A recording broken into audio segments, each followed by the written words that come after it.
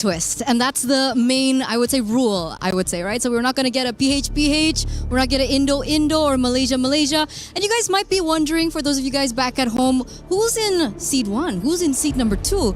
Seed number 1 is going to be coming from all the established regions, right? We have Indonesia, we have Malaysia as well in there, as well as the Philippines. And of course, coming into seed 2 are the emerging and the rising regions that we're definitely excited to see battle it out here in MWI. Yeah, over here we have Africa, Cambodia, Mekong, China, Western Europe, South America, Mongolia, as well as Turkey.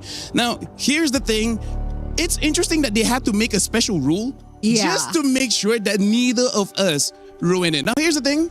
Neither of us can ruin it because absolutely, we will not be the one drawing from the bowl. No. I think it's too much pressure. And you know who handles pressure really well? Our fellow friend, Miracle. Miracle? Bob Frederick, please welcome. Come on over. Ladies and gentlemen, give it up for Mirko. He will be the one to actually be selecting the teams. Well, selecting. It's wholly RNG. So how do you feel that the responsibility now is on your shoulders? It's just another day at the office, pretty good matches. I'm here for the women's games. All right. What made you, volunteer? Because I heard that you volunteered for this, actually. I like it when my IG goes away. Hey, you know what? I've been trying to do that for a while. But now, let's actually continue. This is Pool 2. You will be drawing every single team here first and eventually go to Pool 1. It will be A, B, A, B, A, B. So I hope that you're ready because you got to start selecting team now. Okay, let's start. I think everyone out there is anticipating this first matchup, but we're not going to see the matchups just yet because we're going to draw out the first team. Don't forget to show it on camera once you get visuals of it. It's okay. That's what she said. We have all the time. And the first team is Seita. All right, our representative from the Chinese region.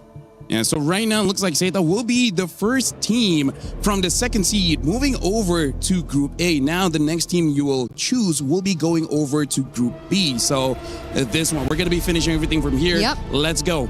Let's go again. So right now we still have Africa, Cambodia, Mekong, Western Europe, South America, Mongolia, as well as Turkey. And let's look at the second team here. Okay. And the next team is Foot Esports from Turkey. All right, so at least for now, looks like Seita as well as Foot Esports, they will not be in the same group. It will be different groups, Group A and B. Now going for Group A again. We'll see the second team entering Group A. All right, we still have Africa, Cambodia, Mekong, Western Europe, South America, and Mongolia. So the third team here. It's going to be Aurora Gaming from Mongolia. All right, so it looks like in Group A, we have Seita as well as Aurora Gaming. And right now, we have to see who will be joining Foot Esports in Group B. So far, this means nothing just yet because we do not have the matchups. After we finish Pool 1, then we will officially have the matchups here. Okay. Next team is MIBR Loss. All right. From South America. Yeah. All right, so right now, looks like Turkey and South America will be in Group B. Now, go for Group A again. We only have 4 more teams here, Eterna. Let's see the final 4. And the next team will be... This is for Group A. Geeke Esports from Western Europe. Our first representative from WEU here at MWI. All right, so it looks like Geeke will be joining... China there. So now we're just going to go through. I'm pretty sure, especially the ladies watching, they're very nervous for this one because, again, we will only know the matchups after we finish Pool 1. And this is Galaxy Phoenix. Okay. From Cambodia. All right. And now we only have 2 more, Mirko. This shouldn't be that difficult. We still have Africa as well as Mekong. And the next one is Twisted Minds from Mekong. Yep. So that means the final team here, which I believe will be in Group B, is Team Falcons Mena from Africa. But again, just to officiate, show it to the camera. There you have it. Team Falcons Mena. All right. So now every single team from Pool 2 has been drawn. Now we got to look at Pool 1. This is the established regions, Malaysia, Indonesia, Philippines, Myanmar, North America. This is the ones that everyone from Pool 2 has to be careful of. Yeah, we have the defending Just go. champions there. We have a very strong region in Navi as well in there. So we're gonna kick things off. Our first, In Group A, it's Team Falcons ID. ooh, Team Falcons ID with a revamped roster, but of course we still have Violet and Agatha. So if you guys are familiar with those players, they're still gonna remain with some new players as well to kick things off. yep. And for you guys at home, make sure you guys keep in mind we're going to be showing the tournament bracket here. Give me a sec while I take a look at this. And looks like I will not be able to look at it because my eyesight is pretty poor. So hopefully you guys at home are paying attention because I cannot. Yeah, I didn't bring my glasses. Well, Yes, Miracle has glasses. Wait, let's try it. Miracle, can you see it? I can see things. All right, there you have it, guys. He can see things. Well, with that being said, you guys at home are seeing the tournament bracket, and those are the second seed teams. And now I believe we will be seeing, but either way, I feel like we will still count that first one. Team Falcons ID is the first team drawn from Pool 1. Okay, so let's move on to our second team. And with that, I'm just letting you know, Mirko, is that we got Team Falcons ID in Group A. So if we do get Team Vitality in Group A, we will have to push it to Group B because Indonesia and Indonesia cannot be in the same group. So please.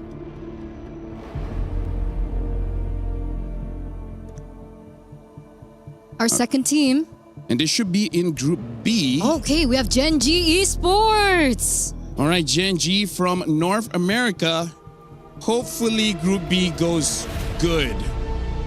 Remember, they went Wait, top Vitality 2. will be there? They went top 2 last time under the banner of Gaming Gladiators, but of course, it's a different roster because Nicolette is not going to be there. Yeah. Aria's going to be there. So, shout outs to her. So we're going to be doing 2 more, Mirko. After 2, we're going to stop for a while and we're going to review the bracket. So now we're going to go forth and find the next team going into Group A. All right, so this team is going to be... Oh my god, it's Team Vitality. But this means because Team Vitality is going to Group A, but since there's Team Falcons Indonesia already in Group A, this means that it will be proceeding to Group B. So the next team that you're drawing is going to Group A. Yep, that is correct. Team Vitality are defending champions on their way to look for their 4th title. So imagine that. All right. So now the next team is Team Ray Young from Malaysia. It's a new representative. They were able to beat Navi Malaysia. Yeah. So it truly is a big deal that they're coming through here, wondering what they're going to be able to bring to the table at MWI. Okay, we're gonna stop for a while, allowing time for the bracket to really go through. For now, I'm sure there's no stakes for you, but how do you feel about the draw so far? There's only 4 more teams left. I think I got really good teams, I got really good teams, really good matchups. I think MWI will be, this year, the best ever. Oh. How do you feel that we had to make a specific rule just to make sure we do not screw it up for everyone else here? I think it's because of us. Me and you, LaFell. Yeah, when was that? When was that? MSC 2023, but pretty good because for us at least, Indo won. All right, right now. That's true. Apologize. Let me just check. This is the tournament bracket. Looks like it's going to be Team Falcons ID going against Seda, as well as Team Ray Young against Aurora Gaming. For now, we're still waiting for the bonus of GK as well as Twisted Minds. And this shows the next part of the brackets, ladies and gentlemen. And we still have 4 more teams from Seed 1 to figure this out. I'm not running that far. I will do that again later. Okay, I will do that again later because we do have 4 more teams left. Once we're done, I'll run to the camera. No It's okay. problems. It's no problem. Right. He's Go for it. He's a big runner. He's a big runner. I'm a big runner. He loves running. That's not something I hear often. So yes, let's see. Which team have you drawn now? Let's see. We still haven't got Navi yet. Ah, Navi. Oh. Okay. Well, How never did mind. you know? How did you know? Me and Miracle, we're in sync. When he touches something, I know what he's touching. You guys are connected like that. I love the chemistry. But I yes, wish we're not. It's Navi. All right, so hold on. Let's see. Vitality has been done. Yep. Falcons have been done. Navi has been done. Right now, we still haven't gotten Myanmar, MENA, as well as EECA. That is true. Go for it. So let's see who's going to Ikuzo. be taken out first. That sounds very trending. Who will be taken out first? It is brutal, guys. Okay, there you go. Geltec Cyber Team from EECA. All right, so now there's only two more left. It's between Myanmar as well as MENA, Virtus Pro as well as Falcon Daisies. Falcon Daisies. I love that Falcon name. Daisies, go for it. I love that name. I love that name. How's the balls? I'm pretty good at, yes. Yeah, well, All right. Next, Falcon Daisies. There you go. Another new representative coming in here for MWI. Very excited once again to see how they will be performing later on. yeah, and now we only left with Virtus Pro from MENA. But again, let's just just get on with it. All right, so now show to the camera. This is gonna be Virtus Pro coming in from MENA. So with that, I honestly don't know how to feel. I'm looking forward to going to WhatsApp just to ask some of the female players, That's like, very specific. how do they? We don't do email, okay? We don't do email. WhatsApp is It faster. takes longer. 7 business weeks, you know. So it takes a while. What do you think so far for the draw? And mind you, after this we will be doing MSC. So this one you might be okay. The MSC one I'm not so sure. Yeah, I think my socials are safe for now, so it's a good thing. And great matches, competitive matches. MWI always has surprises for us, so I don't think it'll be anything less than that. Yeah, honestly, Wildcard is amazing. MWI is amazing. MSC is copy paste, but either way, hopefully this time is gonna be fun. Let's not have a 4-0 grand finals, right? For now, let's look at the brackets just to see how it shapes up. Let's walk. Oh yeah, let's walk. We can walk together. You can stay there. You're Mirko all doesn't good. want to come?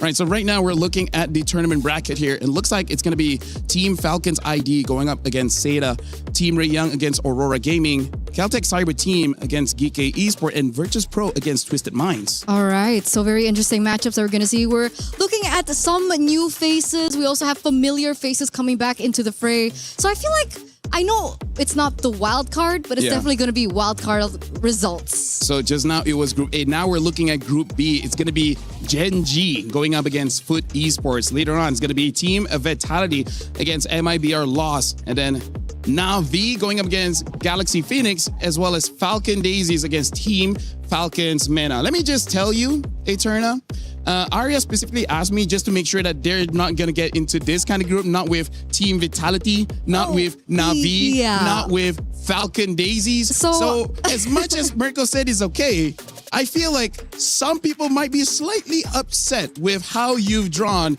specifically for Group B. Is that the right mentality to have, though?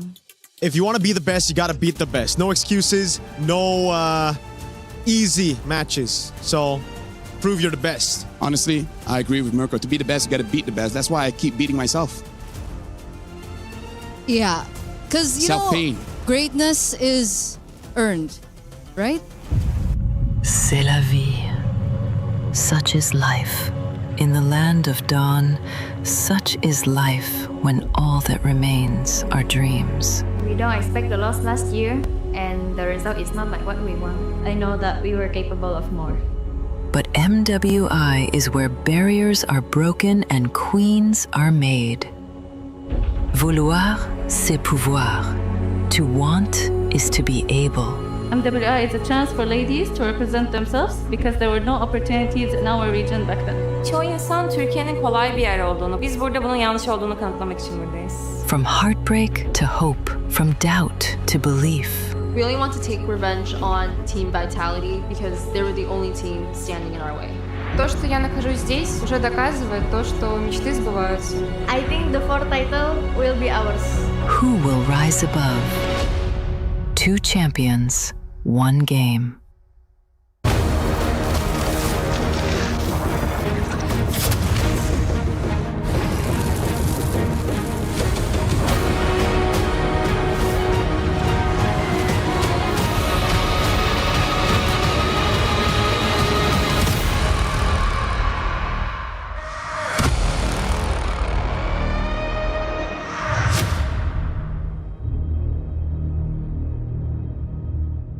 Bienvenue à Paris and welcome to the Esports World Cup 2026. Where the best of the best compete for the ultimate prize in esports.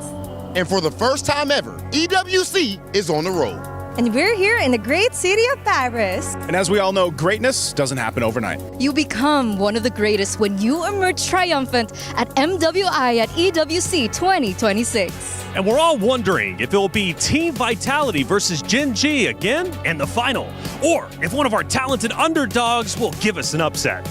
It's the skills and years of practice that led these players to this moment. Here at EWC, nothing is granted, everything is earned. And it's time for the Mobile Legends Bang Bang Women International at the 2026 Esports World Cup.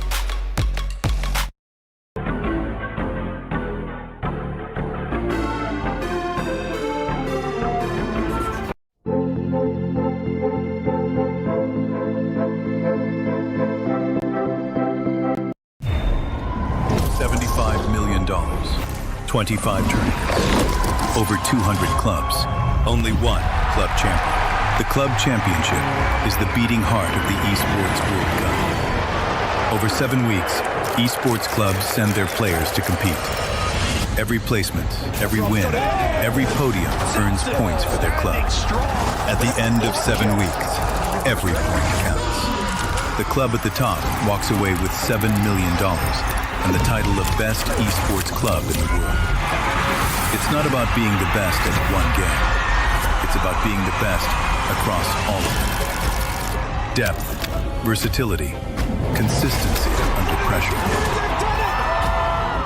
One championship trophy, one title. Who will take it? Watch history unfold in Paris at the Esports World Cup 2026.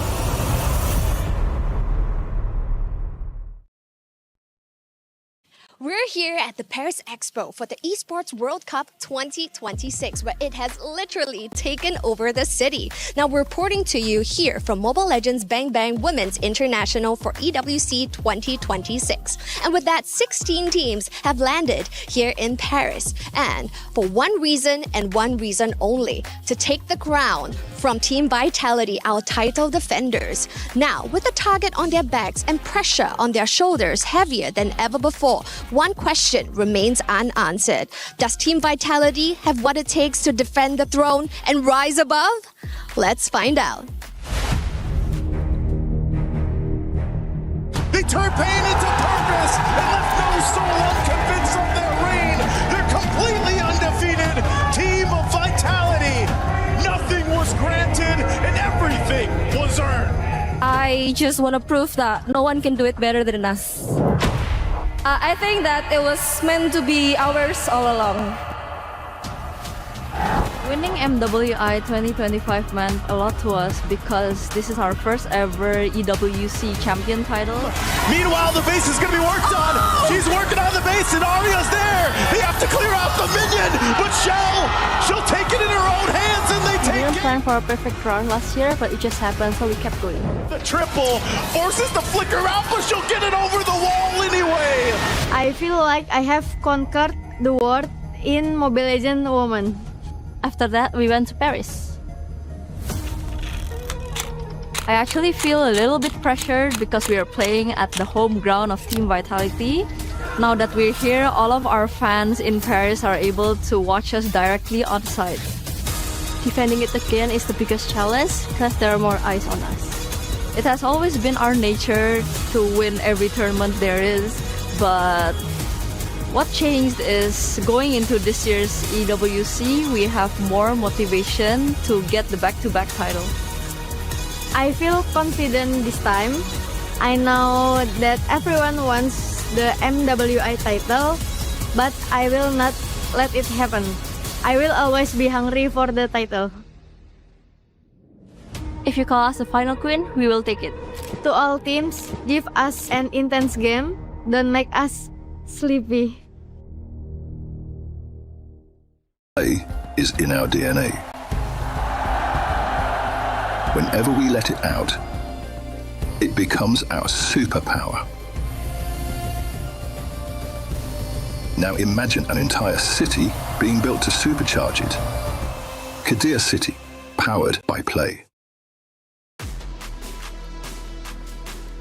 Welcome, everyone, to the 2026 Esports World Cup here in Paris, France. This is the MWI. The best women when it comes to MLBB will take that stage to compete for $500,000, but more importantly, to etch their names into the history books of the Esports World Cup. Welcome in, everybody, to the Allianz Vaults. I'm Taylor Reflections Noble, joined by the wonderful Eterna and Brigida. Ladies, good to see you, Eterna. We're back. MWI begins now.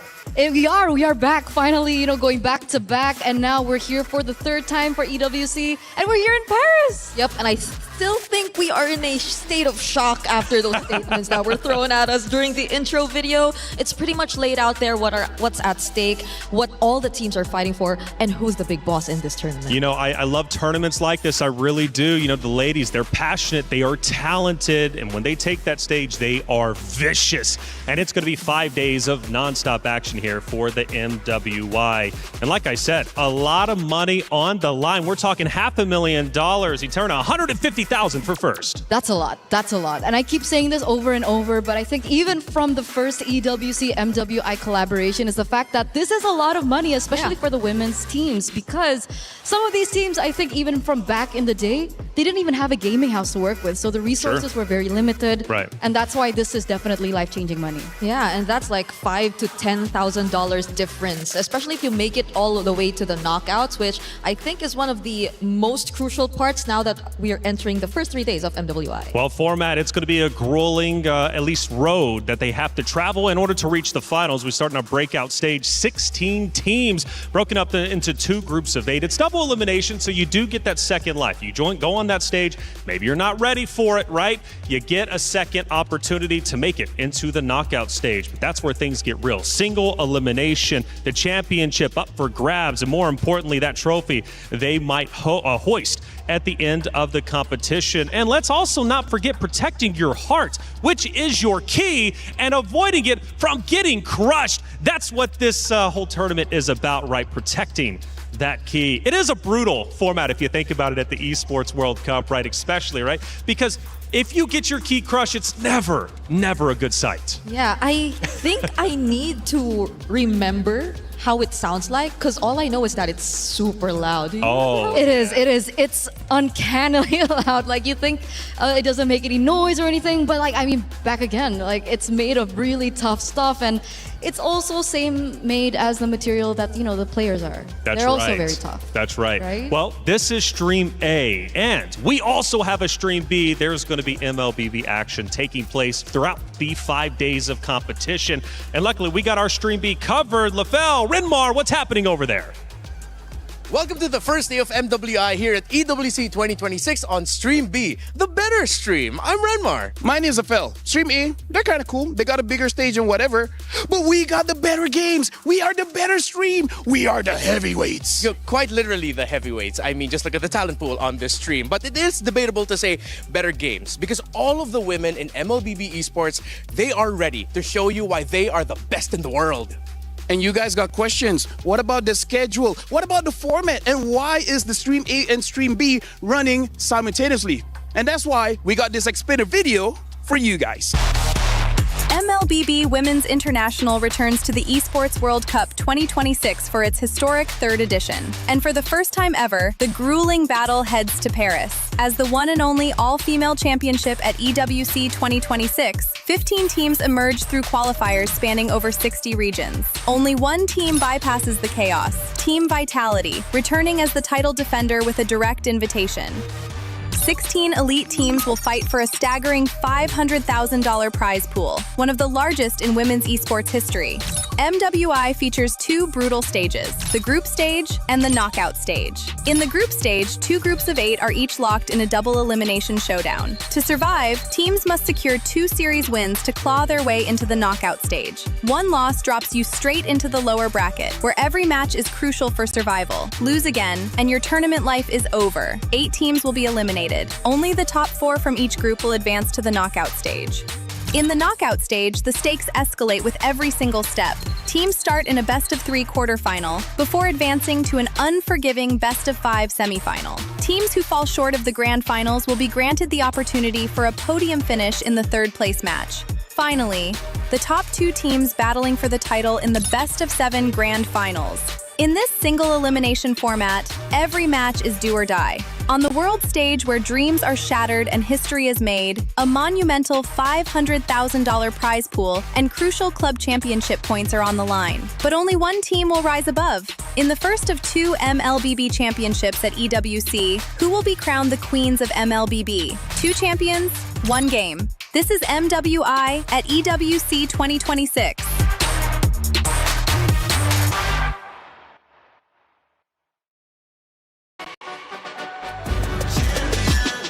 This ain't no regular thing. I came for the ring, you know what I mean.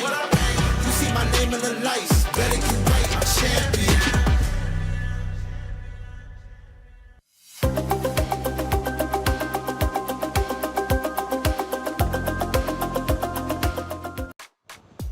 A lot of information being thrown your way, but don't worry if you missed anything. We're going to keep you up to date as the 5 days go along. Ladies, when did it become a competition between Stream B and Stream A? And by the way, I want to tell you, Lefel Renmar, I'm a big boy myself. I might not look it, but 221 pounds. If you want to bring the heat, baby. And speaking of bringing the heat, it's Group A. Plenty of great matches. Eterna, walk me through it.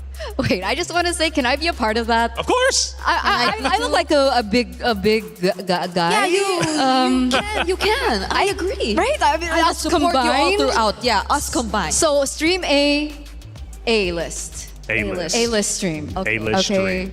Sorry, we completely missed the brackets, but I'm pretty sure they got to get a look at it. That's right. They got to Yeah. look at it, but Group B is what they really need to take a close look at, because I'm calling this the group of death. We've got powerhouse teams of Vitality, Na'Vi, Gen G, and there's a very real chance one of those 3 teams gets eliminated. Yep, honestly, I might even consider Falcon Daisies as one of the biggest threats. It's so hard to decide what top 4 teams are coming out of this group, mainly because of what they've been able to achieve in the previous year, and even in a sense that they might not have been here last year, but they've taken out teams who've been or who have achieved a significant podium finish last year. That's Terror Queens, who they actually took out this year. Yeah, so I'm really worried about Group B, obviously, but I'm also actually worried about Group A as well. Sure, yeah. So I think we missed it, but obviously people are saying that, in Group A we have Team Falcons ID. Of course, people are saying that ID is one of the stronger regions when it comes to women's MLBB. Right. But if we think about it, there are some other teams with the same ID backbone. Yeah.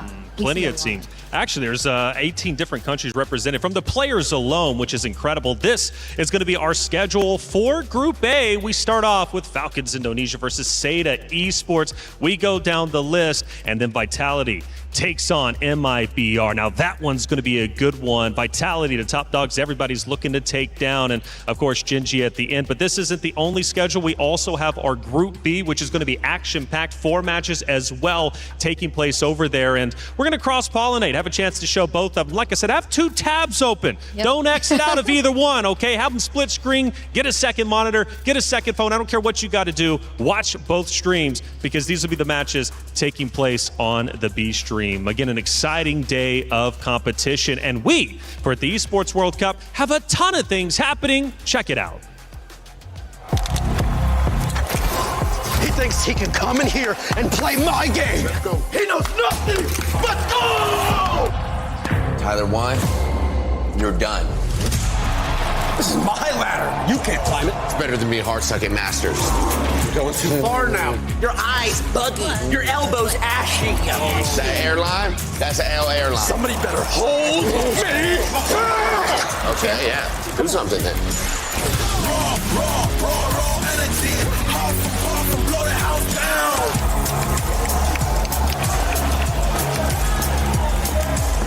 You look nervous. You look short. Everything's good? Mm-hmm. Fight.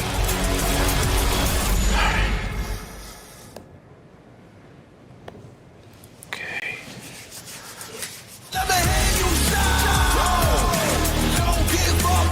Do you really need the wraps? Yeah, that feels like overkill to me. In our DNA. Whenever we let it out, it becomes our superpower. Now imagine an entire city being built to supercharge it. Kadir City, powered by play. Like I said, a lot of things happening, including apparently Tyler 1 facing off with everybody in the world, getting the hands wrapped up. Hey, it's going to be exciting for sure. Let's talk and break down our Group A and B because they are stacked. Again, double elimination. So if your favorite team does end up losing their first series, no worries at all. They'll have a secondary chance to come back, but they only get one more chance after that. Talking Group A, again, a lot of great teams, but who's the heavy hitters you're looking out for? That's what I was talking about earlier on when I told you about the Indonesian, backbone. I see it in Twisted Minds because if we're talking about Team Vitality, for sure, everyone knows who they are. Everyone knows that they're the top region and, of course, the top team in the region and maybe worldwide as well. But we've got to remember that when it came down to it, it was always top 1, top 2 being Falcons Vega. And Chin Chao, the gold laner for Falcons Vega, is now in Twisted Minds. So that's one of the teams that I'm definitely looking at as well. Well, Group B, like we said, might be the most deadliest. It is stacked with competitors. We've got a couple of them on your screen. Brigitte, who are you looking at? All right, so I did mention a thing or two about me definitely watching out for Falcon Daisies in earlier Group A, but that in Group B, when you take a look at it, I think there are just too many titans, quote unquote, when you take a look. So maybe I want to put my attention towards the newcomers instead, such as MIBR Loss and what they could bring to the table. Sure. Because their first day here at MWI is no joke. That's right. You're a newcomer, and the first team you go up against is Team Vitality. And by the way, first time here, and they're walking into the venue, and Rose had a chance to catch up with a couple of them. Hey guys, Rose here. Good morning from the very beautiful city of Paris. And as you guys can see right behind me, the players are just arriving for their first day of MWI. And you know what? We might actually have a little bit of a chit chat with some of the girls that are arriving. And oh my, everybody is looking really, really good. You know what? Let's see who we can interview. Hi! Hello, come here. Don't be shy. How are you? How are you? How are you, girls? I'm doing good. You're doing good? Are you ready for today? Yeah, I'm so ready. You're so ready. You excited? Yeah, I'm so excited. You're so excited. Good luck. I'll see you later. Bye-bye. And over here, oh my God, the mother of tanks. Hello. How are you? I'm fine. You ready? Yes. Are you excited? Yeah. Anything you want to say to the viewers? Support us, guys. Support Team Vitality. I'll see you later, girly. Bye-bye. Bye-bye. Oh my God, guys. The girls are looking amazing. Everybody looks extremely ready. And I see a Malaysian representative. Hi, Nora. Hi, Queen. How are you, girls? Good. You guys are ready? Yes. Nora, this is your first international debut, right? How are you feeling today? So hype. Let's go. You're so hype. Let's go. Hello. Good luck, girlies. Good luck. I'll see you guys later. And of course, we also see Falcon Mena. Hello, girls. You ready? I see you again this year. Yes, I'm ready. We are all ready. Perfect. You girls look amazing. I love the little ribbon on your hair. I'll see you later. Bye. Honestly, guys, I am so excited to see these ladies in action. And in a little bit, we will be able to witness the battle and the drama in the Land of Dawn. But for now, that's it from Rose, and I'm throwing it back to you guys.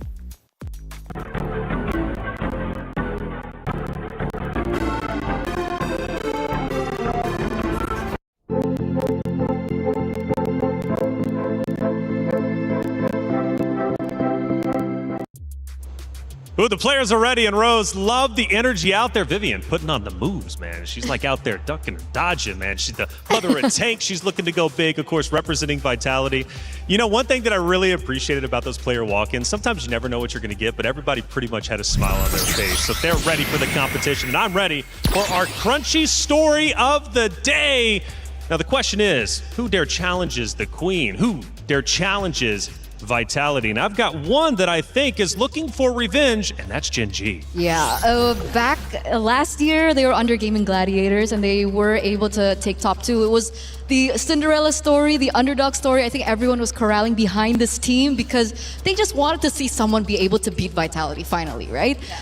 And now they're coming back with a vengeance, obviously under a different banner, Gen G, but they also came in with a different roster too. Yep, they had a slight change, and it was, I think, a significant one, especially if you take it into context of the current meta, because this will bring so much new expectations to the table in terms of how Gen G as a team will actually play their game, because it's Rui, and this new player they actually took in had a very remarkable record in the previous MWI. She finished third alongside Terror Queens, also made a statement themselves, put up really close fights just to make it to top 3, and now you're seeing these lineups merged into one, chasing for that revenge against Team Vitality. But also Ashley versus Vivian. I know that's a hot talking point. Let's not forget the championship interview last year. Vivian did make some call outs. I'm going to be bringing that up as the show goes along. But it's not just Gen G, it's also Na'Vi. Now, fun fact about this roster, 3/5 of this roster actually won at EWC26 MWI, right? So they are also looking to reclaim the throne from, of course, Vitality, who's won the past 2 years. What can we talk about with Na'Vi? Well, it hasn't been that much of a good record for them, I'd say. I think a lot of us had more expectations of them, especially in the previous MWI, but they did not have a podium finish. Like, I think they were in one of the top teams you would consider to be in your power rankings before you actually entered MWI, but due to that, they did make some significant changes.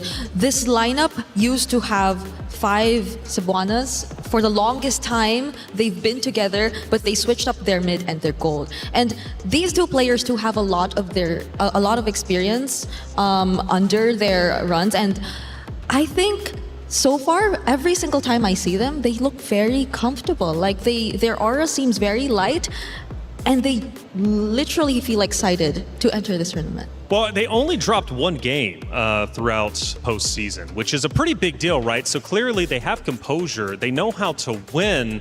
The question is, can they win on one of the biggest stages, though, MLBB has to offer? That's my big question. Obviously, we're going to be getting those answers as the days go on. We talked, obviously, Gen G and Na'Vi. Do we want to throw a third team in there that you think is, like, really on your radar? I know Falcon Daisies, you mentioned them over in the other group, but who's truly a contender?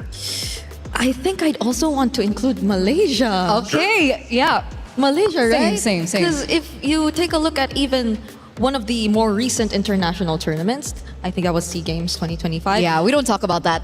Why not? We don't talk about that because it was an unexpected outcome. As the analyst, we've got to talk about it, right? I'm the new guy here, though, so maybe we don't have to talk about it. Long story short, ID lost to PH lost to Malaysia, and Malaysia finally picked up the gold medal. Okay. So that's what happened. Yeah, I'm that's why we don't talk about it. I'm kind of learning regional debates is pretty hot, right, when it comes to MLBB, and we're going to be discussing that all tournament long. But I'm curious who's going to end up taking it. And obviously, we gave our crunchy story of the day, who we think will be the contenders to Vitality. But chat, let us know. Keep, of course, the conversation going. Who do you think is truly going to take this entire event? And if you guys just want to go on a micro level, just let us know who do you think is going to win today based off our schedule. And again, just a reminder, we do have our Stream B going down. $500,000 on the line. It's MWI. Let's go to our stage to get it started.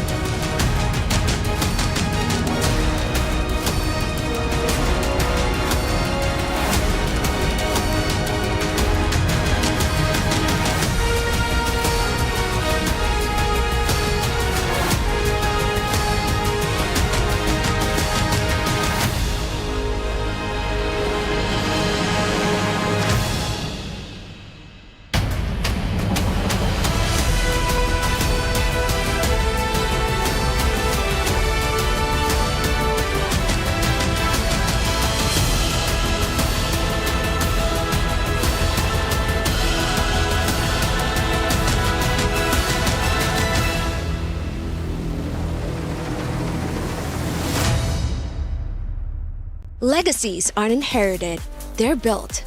One match, one win, one impossible comeback at a time. Nothing is granted. Everything is earned. The Esports World Cup has landed here in Paris, the city of love. And this time, for the love of Mobile Legends Bang Bang. 2 champions, 1 game. Welcome to Mobile Legends Bang Bang Women's International, where we have gathered 16 of the strongest female MLBB teams, where they converge here in Paris to make history and rise above. And of course, all of these 16 teams are the queens of their regions. And here at the Esports World Cup, you know that means they are about to be fighting for a lot. $500,000, ladies and gentlemen, is up for grabs. And of course, the glory of being considered the best women's MLBB team in the world. Of course, right here on the trophy stand, we do not have the trophy yet, as last year's champions, Team Vitality, will be bringing out the trophy later on. But in the end, there can only be one champion. Damascus, what help us to those who fall short? Rob, 16 teams are going to fight for that title, but of course 15 will be eliminated throughout the next few days, and every single eliminated team must go through the grueling process of destroying their key right here at the kick. For sure, and let me be real, sometimes it gets kind of loud because you can hear these keys popping just like the player's dream. Without further ado, it is time to welcome our 16 teams for this weekend's event, and let's see who will get that big title.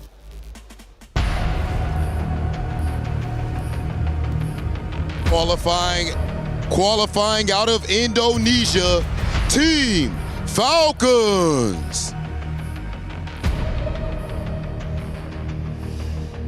Qualifying out of Western Europe, made up of 5 countries, GK Esports. Qualifying out of North America, GG Esports. And joining all the way from Mongolia, Aurora Gaming.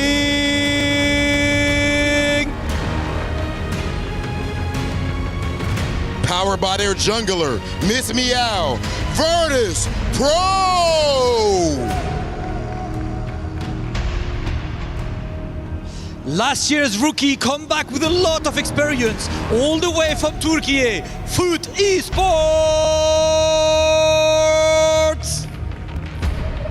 The newly assembled qualifying out of Myanmar, Team Ray Young. And the new representative all the way from China, Seda.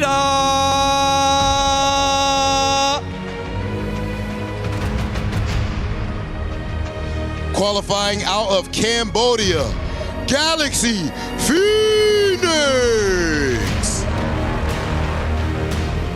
The 2024 champs are coming up with an updated roster, Insurance of Redemption, representing the Philippines, Navi.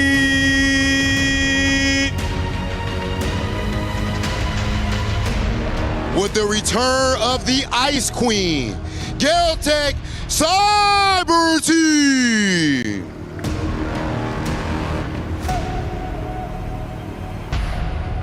Brazil's alliance looking to put South America on the map, MIBR Los.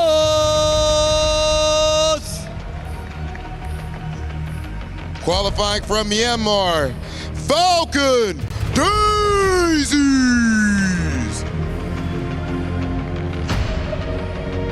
And with a more experienced roster looking to put Mekong on the map, Twisted Minds.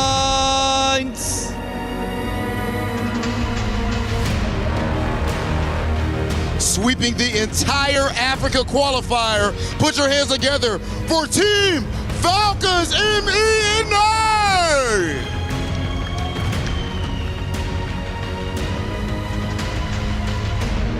And now it is time to welcome the champions, the title holders. Make some noise for Team Vitality!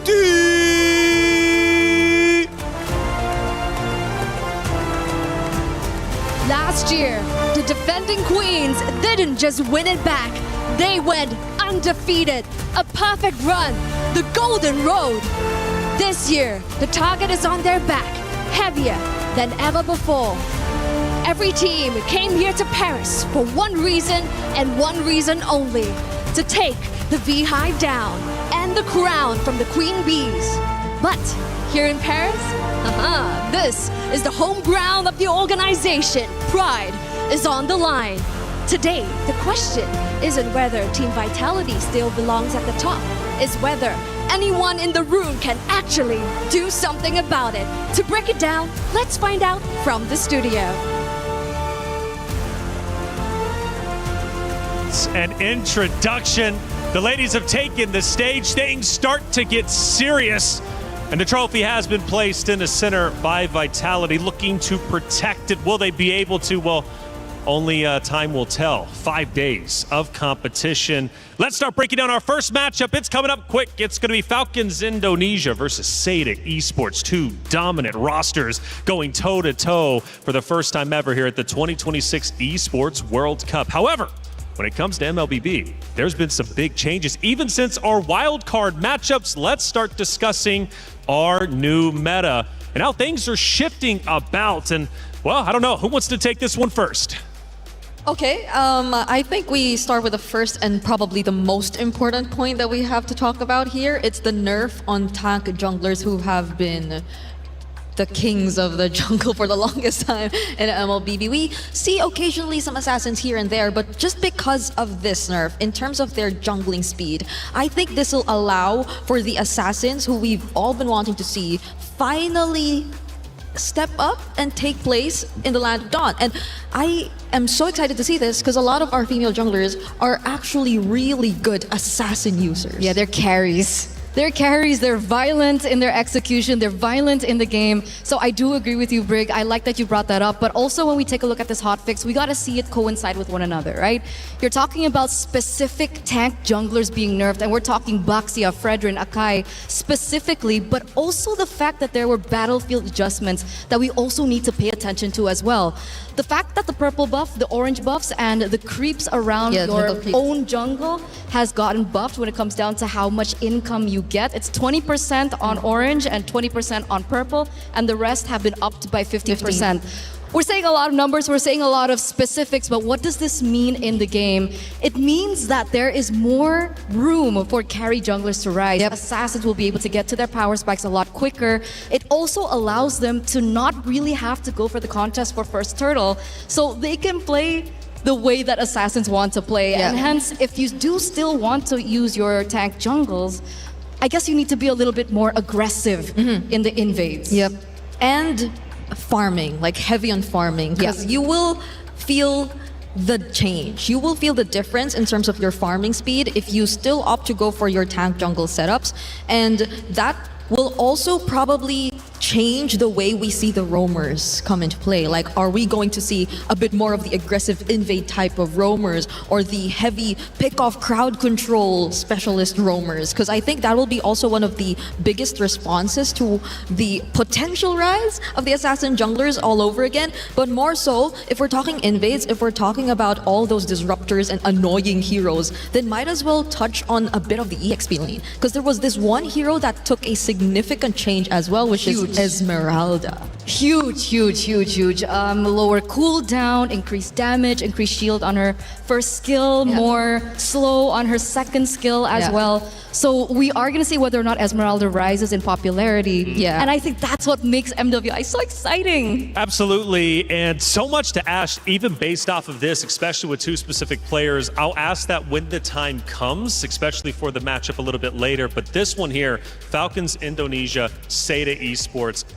Very talented ladies about to take the stage. Now, the story here is you have one of MLBB's strongest teams going against China's newest team, built specifically for MWI. Now, first we talk Falcons. Now, Falcons Indonesia, a talented roster built around a veteran.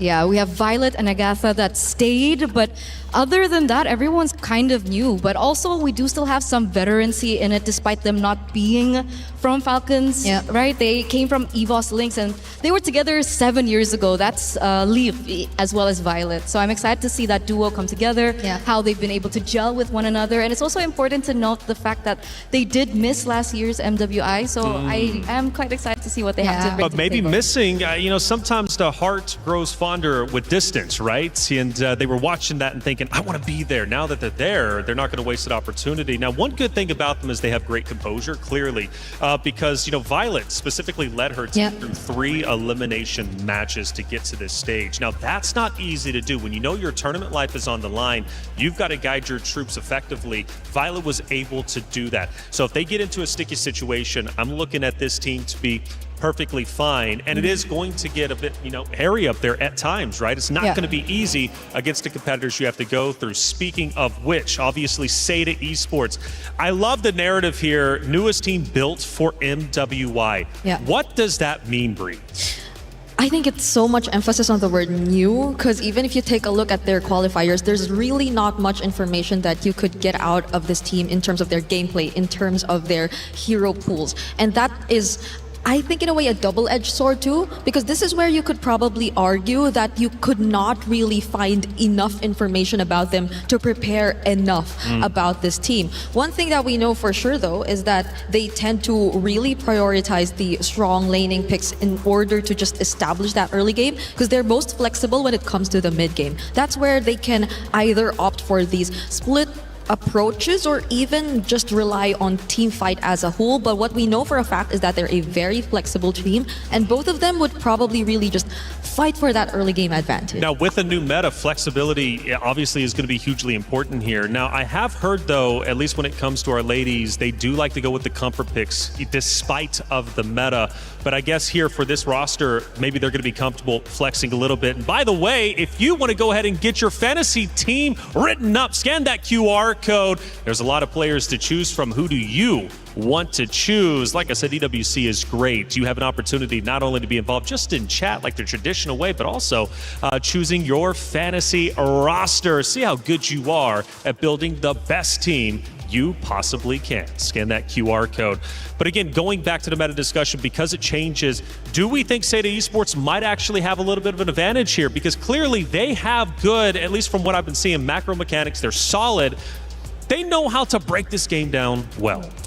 I mean, in order to play, like at least in the previous meta, in order to play the likes of an X-board jungle requires you to definitely have a better or a really good understanding of the macro approach, right? So I think that is something we can expect from them. But again, the veterancy. You mentioned the reunion between Livy and Violet, and that's like 7 years ago of them just really playing competitive MLBB. So you know that you're up against players who've been here for so long. So that's definitely the advantage that I think Team Falcons ID has coming into this matchup. And considering they are coming from a more established region, we've had so many, multiple MLBB Women's Cups in general for years. Right. So obviously they have a lot more experience. They've played with a lot of different metas. Meanwhile, a region that's new doesn't have as much to work with. But again, I like that we mentioned that it could be just what they need. Yeah, because you never know. There could still be ways that they, of course, get to review, get the information that is necessary for them to improve across the other regions. But at the same time, we have very little info about their games that are public. Their scrims even. We don't really know what scrims they've been able to play or with which regions they've been able to go up against. So Seda is really coming into this tournament, aside from the new patch, as new faces, and there's a lot that we have to unlock when it comes to this roster. Scan the QR code also here. Get your pick'ems in. Like I said, a lot of ways to get involved for EWC. That app is actually pretty incredible. Scan the QR code, especially if you're here in the venue. Might as well. A lot of fun things happening here in Paris. And man, it has been a great time at the Esports World Cup. And one of the things we really haven't broken down just yet is the Club Championship Trophy, which is so very important. A lot of money on the line. You want to talk about, and you mentioned it earlier, obviously for these orgs winning some of the money for the $500,000, obviously placing in the Club Championship, we're talking potentially millions of dollars to rebuild your org, potentially make that team house, get your ladies involved right all in the same room, which helps build team chemistry. It helps your roster tremendously. And we have a lot of great orgs represented. Vitality, for example, they need to catch up when it comes to the Club Championship points. This is their opportunity to do so. Gen.G, another roster, but Falcons, this is just one of the rosters. They've got 2. They've got a lot. Yeah, they do. Like even later for MSC, they have what, 2, 3? I think Two? Yeah, two. There's Falcons Meta, who just recently won the wild cards, and then we have Team Falcons PH. So those are two of the many Falcons rosters we've seen. Even during the qualifiers leading up to MWI, actually, we've had a lot of Team Falcons rosters. The Philippines, our representatives currently, Navi, actually had to go up against the own version of the Philippines Team Falcons as well. So it could have been three, but you know. I also remember last year's club championship run being so tight. So tight until the very. I think it came down to like the last two. Like the final weeks, right? Yeah, it came down to the final week, like the last two events. We were telling the story on the week 7, and it was like, who's going to win? Because Falcons could have very well been defeated. Let's not forget they've won the club championship in back-to-back years. You know, kind of like Vitality, right? For MWI. That's like, what, $14 million is just insanity if you think about it. But the point is, winning this event is tremendous help for the club championship race. And on top of that, obviously, putting your name onto the totem to be immortalized. You know, we have the totem room. It has all three, well, I guess 2 totems from the previous 2 EWCs, plus the new third one. And it's really, really cool just to go back into history, see who's won these events, and really just take a step back in time. Hey, check it out. Our matchup is about to be underway. We'll be going into our pick and bans very shortly. The ladies have taken the stage to face off against each other for our first time. It's going to be Team Falcons Indonesia versus Seda Esports. It's one of MLBB's strongest teams versus China's newest team built for MWI. Will that pay off? Well, we're going to find out very shortly as the pick and bans will be underway before long. Again, taking a look at Team Falcons Indonesia.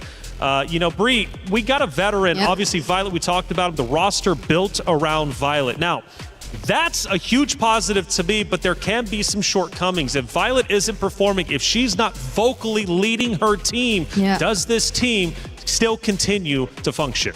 It will be tough, especially if the shot calling does revolve around her. But considering that I think Raymond is known to heavily play some invader roamers, which I think we've previously touched upon when we discussed the meta, then I think there will be a part of the shot calling coming from her as well. She will be taking charge in a way, and I think they have to work hand in hand. So it's not just going to be all around Violet, but a huge part of it will come from her, definitely. Since we're speeding things up with the new meta, do you think Falcons Indonesia is going to be able to react to that accordingly? Because were they traditionally a fast team, a slow team? Obviously, you've got to adjust. Or do they, Eterna, go with their bread and butter, their comfort picks? That's a big question, because when we talk about Team Falcons, I'm so used to the old lineup. I'm so used to, Chin Chao, Agatha, and the rest of the old members. And when we looked at them, it felt like everything revolved around Chin Chao. Like she was the star player. But now that she's not there, we're waiting to see perhaps the new backbone and the new formula or the new system that Team Falcons ID will bring up today, especially with the changes to the patch and so on and so forth. But I'm pretty sure the coach is also there to really help assist them through this. And that's why this first banning phase here in Stream A, that's what makes it so fun and interesting. Yeah, I know they told you to check out Stream B too, but just keep both of us open. That's right. This isn't a competition between the better stream. The matches are debatable, but both are a must-watch. Both are must-watch indeed. Yeah, I don't know why it turned into a competition during that content. It's LaFell. It's LaFell. He's just a competitive Yes, guy. yes. Fair enough. I'm going to have to arm wrestle. I think that was a big thing you guys like doing. And I haven't lost yet, at least when it comes to the talent arm wrestling. Wow, impressive. That's right. Well, it's just what I do. It's just what I don't know, but you're also saying you're a big dog yourself. So I am. We don't do that though, Eterna. I think we don't try the arm wrestling, Wait, why? Do you want to try? Yes. Okay, let's see if you can. Let's do it off stream. Off stream. Well, yeah, we'll see how much time we got to fill anyways. But right now, as the players, again, do get set up. You mentioned coaches. So I'm new to MLBB. You two are the veterans. And it's a pleasure to be here, by the way. I'm going to be learning each of these 5 days. Fun fact, First Mobile also being involved in as a talent. Coaches across multiple esports play a varying different number of roles. How are the coaches when it comes to MLBB, and how integral are they in the success of a roster?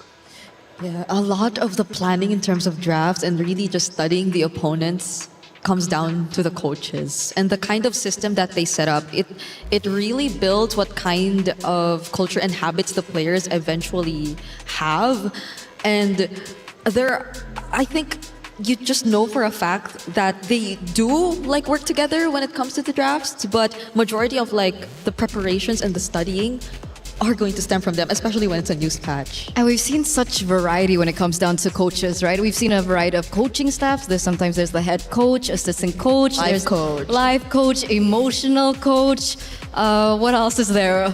A lot. Tactical coach. It really depends on how established the org is. But for simplicity, let's just keep it to, let's say, head coach and assistant coach. We also usually have an analyst to really study everyone else in the competition. And you've mentioned everything very technical, Brie, but also what's really important about the coaches is how they bring these players to light. I mean, some of these players are so young. Yeah. Right? We've seen players, 16, 17 years old. Wow.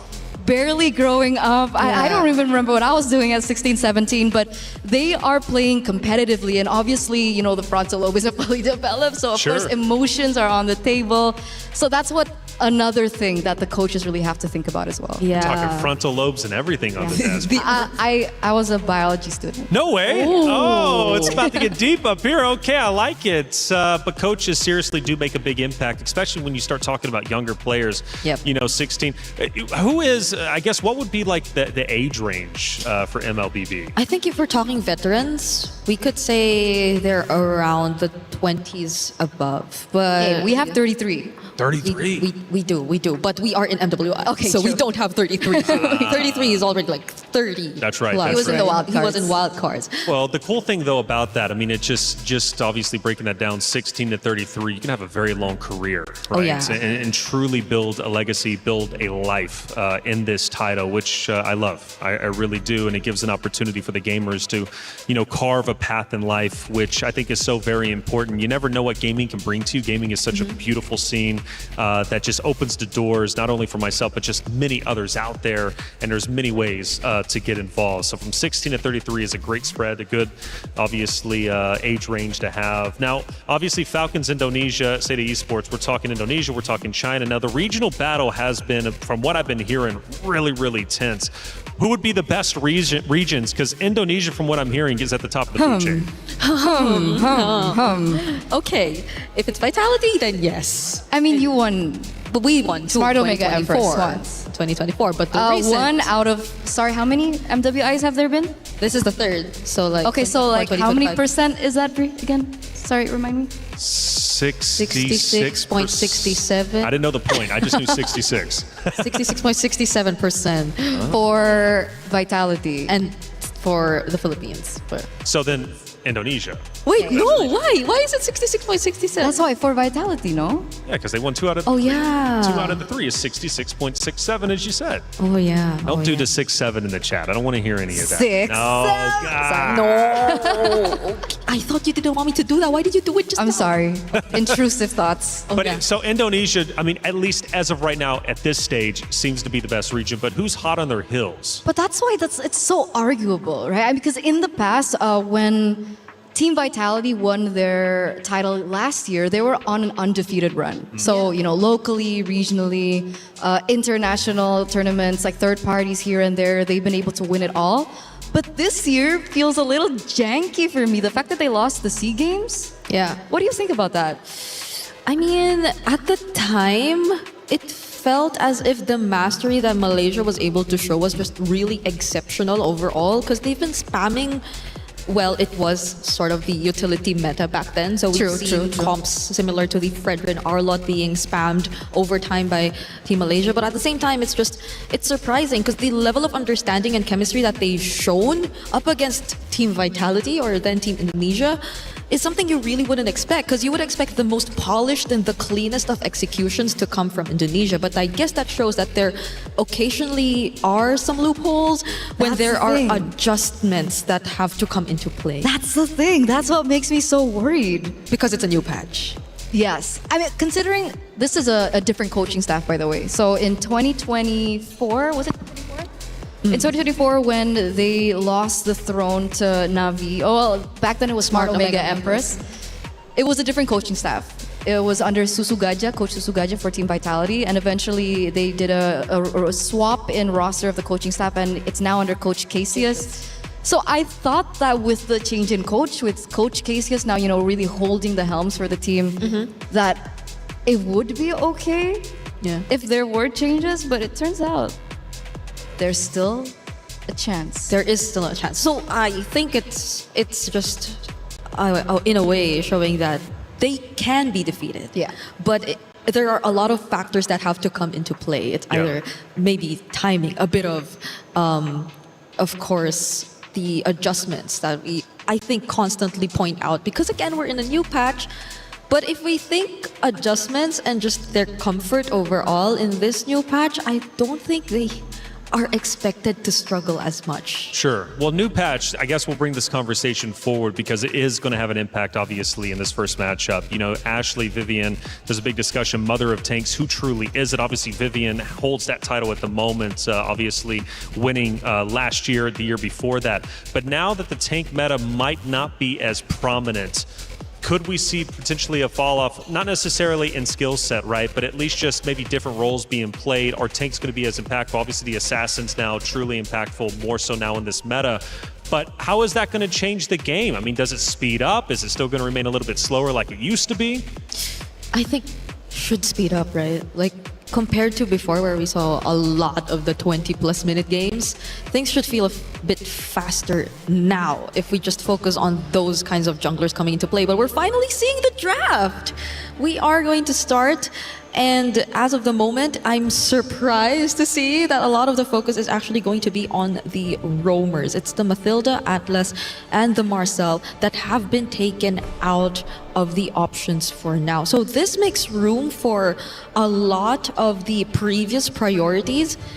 I think I'm a bit iffy about seeing the Juicin prio though. Do you agree with me? Like, do you feel the nerf on the Juicin? Personally, as a Juicin player, sometimes I feel it, sometimes I don't. It really depends. really? Like if I'm still up against a composition that's very melee oriented, like the Baxias of the world, the Fredrins of the world, the range diff to her skill is not as bad. Really? It's not as bad. But that's why I feel like coming into the draft, it's going to be interesting because we've been talking about how perhaps the assassins will come up in popularity, but so far these bans don't really indicate that, right? The Matilda being banned out. Obviously, the Matilda has been such a great support hero for the junglers in the tank. So either this is them knowing something that they know that we don't know about each other, or it's still kind of centering around the tank junglers. Yeah, I'm trying to make sense of what Seda is trying to set up for, because they've been taking out Mathilda, Atlas, and Glue. 3, I'd say, very annoying roamers in the sense that they just really provide stability for your team. But what is the prio if they just don't want to go up against these kinds of heroes? Like, I mean, the likes of the Freyas and the Paquitos are there definitely, but you might not want to really see them first pick now that the Esmeralda's been buffed up really well. So I think we're going to maybe shift a bit back to seeing more jungle gold prios, because we did mention the Juicin. It's also probably going to depend on these teams if they still feel very comfortable into prioritizing the mid lane picks. Yeah, and on that note, we do still see the Baxi being banned out, Bri. Okay, so we talked about the Hirara coming to the wild cards. I think it was a very huge and heated debate. Is Hirara good? Is Hirara bad? Is she viable in the meta? Is she okay for top-notch professional play? Yeah. A lot of players argued differently, but we did see an okay win rate from Hirara. I think in the later stages, I think the teams got a lot more accustomed towards the Hirara, and the fact that we do see the changes towards the battlefield, easier to farm and so on and so forth, we do see the potential of the Hirara. Okay, and more so now that I think you really want to just take a look at the assassin junglers a bit more because of the changes in the patch, then I think Hirara, compared to it becoming a 50-50 pick, feels a bit more reliable. Now, Team Falcons Indonesia though, these are really tanky first 2 picks that they've decided to go for. It's a Phoveus and the Belleric, which really makes me think of, does Seda just really want to counter them immediately on, or do they just want to go for the safer priorities on their carries and reveal what their lineup will really revolve around? Because the bans are just Yeah. Really interesting to see. Like, you don't really get to see what the plan is from the fans. I think right now they definitely cannot rely on the Hirara. So the carry does come through, and the Yves. So we have a double secondary carries here. Yves going to be a very strong laner considering the nerfs to the Jushin. Carry also one of the answers towards the beefy guys in the front, like you mentioned, for the first two picks. And the Falcons ID drafted in a way, especially first two, that they really want to counter this Hirara, right? Yeah. Very difficult for her to dash in of these team fights and get out alive. And that's exactly what the Beleric has to offer. And so does the Phobias on the side lanes. But the question is now, how do they want to close things off? What is that third pick? Do they want to go for a counter pick in the jungle? Yeah, and what is their damage source? Like, what is one of their damage sources gonna be? So now we get an answer. It is gonna be the Gourd. Although it is gonna go up against a Hirara, we do see like the synergy that can come into play. It's a Beleric and a Gourd, so you can just be constantly annoying in the mid, just spamming the taunts, and there will be very reliable follow-up and poke damage that can come into play if you take a look at their mid duo, because I think that's something we're yet to see from Seda. Like, what is going to be paired up with the Eve? What is going to really change the course of their mid rotation so far? Because the fact that you don't know what kind of jungler Falcon's ID is going to go for yet, it kind of feels 50-50 to just go for a heavy invade type. But there is a high chance that they go for an assassin or a damage jungler if they already have these two beefy guys in their lineup so far. That's why, but I think they need someone to kind of speed up the process about the mid-rotation, right? I'm really worried with Hirara being on the other side, the fact that she's going to be able to roam quicker, be able to invade into the enemy jungle a lot quicker, which is why I was actually still thinking about the Fredrin. So the Fredrin does get taken out here. I think it's a good call by Seta. And by the way, the buffs to Esmeralda gets banned straight. Yeah, I was really thinking that it could have been a great option for Seta against Phobias, but they did not decide to go for it just yet. They prioritized the Eve and the carry instead. So we're seeing a setup on the box for Seta, at least for now. Most probably is going to be a team fight approach that they really want to take heading into this game. And speaking of team fight, they even take out the Minotaur. This is something I wouldn't really expect to come in, but there probably has been some information for Team Falcons that it could have been a specialty for Remon, or for, Miss on the roam. And if you think about it, I think it pairs up really well with the AoE that Zeta have actually established so far in the Eve. Makes sense. We're waiting on the final ban now coming from Zeta. They're starting to really limit down this jungle, and that's why I was thinking that they might want to go for a jungle in third, but it turns out they prioritize the Gourd instead. The Harith gets taken out, establishing the fact that they want the carry to have a more comfortable laning phase. But of course, the Claude is still open, but they go for the Moskov instead. So a little bit more map control around the side lanes, something that they could definitely work with. You were asking about what kind of carries that they were thinking about, and we do see that the Moskov comes through. Yeah, so it is down to the jungle option left for Team Falcon's ID, but Seda, on the other hand, we're yet to see their roam XP. And I think these are going to be two very crucial anchors if we're talking team fight. If Seda really wants to go all in on team fights, then what are going to be their tempo setters for their XP and roam picks? Because I believe there are a bunch of options still out there. If they're looking at AoE or pickoffs, I think some of the more common picks previously were the Cho. I was supposed to say Gatot Kacha if we're talking AoE, but I didn't expect it to come out because it has been out of the meta for quite some time now. And you just add on more layers of that AoE. So just look at this lineup, this team fight lineup that Seda have established for game number 1. And they definitely have answers towards the backline, right? Moskov, backline, Gourd, heavily backline, and they have the Gatot Kacha with the AOG to kind of disrupt that front line, especially we're seeing and considering, the Phobias and the Beleric that will be a huge factor when it comes down to the team fights. They also have the Alice to get to the backline. So it feels like it has been answered. I just don't know what Team Falcon should prioritize in the jungle here. Yeah, there's so many options if you want to fight them head to head with an assassin, but Nolan was buffed. Do they want to go head to head? Oh, they go Suyo. Okay, yeah. Suyo did show up quite sometimes. Even in Wildcard, I think it's never been really out in terms of the meta. But so far, looking at the compositions, I think so much is really going to boil down onto team fight. Like even looking at Team Falcon's ID, I think a lot of this is going to revolve around their team fighting prowess and capability. Apart from the fact that they do have a Moskov on their side, but that's really going to likely be the name of the game. Well, now that they're obviously chosen, from what I'm getting, Seda Esports maybe taking a little bit of a different approach versus Falcons Indonesia. You know, mentioning it obviously for the macro mechanics for Seda Esports, they're solid, and they did come in created specifically for MWI. And I'm thinking the Hirara pick is going to make a big impact, obviously, for the side of Seda Esports. Getting that buff recently, we think that's going to be a prio pick. It was instantly. You got to play around it and adjust accordingly. Falcons Indonesia are going to have to fight hard going into match number 1. Here we go. Thank you so much to the panel. We're here. It's me, Mirko, and Athena to bring you game number 1 into the land of Dawn. We go for the opening match of MWI EWC 2026. We get a quick look at the emblems here, straight up.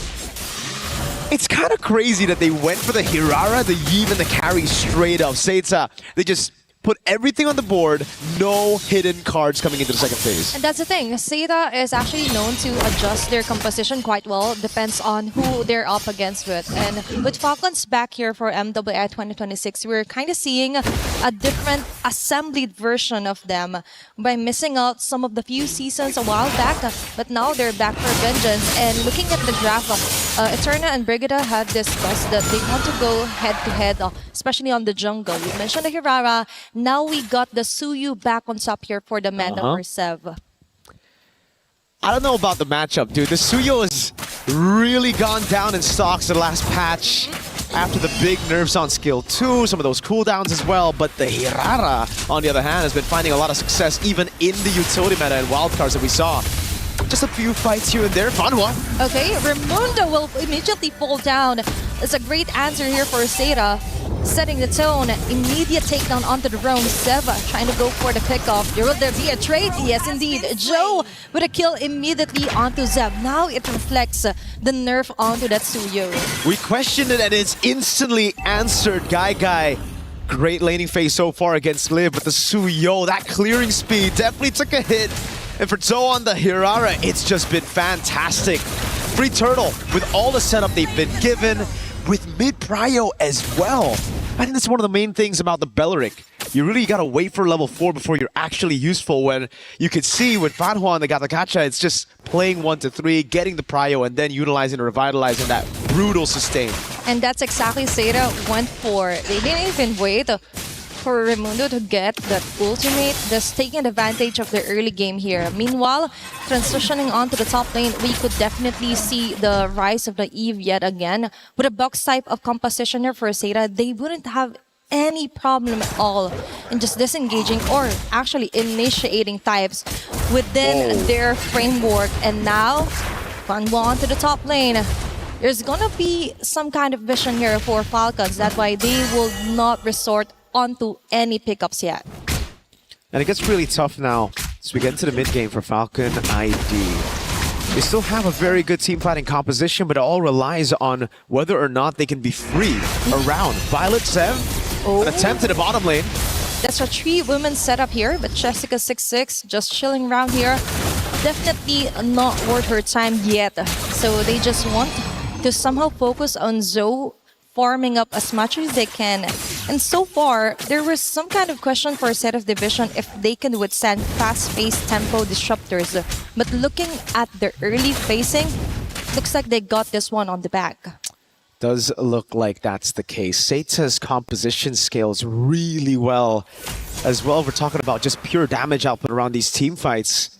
Falcon ID, on the other hand, they're really going to have to rely on the Suyo and the Moskov to try to play these side lanes, build on that macro advantage, and then try to split Seda up, because it really looks like as long as Seda stick together, they get tempo around the map with Zoe and Jessica, they should just be able to build a solid box to play around, and that's exactly what both teams want to play around this time. Yep. On to Turtle 2. It's a box for Seda. It's up to Falcons to break it. Okay, Falcons immediately goes in with a taunt here.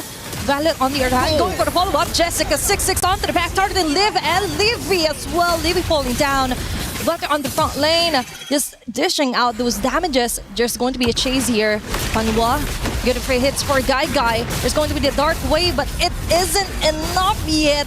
There's going to be a 3 women here and an immediate takedown onto Violet. Most of the kills onto the side of Seda. Falcon got the tempo, but they couldn't get more than just a neutral objective. The team fighting we were talking about, Jessica, what a set with a throw and a ruin combo together with the AOG, and they can't look for anything on the map. Seda on the other side though, Guy and Fanhua here just waiting in the bush. Violet's in for a rough awakening if he just walks up into this turret. I think it's just going to be a free turret for Seda. Definitely.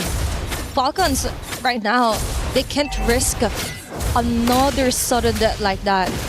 Looking at the Seda way here, they just want to be the one to set the tempos. Falcon ID just isn't giving any objections at it, and Seda Division is mostly the one setting up most of the team fights. If it doesn't matter to them, they just go around and go farm help as much as they can. Equipment check. The cursed helmet for the first item from Mrs. Jessica. 1v1 for both the assassins. Zev takes the safe route, gets away in time. Liv playing this weak side. Everybody corralling into the bottom lane, trying to get Guy in the turret. Okay, there's always Jessica onto the front line, so Falcon's ID can't do nothing about it. They don't have the skill set yet and the arsenals to totally disrupt Jessica in the process. But as you mentioned, you already have the Sky Piercer for Sev. They have to get those numbers rolling if they want to somehow contest neutral objectives. And speaking of which, in less than 10 seconds, there's going to be one, and Seda already has their eyes on this one. It's just such great adaptations, such quick adaptations from Seda. They noticed how slow they were to actually walk up and get these positions earlier. Everything all into Jessica. That's a very nice Mystic Gusher for Livy in a slow with a flicker in. Final with a killing spree. Caught off guard yet again. Jungler, looks like there's going to be a backfire onto Falcon, tracing down onto the backlane. Zhao onto Raimundo. They're going their own way. Violet falling down as well. Livy onto Zhao. Looks like there's going to be an easy kill for her. Or not, might be. Going for the tower lock or tower hug here, but Seda Division still came up on top on that clash. Falcons try to all in on the main frontliner. Jessica just took it like a champ, and everybody else went in for the re-engage. Now it's Liv caught all alone by Name. Okay, there's going to be a Void Crystal. Okay, that's a sandwich meta. Liv forced to go out of her way just to escape Seda Division. 3k gold lead. Things are not looking good right now for Falcon's ID. No, they were really just looking for a trade there around the fights in the bottom lane. Now Doe might go for the 1v1 again. If Sev uses that first skill. No, just a Soul Sever. Okay, it's going to be Karasu. Trying to dash his way out. Go with a chase. Looks like they go in for the discipline yet because there's another neutral objective being targeted. A very smooth transition here for Seda Division. All neutral objective most of the time goes onto the hand of Joe. Oh, Name. Another big weakness for the Suyo is these long-range mages in mid. They can just burst him down. No magic damage reduction anymore on the kit. It's been nerfed quite a while ago. Yep. And like you mentioned, it's all really about the transition. Seda, they transitioned so well. Converted on every objective. Again, they see Falcons up top. They go straight into the bottom lane. And Raimundo is just so confused, frustrated. They don't know where to look. They go up top. They try to match some of the rotations from Seda, and Zoe is just split pushing down below on this Hirara, and there's nobody who can match this 1v1 presence, not even Sev on the Suyo. They couldn't even maximize the Moskov thing here for Falcon's ID because Seda Division is just all over the map. Conceal play here. Raimundo yet again caught here with a flicker and Rat of Dryad. There's going to be 2 members here for Seda Division caught on the crossfire. Fanwa with an AOG. Violet going in for the further pursuit. Still going down. A very nice box here for Name and Falcon's ID. Even with great initiations, great targeting, it just isn't giving any damage yet against Seda. It's crazy to say, but it just feels like Seda are just better. Falcons have had no answer to anything. The only time we've seen a proactive move has been Liv trying to get a turret up top. That's about it. Everything else, pace set by Seda. And you can see in the goal difference here, it is all almost across the board, a 1,000 goal lead. So it is the 1v1s that are just constantly going to Seda. And for Zoe, it's that immobilization. The fact that it's just so difficult to catch anyone from Seda. I had my doubts early on when they revealed all of their damage dealers in the first 3 picks, but then the way that they were able to adapt to it, picking up these 2 beefy frontliners and the Gata Kacha and Alice, getting that combo in together as well. It has really confused Falcons now, especially as Guy finishes off her DHS. That is the 3-item power spike we were, well, should be looking forward to. I don't think Falcons are actually looking forward to that too much. It's just free. There's no way for them to even walk out of their own base. It's just Liv who can do a little bit of that. Just clears it out, though. Can't go for But any still, trades. It's not enough for Liv to just go on about her day, clear off the last bits of minion wave, the long lane here against Seda Division. But also, we have to consider the fact that the crowd control mostly will come from Raimundo or Violet.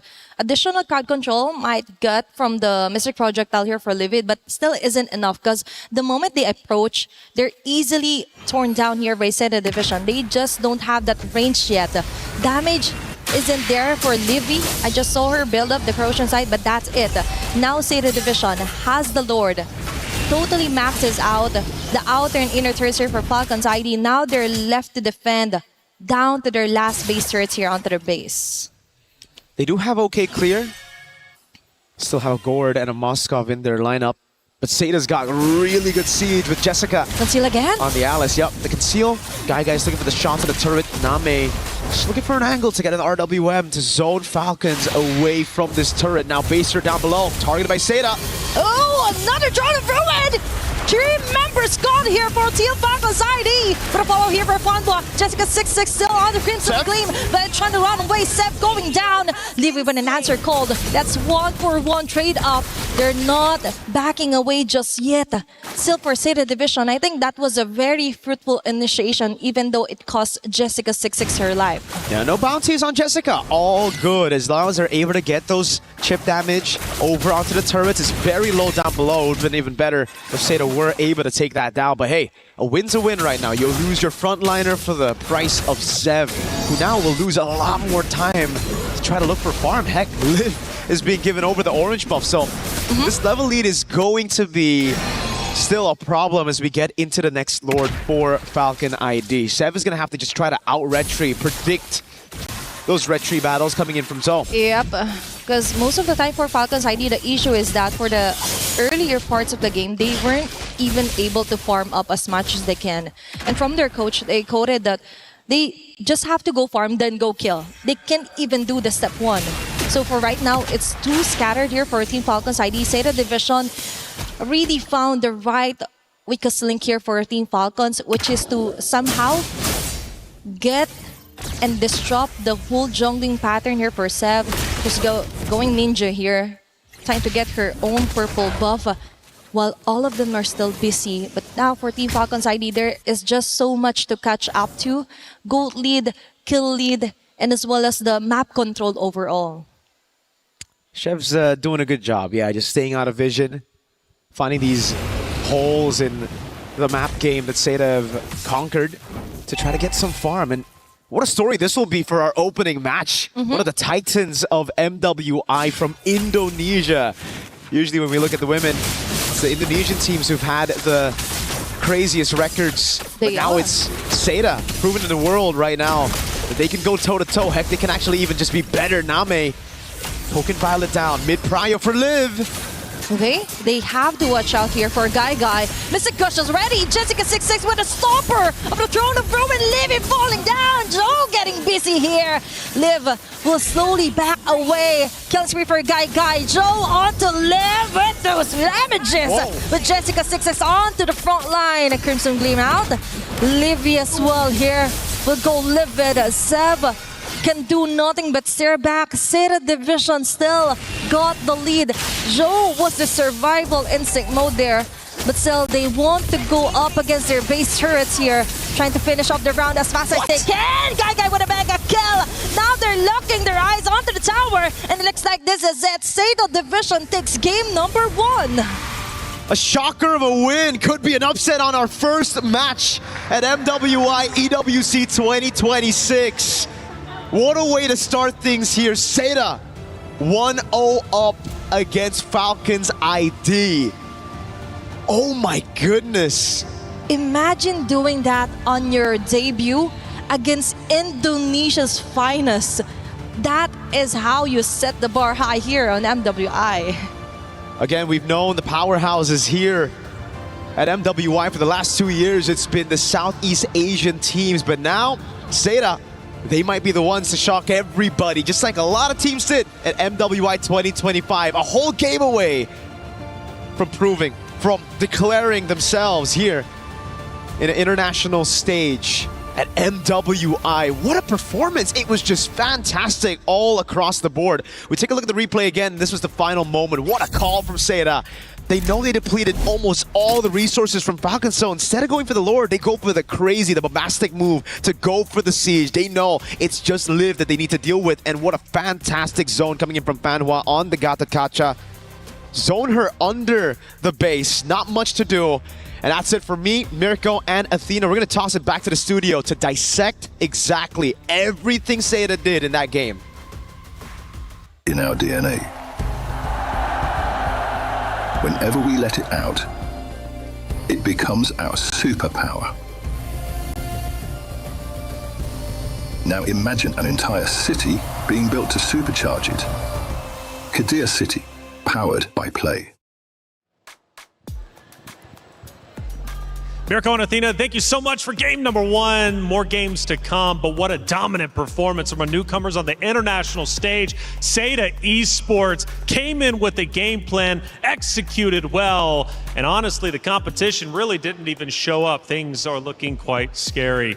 My goodness, what a beatdown that was. Coming in, Falcons Indonesia, we were hyping them up. The veteranship, building their roster around Violet. But this, at least for this matchup, round number 1, Seda Esports had their number. It was so impressive. It was so impressive. And I think a lot of people out there and probably the audience watching in the venue right now are quite stunned because obviously coming into this, Falcons ID were the favorites coming into this matchup. But in game number 1, Seda just really showed exactly how it's done. I would imagine that they would have needed a little bit more of an adaptation period coming onto such a big stage, but they didn't show any hesitation whatsoever when it came down to that execution. Early game was so on point, and even if we drew it back to the drafting phase, the fact that they prioritized 3 cores early on, you'd think that that would leave them in a bit of a bad situation, but it really didn't.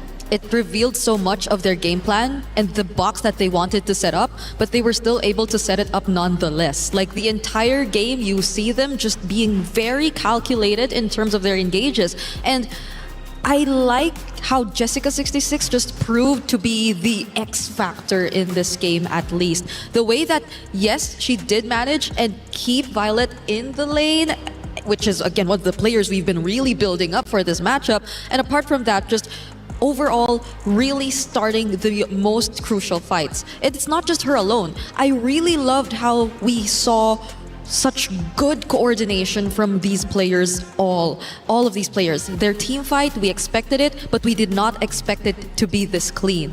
They could rely on each other so well, and we saw that for the entirety of the game. Yeah, and I gotta ask, Carrara coming into play, the new buff obviously making her a prio pick. Seda Esports decides to go that direction. They build their roster around Harara. How much of an impact do you think that hero and that buff and the new meta had an impact, at least in game number 1? Because Falcons Indonesia seemed to start it off relatively slowly, building around tanks. I think it wasn't just necessarily like the Harara alone. I think any assassin would have done a similar job because look how everyone is giving so much space to the Harara to farm. Right? Luckily for the Harara, she's able to, mobilize around the map a lot quicker, get to the creeps a lot faster, so she's able to really get the most out of the changes in the battlefield adjustment. but it's how the rest of the members really set it up for them. I mean, you mentioned Jessica26 already, so that is something that we do need to highlight. And you talked about chemistry, and specifically it was chemistry with Fanhua. Yeah. Because as soon as you see the Throne of Ruin come in, the AOG comes after as a really good second layer, and then that's how the team fight really goes and coalesces with one another. It's so refreshing to see the Gatot make its return this way, because I think we've been seeing very few Gatot Kacha games, especially or even in wildcard in tournaments prior that even. There has been the rise of the Atlas, the Balearic, or even the Cho, but the Gatot Kacha in this sense, you see why it's such a terrifying roam as well. And I think for the Hirara specifically, beyond what you mentioned, I guess it's also really mostly on mobility, like what you said. So the fact that the farming has been faster for the hero as a whole, and the fact that Falcon's Indo chose to always pick the fights in the mid-river, which is a bit of the weirder parts of the game for us, since they've been always constantly trying to find those early skirmishes when it feels like they weren't as equipped just yet. The Hirara was just able to really take advantage of that with those easy in and outs of the team. And at some point, she was 2 levels ahead. So I'm wondering, like, Suyo into Yves itself was already kind of like, okay. I mean, if you're comfortable with that, if you're confident enough with that, because technically the Suyo is very susceptible to long-range magic damage, especially in the early game. For Falcons Indonesia, they were taking the fights, priority rights, but they weren't winning those fights. They were getting shut down hard by Seda Esports, and one name that was consistently mentioned was Jessica. Jessica was holding her ground, refusing to budge. How much of an impact did she have? Obviously, we take a look at the Falcons roster, but Seda Esports with Jessica, because she's technically going against Violet in the EXP lane. Yeah, and in that game with an Alice, I wonder what else Jessica really has like under her belt. Like, does she also have the option to go for, let's say, the more aggressive or damage type EXP laners? And how does that change the dynamic of Seda and their gameplay overall? Because based on that game, it felt very clean. Like a Hirara and them just being the space creators for the Hirara, it already felt very clean. I think Team Falcons honestly really wanted to go for the same approach, because they really started it off with those 2 beefy heroes in the draft. But we didn't see that really happen. We didn't really see that take place. Well, because of the fast versus slow setup, I'm curious if Seda Esports is going to once again go back into that fast, and more importantly, how Falcons Indonesia is going to respond, because that was a beatdown. Now, again, you go back to the veteranship, they build a roster around Violet. This is where Violet needs to truly be vocal and say, we're okay. Short-term memory, we lost that one. We're going to come back even stronger in map number 2. They're going to have to. It's only best of 3s. Of course, you do have double eliminations in our groups, but you can run out of time very quickly. When you're underneath those bright lights, some of these games can go by very fast, and before you know it, it's over with. You take the L, and that's just how it went. Either way, these ladies are going to battle once again on map number 2, but for Falcons Indonesia, they're going to have to make a very quick adjustment, because that was not the way they wanted to start their MWI tournament for sure. Seda Esports, their first time on the international stage, are looking dominant, and Jessica could very well be a front runner. Who knows for MVP if she can keep at this pace. Of course, I'm kind of the person who loves to get ahead of myself. Shut me down if you need to shut me down, but Jessica truly looked powerful. And one of the highlights, right, is obviously this team, Seda Esports, was built around MWI. They focused on their competitors. They came in with the game plan and they executed incredibly well. So now adjustments. What are we looking at going in to map number 2? This is really where experience comes to play. You talked about how things are going to go from game 1 to game 2. And technically, Team Falcons are comprised of a team with a lot of experience, right? Yes. They've been on the international stage before. They've been on multiple stages before. And they should be able to reset, especially it is a best of 3. There is pressure for sure, because we are at match point. Yeah. And yeah, technically we do have, you know, like the double elimination system coming through, but it would be great to win twice in a row. Yeah. Right? You can go straight to the knockout stages. So what do Falcons really need to do? I think, would we talk drafts?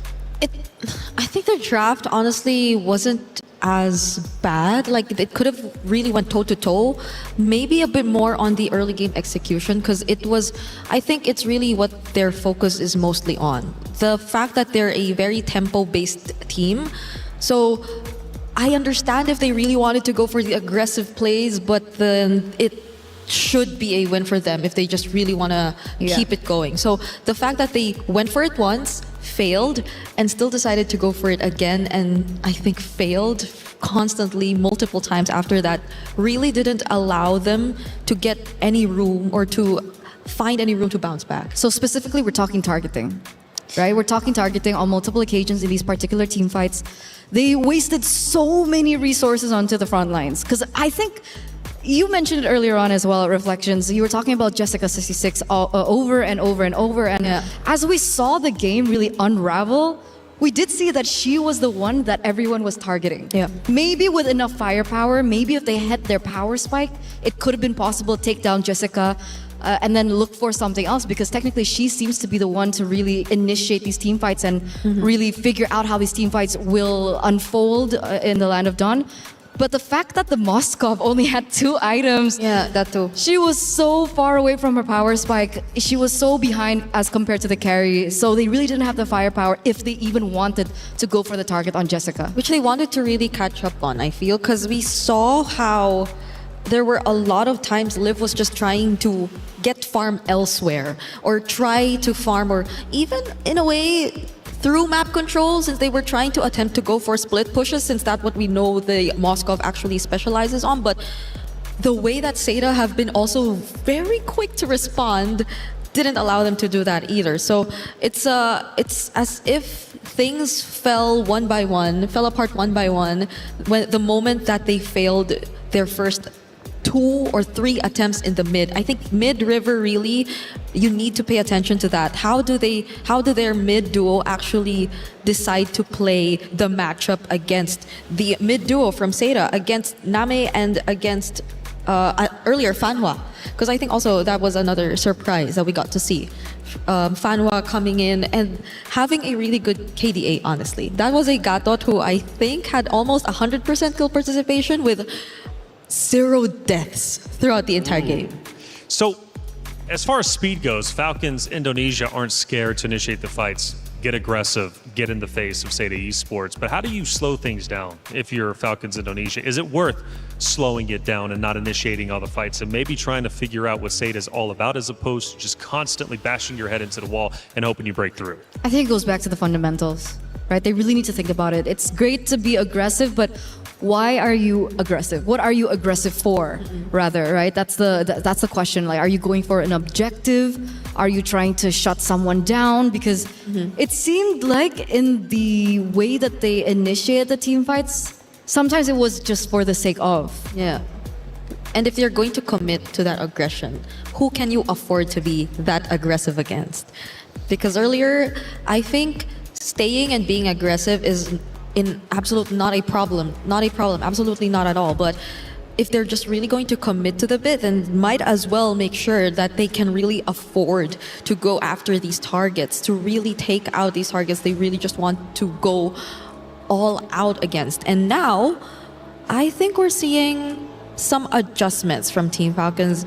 They did take out the Phoveus and the carry from the options, which then leads us to, I guess, opening up the roam options earlier that were mostly banned out. The Mathildas, the Atlas. Is this early trauma? Oh yeah. Like, carry instantly banned out? That's not a hero that we usually see being banned out, first phase, right? Yeah. So, I mean, is Seita only limited to carry? Because I don't see another reason why that first phase you would go for a carry. Yeah, and more importantly, the Carmilla has been a staple ban too. Like, I wonder where this really came from. The fact that they just really wanted to take it out a lot of times. So, okay, we're seeing a Paquito priority come into play immediately in the first pick, but Seda does Jessica play the Esmeralda? Do they really want to go that route immediately? Even for Red 3 later on, let's say, if they just really want to keep their options open. Because I think there are a lot of other priorities you can also go for at this point. there's no carry left. So, but the Eve seems like a safer pick. How about the Claude? Just to make sure that there won't be any counters. Okay, they go for the Esmeralda immediately too. At least you have a guaranteed winning matchup in the lane. And we finally get to see what the Esmeralda has to offer, right? With how many buffs she was given in the Scarlet Embers patch. We're wondering how OP is this Esmeralda? Because everyone really is talking about her. You were talking about the Claude earlier on. That's definitely something they can bring out. It's not going to be as simple because technically you are in a winning position because you're up against the Eve. So it's definitely something that I think Falcons need to consider. But the fact that we have a Paquito on one side, does this also signify that they're not going to go for an assassin in the jungle? Oh, that's going to be...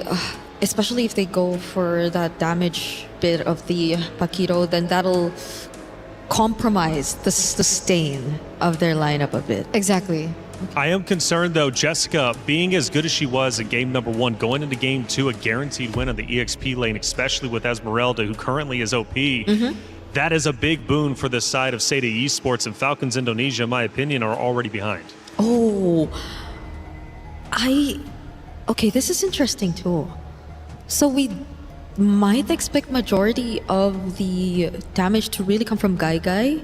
Without the carry pick, I feel like they're confident enough still. So this might just take away the fact or the theory that carry is one of her main or special picks if they're going Baksha jungle. Or is it Baksha jungle? It should be. Do you think there is a chance that it could be flex? In the roam. It can be flex into the roam. Because it was picked after the high loss, Jusin. So like those are really high mobility heroes. Look at that. Seda also taking out the Expo, a hero they played in their very own qualifiers as well. Which is why I think Baxi is going in the jungle. Yeah. If they're taking out Export, okay. Do you think that we're living in a world where Paquito can go jungle? I mean, it was meta before. Or are they forcing it to... It could be possible, but technically Fredrin's still up for grabs. The Akai basically hasn't seen the light of day as well. Because I remember there was a time too where high loss could have been in the EXP lane. We remember that. Yeah. We remember that meta. There's just so much possibilities if we're talking patches way back. But if we were to follow what we're commonly seeing nowadays, then we are indeed expecting the Baksha to go into jungle. But what does Guy pick up then eventually later on? Because I feel like Falcons ID also sense that they might just put it in the jungle, so they're taking out some of the other options that could just really put out the damage that's needed from Seda. But if that's the case, shouldn't they be taking out the Claude as well? Because Seda's picking up first after the second banning phase. What's the idea here? Yeah. They're put in a tough position as well. Like, how big is that hero pool that you opt to go for the Moskov ban? Unless, or do they feel like Guy doesn't play Claude? It could be that, or are they going to put something unique in the gold lane? Maybe an unconventional gold laner? What else is there? If we're talking Shred, there's an Obsidia, but there's again a Paquito. I mean, Freya is still up for grabs. But then that leaves you with an almost all-fighter Freya lineup. Against Esme, I don't think you want to do that as well. Okay, does Seita consider the Claude here? Or do they have other options up their sleeve? Because we're thinking that the Baksha is going into the jungle. They already have an Esmeralda and Eve. So much space created. There you go. They indeed decide to pick up the Claude. The other remaining matchups are honestly... it's a bit tough to Harith into the Eve and the Baksha. Yeah, I was about to say. Not. I think the most 50-50 would be the Harith, but... It's a Baksha Eve. It's a Baksha Eve. What else is left? I feel like Liv will have to bring out something. Do you want to play like risky early game? Like the Grangers of the world? Or do they want to like switch it up? Put Paquito in gold if you don't want to go up against the Esmeralda and put something else in EXP? Well, we're thinking about it really hard, and it looks like they are thinking about it really hard as well. They're taking their dear time.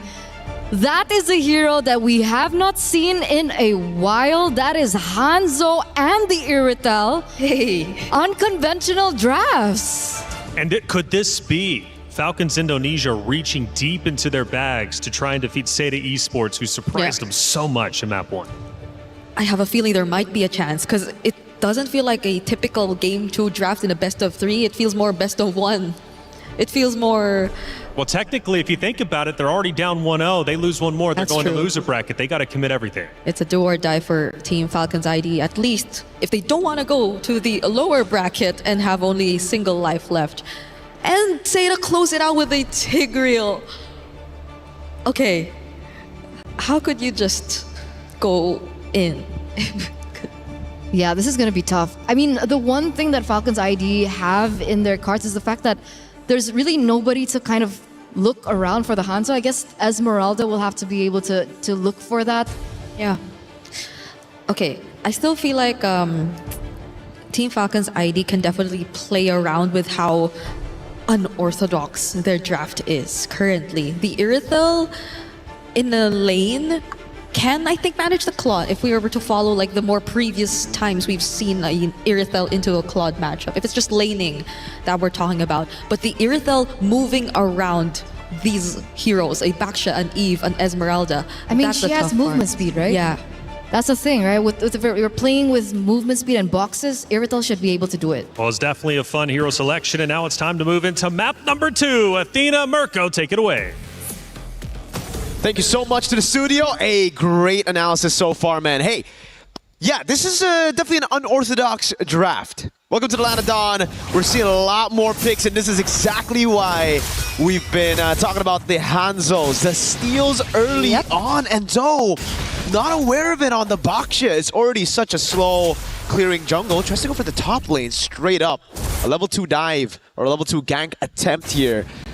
And with no buff, I don't even know if they can actually walk up to take what a Falcons buff. This is just going to be a big lead to Sev early on. Well, let's see. One game at a time here for Team Falcons ID. As they've mentioned, that it's kind of like their composition is built for a BO1. They're already down 1 point, and they wouldn't want it any other way to go back onto the lower bracket. Now for Zeta Division, on the other hand, I feel like they wouldn't really react that much onto that Hanzo being picked up here for Falcons ID, because we've mentioned that they don't really have to necessarily shut him down. They just have to be really careful, stick to their guns, stick to the plan, which is to farm up as much as they can, and the Tigreal will do the rest when it comes to someone invading them or attempt to invade their jungle here for Zeta Division.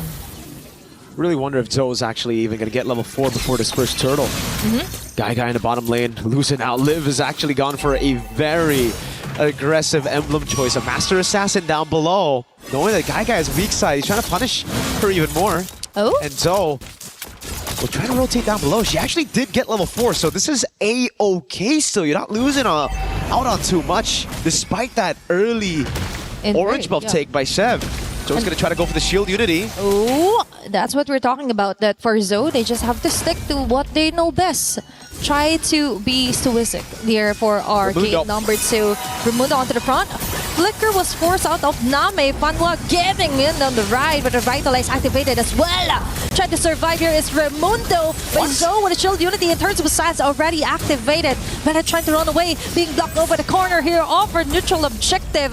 Name yet again will get the first blood. Same goes from what happened from the previous game. Oh no, the targeting is all over the place. It looks so good for Falcons ID. Yeah. They went in, but they just had different targets in mind. Zeta, their composition that really thrives in that position where they can actually delay and sustain through the initial damage from Falcons ID, and they just had no idea who to target together. It really just feels like a big disconnect between the team. Turtle 1 going to Zeta with the Baksha. A hero that we just didn't expect to be meta after the nerfs coming into this patch. With a Hanzo stealing her orange buff early as well. This is a disastrous early game for Falcons ID. It's not like... This is not the same Falcons ID that we've seen compete on a triple elimination, surviving that game hers from way back in Indonesia. And now, for Zeta Division, They're just showing how much they want to stay in the lane. Okay, Glorious Pathway already activated. Liv will get the kill. That's numerous members down here for Zeta Division. Jessica26 keeps them at bay. Liv right now cannot do some follow-ups. Nami with a free hit. Violet Crown onto the RWM, trying to run away. Jessica26 hot on her tail right now. And it looks like she will be able to get back. Now Falcons got another punch in from Zeta. And it's the same story again, Athena. It's all about Falcons initiating first, being the proactive team, but then losing track of the win condition. They go in, they use all their resources, but Zeta, they want that to happen. It's all about the longer team fights where they can abuse some of those resources being spent already. And look at the zone coming in from Fanhua. Liv has the Purify, but I don't know if she wants to burn it. Oh, maybe. But let's see, Fanwa being cornered here, Flicker, and now we see has been exhausted. For Falcons, on the other hand, we see them try to attempt numerous fight, but that's it. For Zeta Division, they just go ahead and trust their instincts when it comes to Nami committing that very nice box around them, and Jessica26 always on top of things, preventing the very great respo here for Team Falcons now.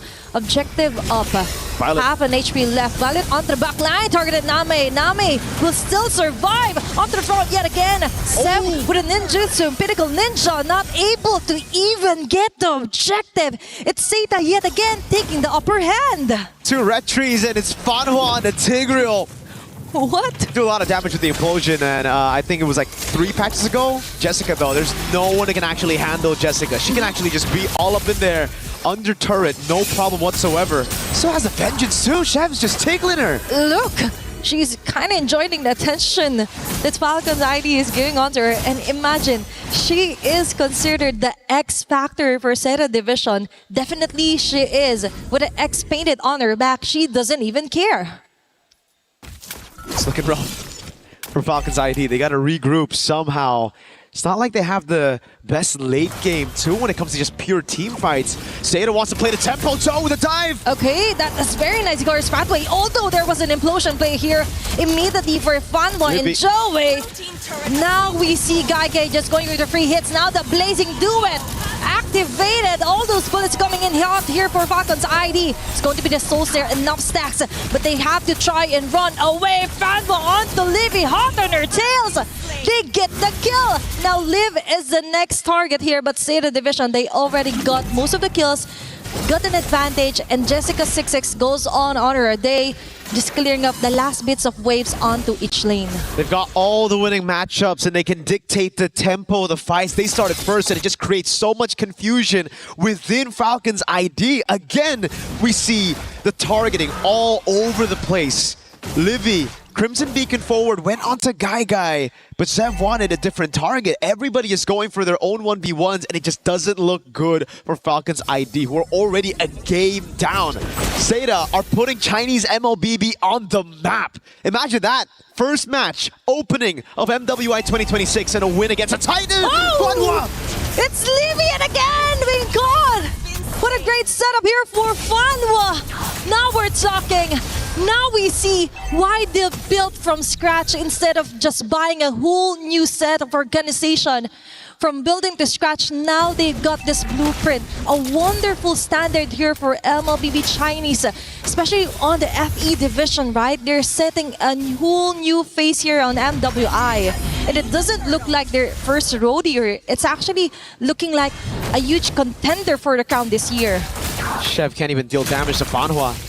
Fanhua is just taking it. They're going for the poke again. Sev's trying her best to do the best she can. She's the only one on the team who's still deathless. And it's just harsh to say, but right now, Zeta are gapping Falcons ID. The Sea Halberd first item to try to deal with Jessica. Still not enough though for Violet. Livy's going up as well. No glowing one. So they're just real. That's no wonder. They're relying on just the Sea Halberd from Violet so far to actually deal with the sustain coming in from Zeta. That's why they can do whatever they want. Yep.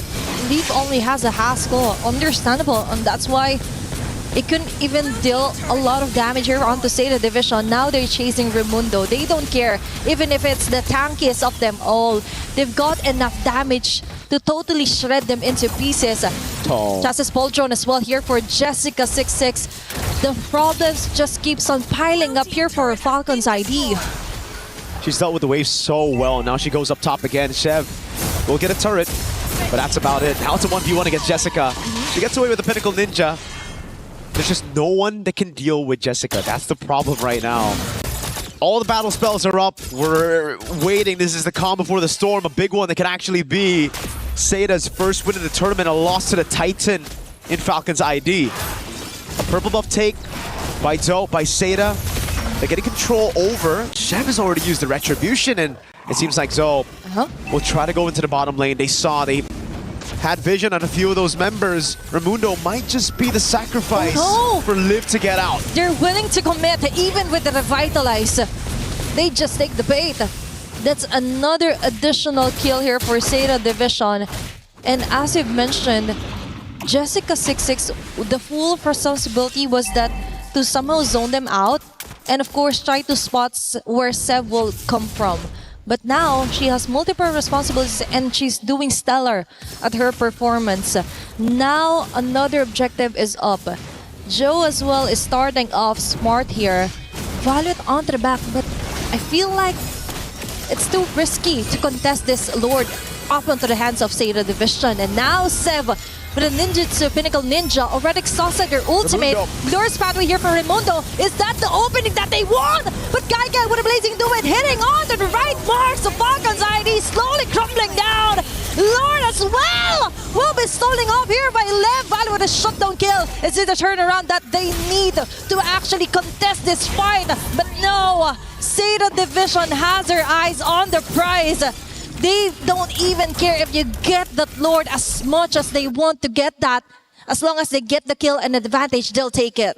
They got the team fight. They were able to, again, prolong the team fight, play around the carries. Name, she did get taken down, but she bought enough time for the rest of the team to follow it up. And man, clean retry, I guess. No, that was a heavy crossbow and a few shots coming in from Liv. Great take on the Lord. We take a look at it again, and it was just so constantly CC'd. Already caught in the midst of it all. Taken very low. Thrown back by Livy on the Juicin. And Liv, she didn't even go for the target of the Lord. It was a hit onto Fanhua. She dashed away towards the Lord, and the AoE of the heavy crossbow hits got the Lord stolen for Falcons ID. They're playing with just a tad bit of luck here so far, but again, Seida have just been the more calculated Fanhua! That's two members caught here inside the box here for Nami with the RWM. Very nice pickup here for Seida Division. Raimundo falling down here low. Trying to run away. And now they have to back away. Seida Division with that immediate responses. Very beautiful implosion plays so far here for game number 2. These implosions have been brutal. Nothing they can say about it, even with the Purifies. You use it and it's an instant blazing duet. An RWM, layers upon layers of CC and damage. They get a trade at least. With the enhanced minions up top with the Lord, they're able to get a trade, but still, it's a tier 2 in the mid lane. Now it's Seida. It's up to them to try to close this one off. Falcons ID, they haven't looked too good in the last 2 games, but they're a team that can show up in the middle of the game as they continue to scale. They're doing some damage on Zoe. Okay, maybe now we could finally see some great responses for Team Falcons. I also saw the Malefic Gun ready build up here for Liv. So additional range here. Violet? Would be what we expecting. Violet being caught here by Gaigai and Jessica26. Flicker already activated here. He needs to be really careful. Joe just spots her here, but Name gets caught here by Sev. That's a really great trade-off here for Team Falcons. Violet just buying enough time for them to actually pick up some of the members here for Seida Division. The shining star of Falcons ID, Violet, soaring past the skies on the Paquito, juking everybody and baiting those crucial resources. Flicker out for Gaigai. Got Joe in a tough spot as a frontliner so that Name can be vulnerable, and Falcons took advantage of that. It's always been chaotic throughout these games, but now that they have the items to actually go for whoever they want, it's starting to actually work out. Falcons ID, they're in their comfort zone right now. They can finally start to break that front to back that Seida have relied on in the past 2 games. Chev though. But still, it's all about exhausting their battle spreads or even ulti. They'll take it. But now, still Raimundo being caught. Lures probably just to disengage. Jessica. The last bits of the RWM will hit him. But Jessica26 will just zone out Violet. Oh, but Sev on the other hand will still go in against 4 members here for Seda. Placing the way here for Guy. Violet will go down. Double kill again for Guy, making the triple kill.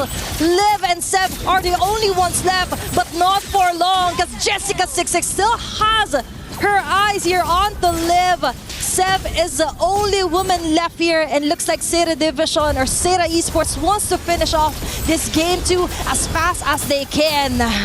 We've waited a long time for China to make their show on the international stage. This might be it! And this time, they want to put their names on top of the list, and Seda will ensure the 2-0 sweep against Indonesia's finest. This is Chinese MLBB onto the main stage. Wow. What a way to do it. What a way to put China on the map for MLBB. A win against a Titan in the women's division. MWI has just started with a big surprise, a big bang. They came in hot with guns blazing. What a way to start off the first day of MWI at EWC. What a fantastic performance. Again, it really looked like they gapped Falcon's ID. There's no other way to sugarcoat it, no other way to put it. Seda were just better across these 1v1s. Even adapting through the game, we saw a few of those adaptations for Violet, for Sev. But again, the instant response from Seda. We get to look at the replay here, that final moment of the game where the game went straight for it again. So it's just back-to-back, Lord up, but the decision to go for the throne. Rinse and repeat. If it works, why change it, right? And for Seda, they just stick to what they know best, focus on the macro. The micro will follow soon, and Jessica26 still hot on the lead. We're going to throw it back to the studio to dissect that game.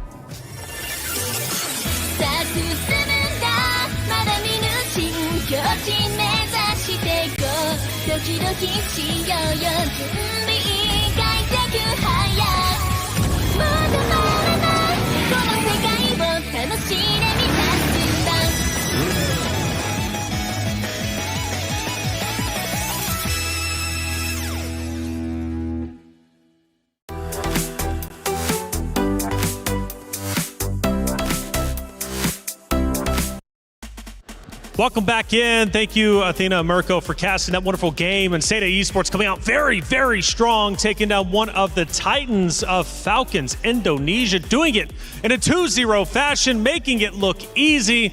Falcons Indonesia, they will have a second chance in the loser's bracket, but a very real chance they don't make it to the knockout stage. Hey, welcome back into the desk. I'm Taylor Reflections Noble, Eterna, Regina. Good to see you, ladies. Let's break it down, because my goodness, did it go by quickly. Seda Esports on fire.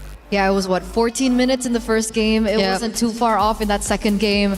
A huge gold gap as well. We did see some moments of life, I would say, for Team Falcons in game number 2, but ultimately the execution just really wasn't there. Yeah, and I feel like a game plan that they had to resort to just because they ran out of options. It was a lineup that they had to wait to scale, and it relied on the mid to late game before they could actually find ways around it. And even then, it was still 50-50 because it relied on the execution and the angles that they could utilize to go up against Seda, who were very dominant across the entire map. Going back to hero selection, there was a big talking point and a huge surprise, and especially in game number 2, Falcons Indonesia throwing a wild card out there. And I love that you said, Brie, about like, look, it looks like they're trying to go and win a best of 1. Well, essentially it was that, right? Trying to stay alive, force a game number 3, but it took you by surprise.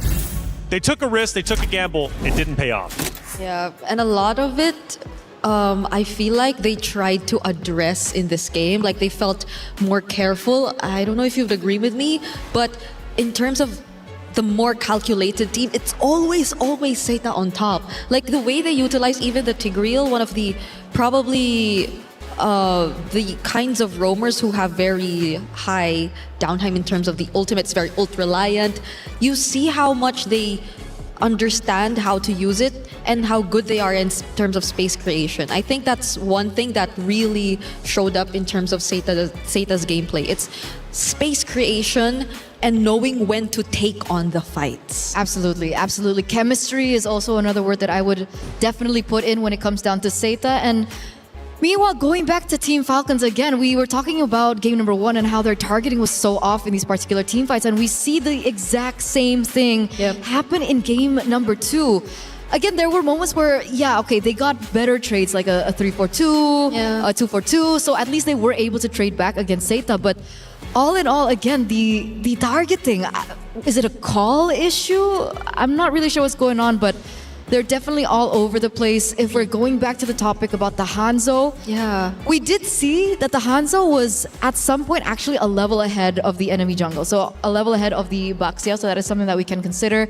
There were moments as well where Sev was able to get some good kills in. So it looked like she really did try, and I don't think it was the Hanzo pick. The Hanzo pick really did work well for Team Falcons, but as an overall team, the way that they played, it was still off. Yeah, and I think there's a big discussion obviously about Seita and just how well they were playing. You know, the hero selection obviously is incredibly important, but Seita Esports was just fired on all cylinders. They look like a dominant roster, and it's going to be scary for anyone that has to go against them later on in our group bracket. But we had some big moments. Let's talk about our first big moment. Lord Stolen ends up happening towards the midway point. Obviously, maybe potentially a turning point for Falcons Indonesia. Walk me through what ended up happening.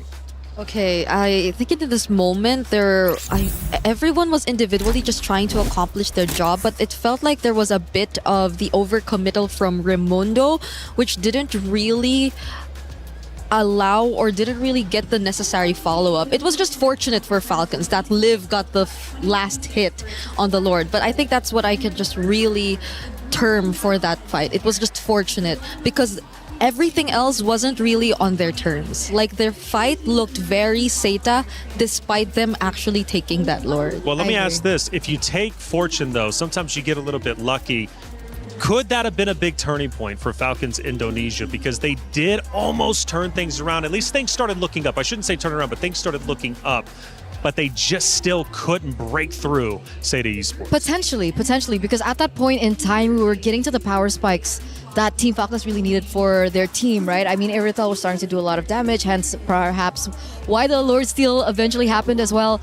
But if after that they cleaned up the execution again, it's bothering me. Yeah, it is, because it felt like it's close. It could have been close. Their decision seemed like, we got it, so the better and the safer option is to just disengage. But even then, they didn't have the right tools to do it.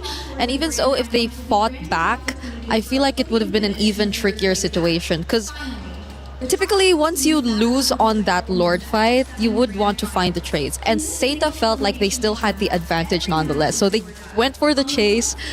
It was a very tough spot for Falcons Indonesia.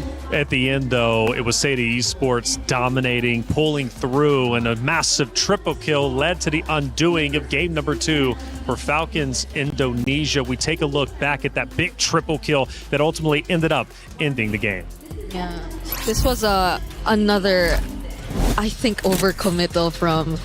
It's Sev, so yes, she can afford to. Yeah. Because she can just go back to her body, whatever. But it's the fact that they decided to also go all in. Like, everyone else followed. I don't know if you have a term for this in Indonesia, but for the Philippines, it's more of like an audition where you just go in one by one. And it's a very uncoordinated play, which eventually cost them the game more than the triple kill, which felt like it was just handed over to the Claude. It feels like, okay, you know, to play devil's advocate, I mean, we've been talking so much about Team Falcons and ID and how they could improve coming into their next matchup, but obviously it's also something that we need to highlight coming in from Seita. The fact that they were able to make the team fights as messy and as unstructured as that, I would say, right? Because, you know, like the Jushin was jumping in and then the Paquito was still in the back line. So it was just really messy and perhaps it was forced. It was a forced error that happened. Yeah. Well, I mean, there was a lot of conversations about, you know, Falcons, Indonesia just trying to force openings for themselves anyways, especially in game number 1. The aggression was there,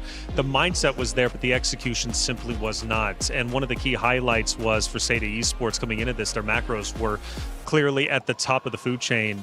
They know how to break down each and every moment, and they punished Falcons Indonesia. Again, they have a very real chance, but a 2-0 loss is definitely going to be heavy. And then coming up, potentially, whoever it is, it's going to be Team Ray Young, Aurora Gaming will be playing against them. And that's happening now on the B stream, and Team Ray Young was actually up 1-0.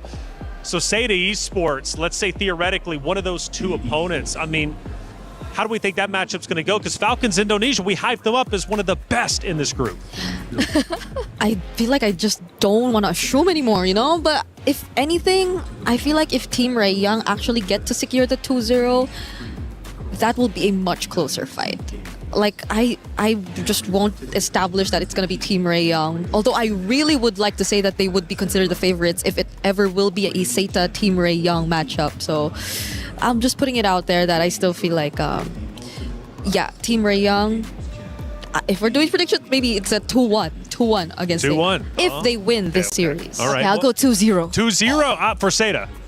No, for Team Ray Young. Oh, no way. Okay, so Seda didn't impress you enough for you like, hey, this team is looking dominant. Either way, for Malaysia's new guard, man, Team Ray Young would be exciting to see that against Seda. That'll be coming up, I believe, off stream, if not mistaken. Maybe it's going to be on the B stream. I'm not so certain. Either way, that's going to be a great matchup, to say the least. And I think it was, in fact, a 2-0. Team Ray Young does, in fact, defeat Aurora Gaming. So Malaysia's new guard versus Seda Esports, first time international stage. Looking great, taking down Falcons Indonesia. That's a powerhouse matchup. Wow, 2-0s to start our day.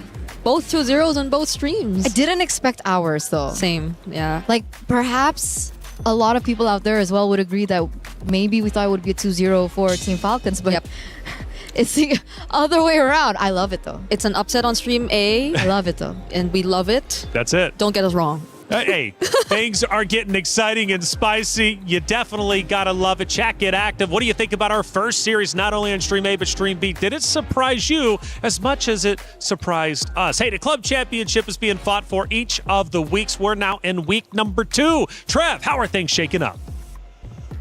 Last week, we wrapped up 3 of our titles at the Esports World Cup. Those being Fatal Fury City of the Wolves, Valorant, and Apex Legends, crowning a new champion in every single one. That puts Na'Vi and 100 Thieves at the top of our club championship leaderboard heading into week 2. Dota 2 continues its action this week as they head out into the knockout stages. We'll be seeing a load of good teams kicked out of that competition. Over in MWI this week, we'll be seeing Team Vitality trying to retain their crown whilst facing off against heavy investment once more from Team Falcons. Gen G signed the runners-up from the previous year, and they'll be looking to play spoiler against Team Vitality too. I'm Trav, and I'll be keeping you updated on all things Club Championship this year.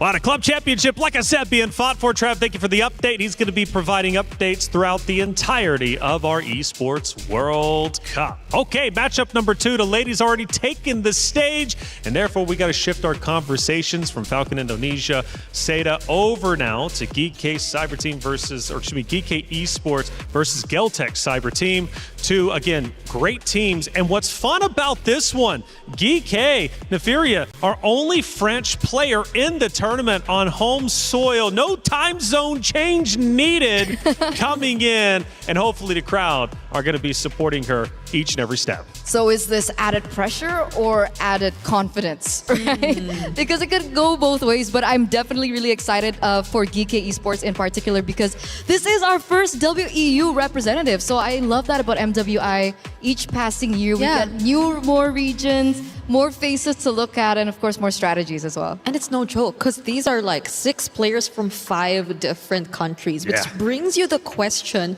how has chemistry been? How has communication been between these players?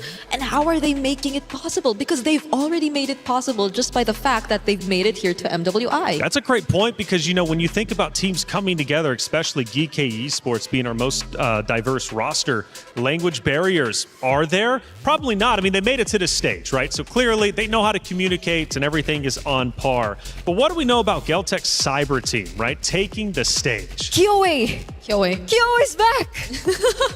You sounded like a fangirl, really. I think everyone around the world is a fangirl after we saw her debut last year. That's true. That's true. The mechanics, the Benedetta pick, I think that really made a statement for Kyoe and her appearance as a jungler here in the previous MWI. And now she's back. And by back, I think it's such a significant thing to talk about because she did stop playing competitively for quite some time. I think the last time she played was in Season 4, came back in Season 7, and Season 7, and currently it's Lady MVP Season 10. So she's been playing for 3 seasons straight, only to come back to the world stage, where I believe a lot of people have been awaiting her return. Well, she's back, and now that she is back, is she going to make the most of it?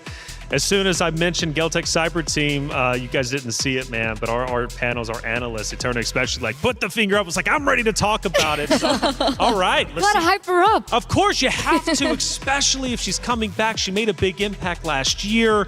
Super exciting stuff, and she's going to be opposite that of potentially Yennefer, right? Who's going to be in her lane, which is not going to be an easy matchup. Now, going to EXP, learning from Jessica earlier from Seda Esports, Ayissa as well as on the other side, Laiban, going to be playing against each other. Now, that's going to be a tough matchup. Who do you have giving the edge in that EXP lane? EXP lane, so Alyssa versus Liuban. Yeah. Well, considering that we're in a meta where Esmeralda looked really good earlier on, I think whoever gets the Esmeralda. Whoever gets the Esmeralda, that's true. true. Be as simple as that. Yeah, I guess I just might lean a bit and very slightly just a bit to Liuban, mainly because we've been seeing EECA in the MLBB competitive scene for quite some time.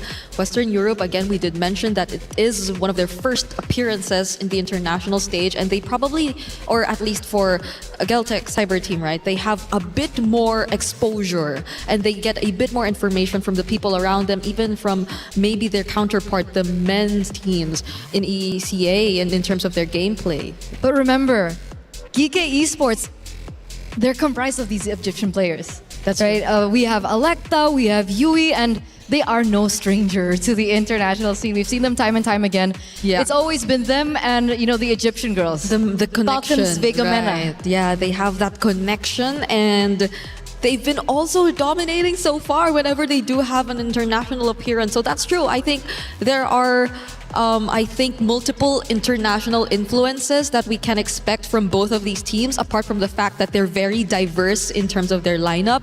So it's going to be an interesting match to see how all these influences come together and how they make it uniquely their own. And I guess just a new meta in general. I mean, we already had a lot of learning lessons even from our first series. The second series most likely going to give us even more. And GK Esports seems to be, I'm assuming, the favorite between you two, at least in this matchup. However, obviously on the opposite side, Geltec Cyber Team, we do have a specific player that you guys are rooting for all the way. But I am super curious to see the heroes picks because I really don't know what to expect. And I don't think we do either, given these two teams after that first hero selection. Definitely going to be entertaining for sure, but GK Esports looking strong, most diverse roster, and definitely a roster that can make it through at least not only this matchup, but push forward in the respective group. You know, let's not forget, there will be some keys crushed by the end of this bracket, okay? Yep. You will be out of this tournament. You need to be top 8 if you want to move forward. So 4 teams eliminated, 4 teams move forward out of each respective group, Group A and B. Losing your first series sets you behind and gets you that much closer to having your key, your heart crushed in the crusher by your opponents who just defeated you. Nobody wants to fill that. And of course, for the club championship trophy, GK Esports Geltec Cyber Team, this is a big moment for them to obviously put the right foot forward, go up, and potentially put some club championship points up there, especially once we get into our knockout bracket. Early predictions from you two. GK, Geltec Cyber Team, where are you leaning? Okay. I'm not You sure. want to answer first? Okay, I will have to go for experience, GK. Okay. I mean, ECA, I feel like I'm contradicting myself because I said ECA as a region, but I think it's going to be a similar storyline to what we were talking about when we discussed Team Falcon's ID. Only now, hopefully, like they actually get to be the anchors of their team, because we're looking at the EXP and mid, if I'm not mistaken, for GK. Okay. I feel like you're a very... I'm so Geltec right you're now. very Geltec, so I had to balance it out. I am so Geltec right now. Their outfits, have you seen their outfits? They're so cool. Their fits are clean. They had metallic pants, and then they had like the overalls. Yeah. And now they're wearing like the normal jackets. It's weird to say, but we saw them in the toilet. Yes. Okay, and the team mascot's obviously out there too on the table as they get ready. On a serious note, one of the reasons why I go for Geltec this time around is because of Kyoe, right? Yes. She is the core and was the core last MWI, and the fact that she was so good on the Assassins, and the fact that there is more potential for Assassins now to show up back into the jungle. Yeah. You know, the Nolan's coming back as well. We saw her on the Lance before.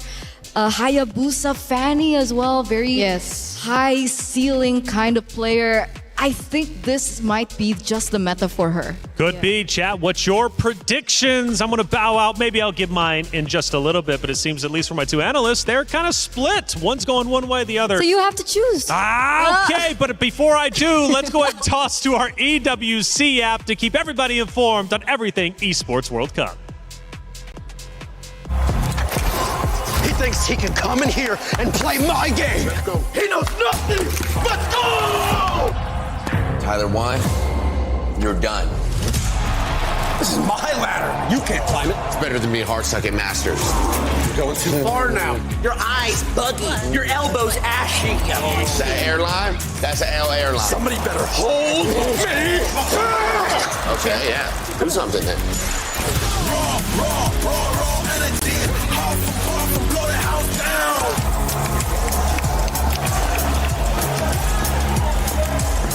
You look nervous. You look short. Everything's good? Fight.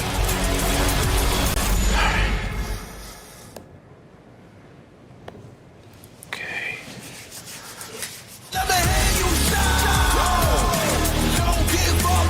Do you really need the wraps?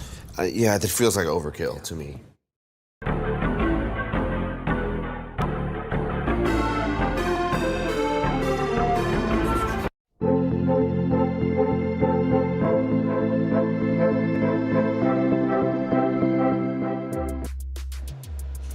Hey, welcome back in, everybody. We are getting set up for our second series of the day. It's Geltec Cyber Team versus GK Esports, and we've kind of broke it down a lot, especially on the side of GK, most diverse roster, and then of course Nafira is going to be there, the only French player here representing on the MWI stage. But Kyoe is obviously a heavy favorite here, the Ice Queen herself coming in, and let's talk about the evolution of this Geltec Cyber team, because they've evolved over multiple seasons of Lady MVP. This wasn't a roster that was just put together specifically for this event. This is a roster that has gone through many iterations, but most importantly, many evolutions in a positive direction to be where they currently are. So for Geltec Cyber Team, Kyoe, obviously we're looking at her, but who are some other star-studded players you're like, okay, this is a good compliment to the Ice Queen?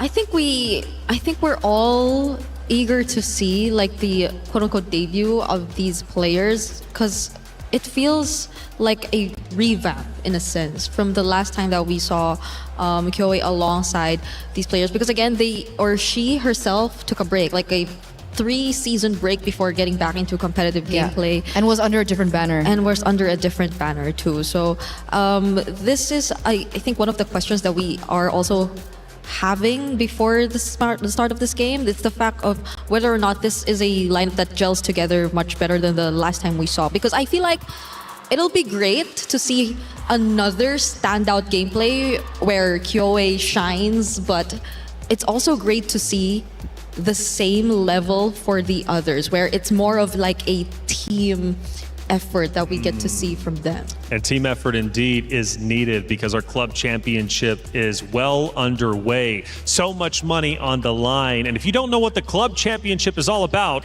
let's fill you in. 25 tournaments, over 200 clubs, only one club champion. The club championship is the beating heart of the Esports World Cup. Over 7 weeks, esports clubs send their players to compete. Every placement, every win, every podium earns points for their club. At the end of 7 weeks, every point counts. The club at the top walks away with $7 million and the title of Best Esports Club in the world. It's not about being the best at one game. It's about being the best across all of them. Depth, versatility, consistency under pressure. One championship trophy, one title. Who will take it? Watch history unfold in Paris at the Esports World Cup 2026.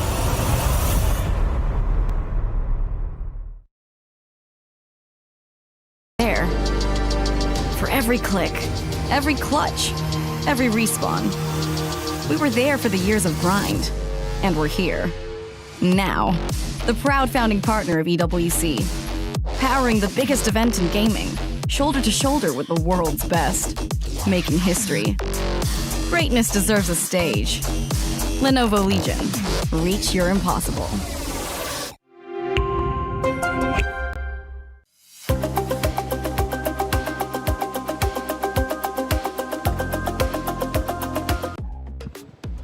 Again, the club championship, it is being fought for super hard, and each of these matchups puts the respective org that much closer to securing club championship points to ultimately win some much needed money, especially for many of the orgs out there. I mean, we're talking a ton of life-changing money indeed, even for not only the players, but also for the orgs themselves.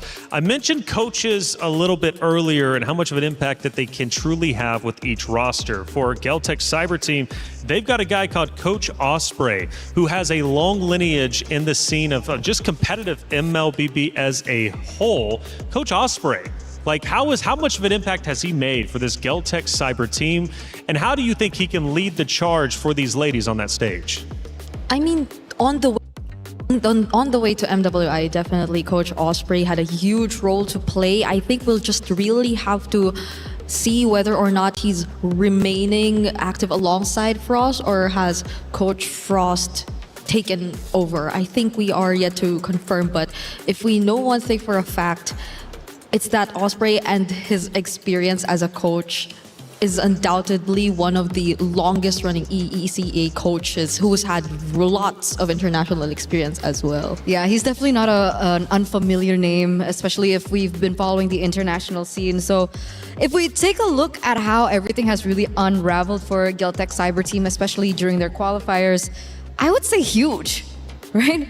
I mean, they were able to get all the way to the finals, and then they were able to defeat Aurora Avalanche 4-3, and being in a best of 7 is also definitely very taxing.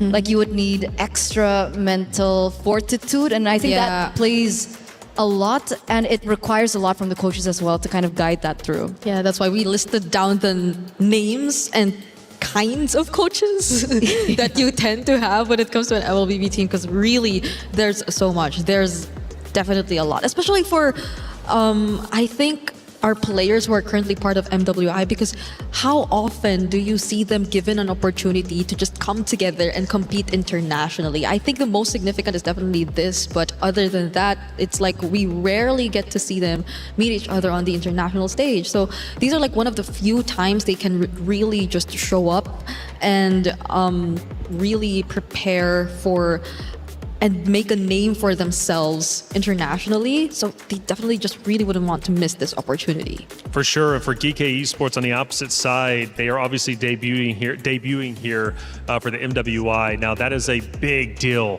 for this roster, and we kind of questioned the same thing, right, for Seda Esports, how well they would be able to adjust to the international stage. Clearly very, very well. For GK Esports, I'm thinking they've got some surprises up their sleeve, of course, being the first ones here. It's kind of hard to play around them. You've seen what they've done, obviously, to the lead up to this point, but maybe they've got some tricks left in their bag. Yeah, because majority of them are rookies. Even our French player, even Fury is a rookie, it's right? 3 out of 2 that are rookies. 3 out of 2 are a rookie. So if it's in terms of unexpected, then yes, maybe in a way, like we are yet to figure out their main comforts and if it's a bit too different from the meta, or if they're already really used to the meta. Because I think based on some of the information that we got, Freya does play meta, but occasionally brings out the likes of a Melissa or an Hanabi. Which just got buffed. Melissa, right? Yeah.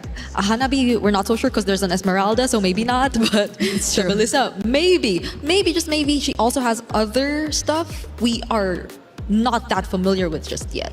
Which I'm actually a big fan of. So, I mean, how often you come MWI, this is our third one that we've had, or at least on the EWC stage. I do wonder, do you see a lot of new rosters, fresh faces popping up, or is it some of the old guard typically coming in? Mix. It's huh? always a mix of both. Yeah. Like we always see a plethora of different players, whether it be veterans, returning, looking for redemption, rookies. We finally get a story of revenge that is from a different region, I would say now. Yep. Like between NA and Indonesia. Like that was very new, because before that, when we thought about revenge, it was between both Indo representatives, Falcons Vega and Team Vitality, who have been always top 2 for the longest of times, and it's always the same storyline before, like Falcons Vega, always number 2, looking to be number 1. And eventually that entire dynamic shifted into what we have now. So it's so exciting. I think the change of storyline as well, like even our first game, Seita winning that, it could set up for something different altogether. Yeah, it's a big deal, isn't it? I mean, even on the opposite side for Stream B, Team Ray Young taking the victory over Aurora Gaming is a big deal. I mean, you've got Malaysia's new guard coming into play and taking down Aurora Gaming, going against Seda Esports next, which obviously is going to be a banger of a matchup. I mean, we're talking Seda Esports has been on fire. Jessica was incredible, and they were bringing out heroes that just aren't obviously used in comp, you would think, but here they are bringing out the new meta, and that was something we highlighted. They know the new metas, they're used to coming in for MWI, or at least their game plan come into MWI and just try and bring something fresh and different that the competitors are not used to. And obviously for Falcons Indonesia, that was exactly the case. Ladies are still getting set up. We are just moments away from heading into this next series, getting our pick and bans done, and then going into map number 1. And obviously, I asked the ladies, I said, Geltech Cyber Team, GK Esports, who you going for? I never gave my prediction. Okay. Yeah, we're waiting for that. I know you're waiting for it. All right. Now, I'm thinking, I gotta go GK Esports. I'm thinking GK Esports, and I'll tell you why. I love the underdog story. Not necessarily that they're an underdog, but the fresh faces coming in and providing upsets, I should say. I'm a big component of that, and I think for GK Esports, they have it. Just like Seda, right? If you would have asked my prediction, I'm going Seda. Granted, Falcons are a strong organization across the board throughout the entirety of the Esports World Cup. But week 1, they didn't get a lot of club championship points. They've got 2 great teams here that could definitely fight hard and hopefully at least make an impact. They need to get those much-needed club championship points. For Falcons Indonesia, though, they're going to have to fight extra hard throughout the lower bracket. Not going to be easy by any means. I guess Reflections is always going to go for the less favored team then whenever we are going to see a matchup. So we are. I don't know, man. Once Vitality takes that stage, I might be going with the easy pick. That's all I'm saying. That's true. It's going to be a tough choice if it is going to be against Vitality. But I agree, because these are 3 versus 2 rookies that we mentioned, and hopefully is a more successful iteration of more veterans guiding the team. That's right. Well, hey, from what I'm hearing, Rose is over on Stream B. Rose, what's happening over there?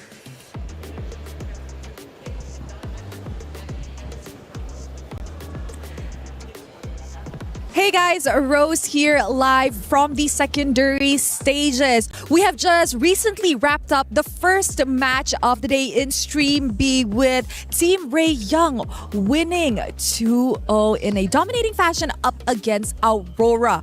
And we are currently on standby as we are to enter match 2 where we will be witnessing Virtus Pro going up against Twisted Minds. Will this game be another upset or will we all be surprised with the results? That is it from us over at the secondary stages. With that, throwing it back to you guys. Thank you for the update, Rose, over there on Stream B, laying down the law. Team Ray Young, as we mentioned, a 2-0 win over Aurora Gaming. Coming up next on Stream B, Virtus Pro versus Twisted Minds. Anytime that I hear about these two organizations going against each other in any esport, I can't help but get excited. Me too. And this was one of the teams that I mentioned earlier on when we got into the broadcast, right? Twisted Minds, a very unique team, being able to go through from the Mekong qualifiers. And they've incorporated such a unique lineup, very Indo-coded. Jin Chao's there in the gold lane. And we got to actually see them, I actually saw them at the airport. And I was like, you guys confident? Yeah, it's been okay, but I've been hearing that there are communication issues. So no matter how professional these teams are, no matter how professional these players are, when you unite a particular team under different banner from different regions, communication is going to take its toll because their coach is also Indonesian. It's Nasi Uduk, Coach Nasduk.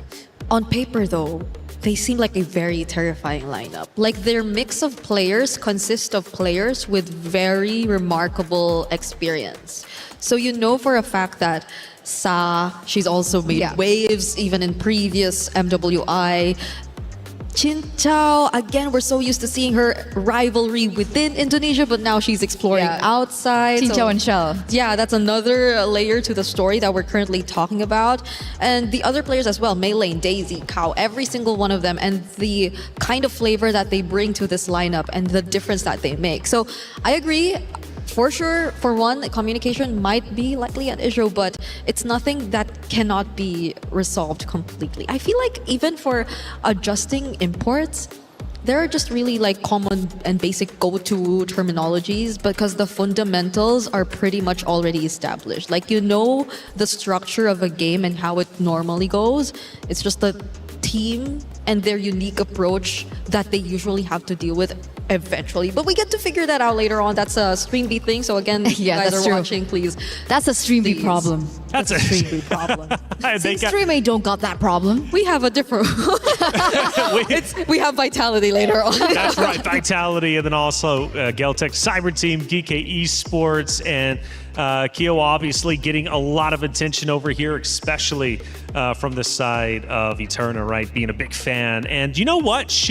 I can see why she's a fan. I mean, she was awarded as the finals MVP. She was making great clutches in a previous tournaments and, a 7-game grand final playing Harley, Leomord, right? She obviously has versatility. She can go in and make objectives hers, which clearly, as a big impactful player, I can see why she's clearly going to be a big impact for this Geltech Cyber team. But is it enough to take down GK Esports? Because we mentioned the veteranship earlier of, I believe it was Violet, right, coming out from the side of Falcons Indonesia, but that wasn't enough to take down Sata Esports. The veteranship sometimes can't get your team over the edge to take down the newcomers. Yeah, which is why I'm really hopeful. I'm really hopeful this is a more successful version. And that's what makes this matchup really interesting, right? We've been highlighting Kyoe for the longest of time, but on the other side, it's Electa. Do you remember Electa? Electa Final Blow? She also plays the Benedetta. I remember that nickname. Electa Final Blow. Electa Final Blow, Sata Esports, the final blow to Team Falcons Indonesia, who drops down. And we've got our first decider matchup to protect the key and your heart at the Esports World Cup. Team Falcons Indonesia versus Aurora Gaming, who also suffered a loss 2-0. Both teams have yet to win a map. Oh, that's tough. I know it's just been the first series, but you're already seeing an elimination match coming your way. And I believe these are being broadcasted tomorrow onwards. because today we're focusing on all quarterfinals for the first round. Yeah. So it's tough, at least for that group. But again, in Stream A, you get 2 matches from Group A, 2 matches from Group B, so we still have a lot to catch up on. And even in Stream B, we have to check what is happening over their side. But for now, we know for a fact that we are a few moments away from Geltec versus GK, and we are very, very split on the desk as to what our expectations are for this match. Yeah, we need another person up here. Well, then again, that would make it even more split because it'd be 4 instead Wait, of 3. don't say that. Don't say that. No. Stream A, best stream. Stream A, best stream. Stream A, best stream. If you say we need something, then Stream B are gonna say, see, we're the better stream. Oh, yeah. We don't need All it. right? We don't need, you stay over there on Stream B. We're okay. That's right. Exactly. Although they do have a banger matchup, VP versus Twisted Minds is definitely going to be pretty incredible to watch. But we'll get one of those teams a little bit later on. And even our third series of the day, Vitality takes the stage. We'll get to see what form they're going to be in with the new meta. And things definitely will be heating up from that point forward. Geltec Cyber Team versus GK Esports. We are just moments away from our pick and bans, which has been quite exciting to see, again, with the new meta, to see how these teams are going to ebb and flow, obviously, to play against each other. And, you know, got to say for Seda, they definitely opened up the hero selection wide of what we could be expecting. I mean, it was truly exciting. I guess it's the Esmeralda thing. Yeah. Like, are we just going to really pay attention to whoever gets the Esmeralda? I'm still undecided. I mean, Esmeralda, I think, is strong. I mean, we did see the numbers. Yeah. The numbers reflect that the Esmeralda will be a very hot pick. But everything else, I still need more games and more matches to see. Because wildcards, first game Hirara, lost. Yeah. Second, lost. Yeah. Right? A really bad win rate in the early stages of the wildcards. And then eventually we start to see, okay, I think this hero has promise. So we might be seeing something of a similar pattern the longer we get into these games. That's true. Same for me. Is the Gatot really back? Or was it just like a hero synergy or a game plan thing that we got to see earlier together with the Alice? Right? So there are like a lot of layers of questions that we still have regarding the current meta. But one thing's for sure, it remains very flexible, even in the jungle. Because we still saw Seda pick up the Baksha jungle and make it work. Well, it worked, but we could see like farming-wise, it wasn't as fast. Yeah, it wasn't. So the nerfs really did hit him. Yes, it did. I think it was really just compensated by the fact that they are a really good team in terms of punishing and like finding the advantages across the map overall. It worked technically, but we're not sure if it is going to work if it were on the same level and if they had the same footing You in know, game. By the way, Virtus Pro Twisted Minds, this is a really fun one because there's a lot of history with the players themselves on each roster. You know, you look last year, the core players of Virtus Pro roster represented Twisted Minds. They have now switched over to VP. Okay, so now they're representing a different org, playing against their org. It's, you know, it's always awkward to do so. They go through their pick and bans, so I'll let you ladies walk through it. And already, I'm hearing some gasp. It's the famous combo. Hey, it's a Barrett's Mathilda. Barrett's Mathilda. And so the famous blacklist combo. Oh my goodness, Twisted Minds. Maylane and Kao are actually pulling out the the Barrett's Mathilda. We got a glimpse of it there, so it feels very interesting. Still a bit of the utility out there on Stream B. Well, we got the taste of that as well. That's why I'm still undecided. Like, were the changes towards the meta not as brutal as we thought? Or is it just early stage and everyone's still adapting and trying to find their way in this current meta? Should be, right? It's just day one. We're still in day one. We might see a bit more changes because even in wildcard, I feel like we didn't immediately want to accept the fact that Hirara is a thing, but eventually teams just respected the Hirara pick overall. And now we're seeing the draft finally take place. It's going to be expanding rivers for both Geltec and GK, and it's looking to be a bit different from our first series, Eterna, since the Eve is going to be immediately taken out. The Freya does too, but it's not like they really paid attention to the Freya even in the first game. I've been really wondering where this Freya went. Because I still think that the Freya is really overpowered. That's true. It's good flex as well, right? Gold lane, XP. it's a good hero all around, and I think we finally get to a matchup where they respect the power of the Freya. The Marcel also goes out in the first phase. It's a hero that ever since its debut has been really making waves. There have been patches and changes towards the Marcel hereafter, and it made the Marcel ever as strong. Regardless if you're going utility or assassin, I feel like you just don't want to deal with it, Like it's like a Hilda, but it's not. Essentially the same in terms of what they want to achieve, but okay, Kike, early respect. I think they're taking out some of the more known Kyoei options in the jungle, Nolan being one, and considering the meta, I agree with this choice because it's a recently buffed hero. Yeah. You wouldn't want to see that. The changes towards the Nolan is the fact that he's a lot more sustainable in these team fights because of the energy consumption or the mana consumption that has been put down. Like adjusted, like it's really good. Like he can stay in these team fights a lot longer, isn't as reliant on the purple buff. Obviously the purple buff will still be a huge factor towards how strong the Nolan can be.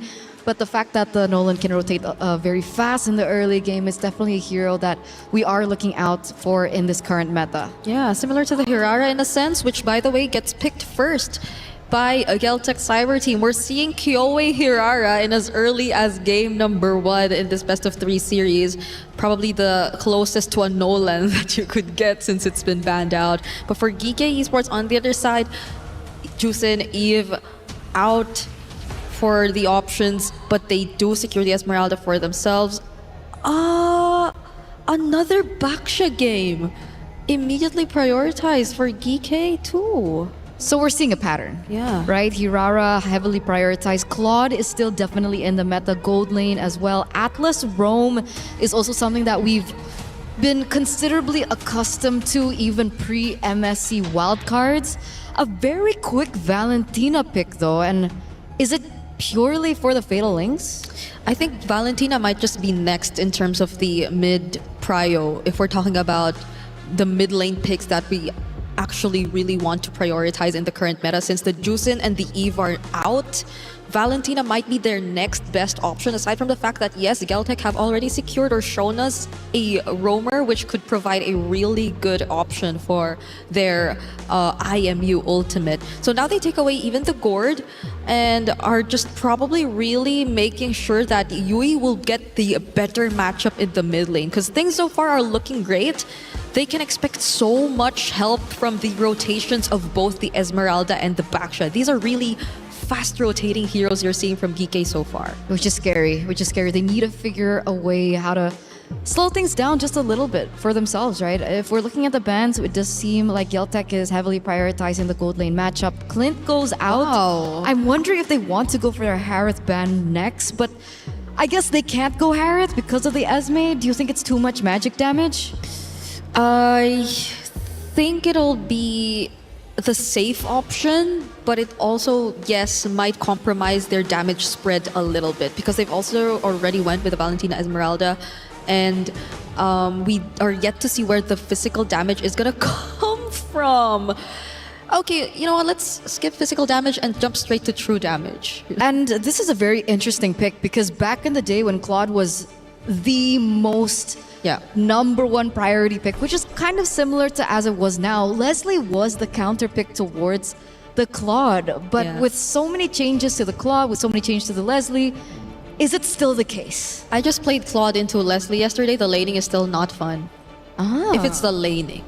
But there are other factors that we have to look at because it's a fast rotating Hirara Atlas 2 on the other side for Geltec. So we also are yet to find out what the mid lane pairing is gonna be together with the Atlas, because following this, what else is there? Like if you want to just match them head on, there's a Lilia. Oh, okay, this is okay. This is a really good pickup. It looks very annoying for these close ranged heroes that Geek have actually picked up so far, because you're leaning in the Baksha and the Valentina, somehow you gotta close in to your targets. That's true. There's also a double setup for Geltec, right? They have the Atlas and the Terizla, so if their combo goes through as planned, it would be very great But another unorthodox pick hits after the Leslie here for Geeke, as we do see now the Kufra being picked up as well. I don't know how much of a great time this Leslie is going to have. Leslie needs to go Purify, but she also needs Flicker, and now they're forcing her into a really uncomfortable spot. Yeah, at least in terms of the Claude, you have a way to just cancel out the Blazing Duet and just push him away. And same applies for the other targets who are closing in, but that's the thing. It's not just one target chasing after you. There are multiple heroes who can just jump at you, and you're just constantly forced to find or escape from all these setups. All right, well, it's time to get our game number 1 started. There's been a lot of setup. Now it's time for action. It's Geltic Cyber Team versus Geeke Esports Casters. Take it away. Welcome to the Land of Dawn, folks. Thank you so much to the studio. After analyzing all of that, the drafts are in and we have another Baksha game. So, is utility even dead? Is the question right now, right? Like, we mentioned a couple of times, me too, that like, I don't think we're going to see a lot of utility. Definitely, especially in the recent patch. Although it really depends on the pilot, on who uses it, right? It's all about the mechanics, and so far on to our first half, or the first match rather, where Seda was able to go for a 2-0. It's mostly more of a balanced type of a Rara on the jungle, which is kind of assassin, and then went on to the backshot. I think it really depends on who you place it with. But right now, I really like how GK placed a Valentina and as well as a Leslie on their gold lane, partnering it up with a Baksha jungle. And it's a crazy greedy choice. Aitor mentioned it. You kind of have to go for the Purify. There's so many layers of CC that you got to deal with. Nefiria will go the different route though. It's a Flicker on Nefiria. It's also lethal ignition and the weapon mastery. So all in on that greed. If she wins out of this lane, it'll be great. If she doesn't, yeah, that's it's going to be problematic for sure. Kyoe, very interesting pathing. Goes from the lizard straight into the gold crab, and now she goes onto the purple buff. I actually really like that. And honestly, if you're just looking at the draft, Geltec got a really good draft. Coach Osprey, I've rated him for quite a while now, and I'm very happy to see just a bit of Verso, even though we get to see him this tournament. It's definitely refreshing to think that they've managed to get a Valier out of Sanjik here against GK Esports, which is quite perfect in my opinion. And now we see some action happening here. And we see Flickers already exhausted here for Sanjik and the others.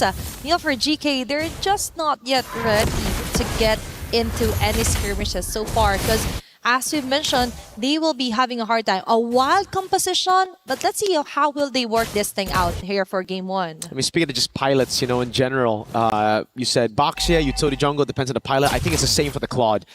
It's almost like a hero that just has no counters if the right player is using it. Tokyo, so far, doing a good job. Going for the gold crab, actually takes it away from Nefiria as well, and that's what I'm saying. All comes down to how you play it. How you play it, how good you are. Good immobilization.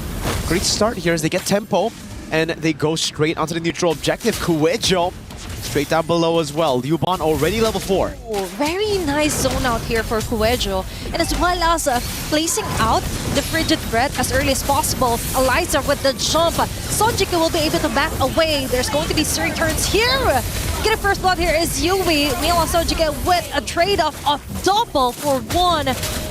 Geltic getting most of the advantages here, and Eliza, even though that was a great entry point, just didn't have enough respo to make the most out of it. There you go. Just a really good start for Geltec so far. It's just a turtle take. They were first onto it. It's all about tempo and building up. Set up before the neutral objective. Meanwhile, for GK, I really feel like they should try to rotate onto Nefiria instead of going for those neutral objectives. They have pretty good rotation speeds. Tokyo this time won't be too fortunate to actually steal that away. Nefiria will be the one getting it. It really feels like, especially after that initial setup for Geltec, it should have just been GK looking for a trade up top, especially considering they got a winning lane for Nefiria against Tokyo. Yep, Brigida has already mentioned they actually tried the Claude onto a Leslie, but now they're onto A5U. Kyoe is just going wild, and I think the meta fits her best. because it's one of her specialty when it comes to assassin type of things, and the mechanics just fits perfectly when it comes to a Hirara under her hands. And now they go easy on the initiations. That's a quite an Neferia is the next target. Now they see the frigid bread. The flicker already baited out of her, and I think that is very crucial here for GK Esports. This is the gold crab secure, actually taken away by Sanjika over in mid. Good rotations across the board. The flicker burnt out means that if they do get prio over this lane, they can just rotate over again, and it's going to be a free kill. Especially with the Hirara rotating over. Kiowe already utilizing expanding rivers. The shield unity used up by GK. Electa using it maybe a bit too early as they go for the rotation up top, but Tokyo is very aware of what's happening. Again, it really just seems like Geltec will be the ones holding it. They're making things easier here for Tokyo, so they don't really think it's much of a threat here for Neferia. As long as they get the flicker out of her, things are looking good. Now for GK, they're trying to force out some kind of vision, and it's still Neferia! They come back to Leobon with the last hit. They go in with a Fatal Links. A4, you or A5, you going down immediately. All of that before an objective take here, and Kiowe will most likely get this free turtle on their hands. Now GK, they can't do nothing but stare back. Easy turtle here for Geltec. Kueja with a dive again. Perfect match coming down. What a combo here. Still has Purify. Kiowe walks up. Okay, now she's just tower hugging. She just need to survive. But how can you survive if there's 5 members of Geltec in your face and they're not stopping at all? Tokyo get the kill. Geltec just putting in the guns and the farm enough here for their gold lane. So well played. Kiowe leaves it to the rest of the team as well. In the bottom lane, the wave has already crashed down, so at least GK can get a turret traded back. Kiowe's got to be careful walking up to these bushes when there's no one around. Again, though, for Geltec, they get a kill, they get that team fight, they get the neutral objective, and then the turret as the cherry on top. So it's just that proactiveness that they have that has given them so much more of a lead. The classic EECA stuff, man. It's not just about micro, it's not about that team fight, it's all about setting up, getting the advantage through macro. And that's been the main problem for GK. They've gotten winning lanes here and there, but they just haven't been able to utilize it to really maximize those winning lanes. And for Geltec, they're just making the most out of it. There's like in-your-face type of composition, but as well as the discipline is there. Great jump. Really great Sanjika move here. With a follow-up as well, Electa just rolls around the map.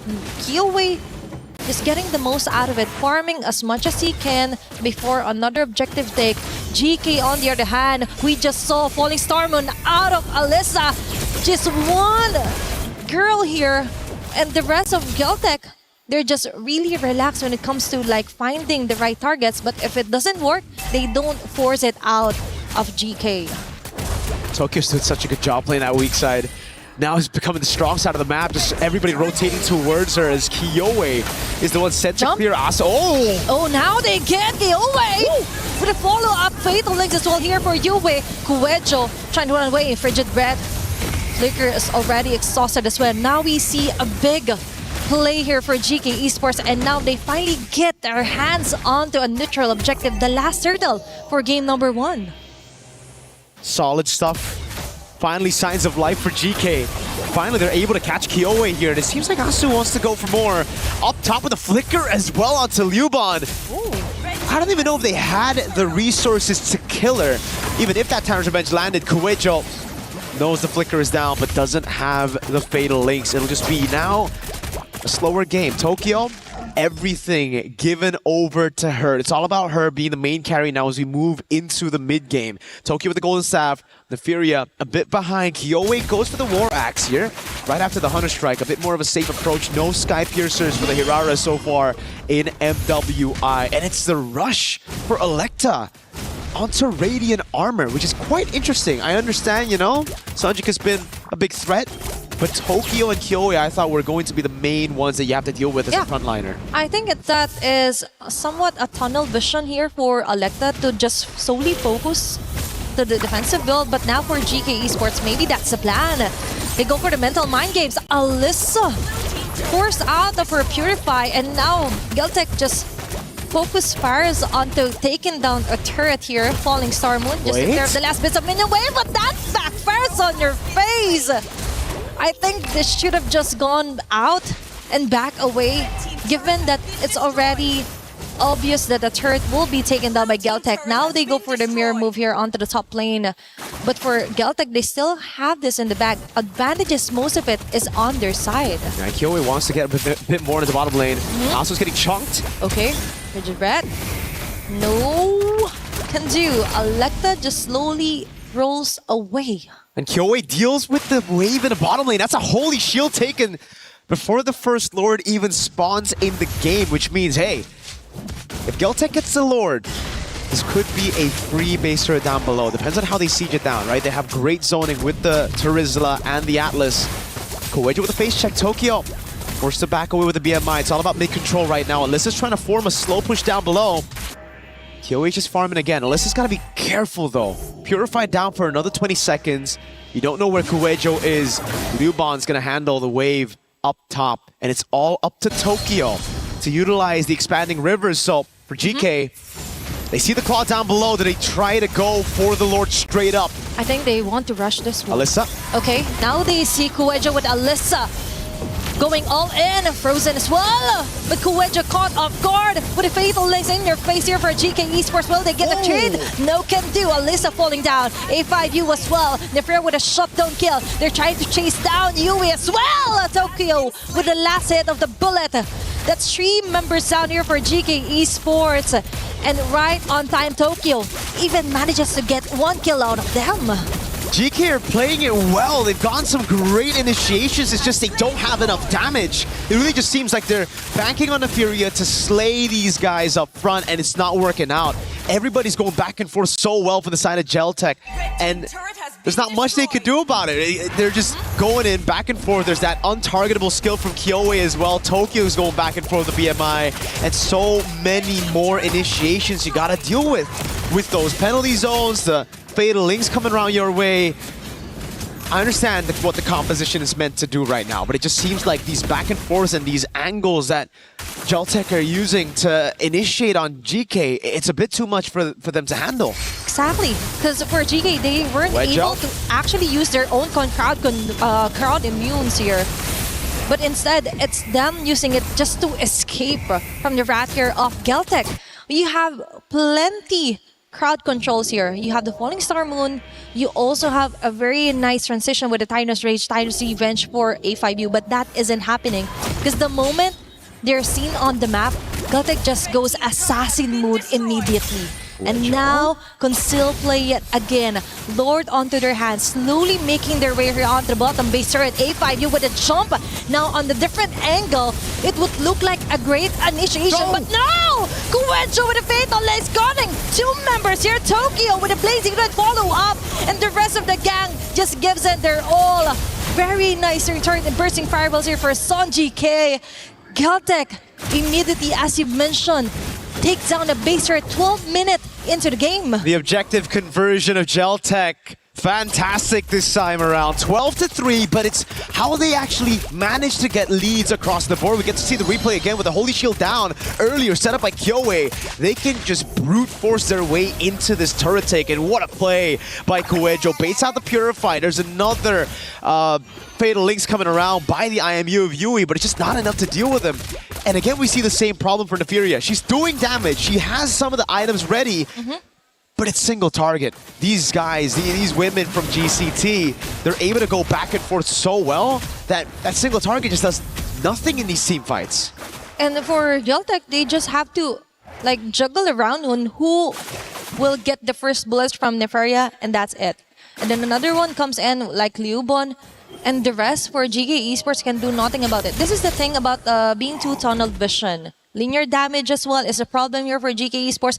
The item build earlier as well was a bit of a question here for Electa.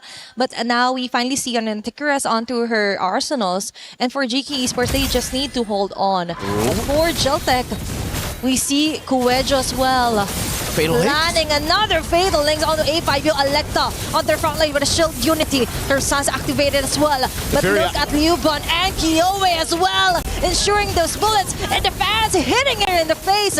Alyssa trying to run away. Basic and for Tokyo will be enough. A mega kill. 3-for-1 trade of Geltek. Still good damage. It's really just a battle front to back. That was a very questionable initiation that worked out anyways. It was an all-in over onto Romer Asu. The rest of the team followed it through though, and they were able to get it done. Again for GK, Neferia's been free hitting. She's just safe in the back, hitting, getting all these shots. It's the reason Liubon actually fell. So damage is there. Items are ready. It's just now, how do you get past your front line, getting bursted down before you can actually burst some of the other front lines? And the fact that they just have so many ways to get away. Look, again, Neferia free hitting this entire fight, but not able to shred these frontliners down as fast as Geltek. They were the ones going at it. Look, right? Kyoe gets away just in time. Tokyo walks up, and by the time Neferia walks up, they're already gone. Okay, for GK Esports, we understand that they more on the dive type of composition. But what's a great mage to deal with those kinds of in-your-face jumps? Sonjika's Valier.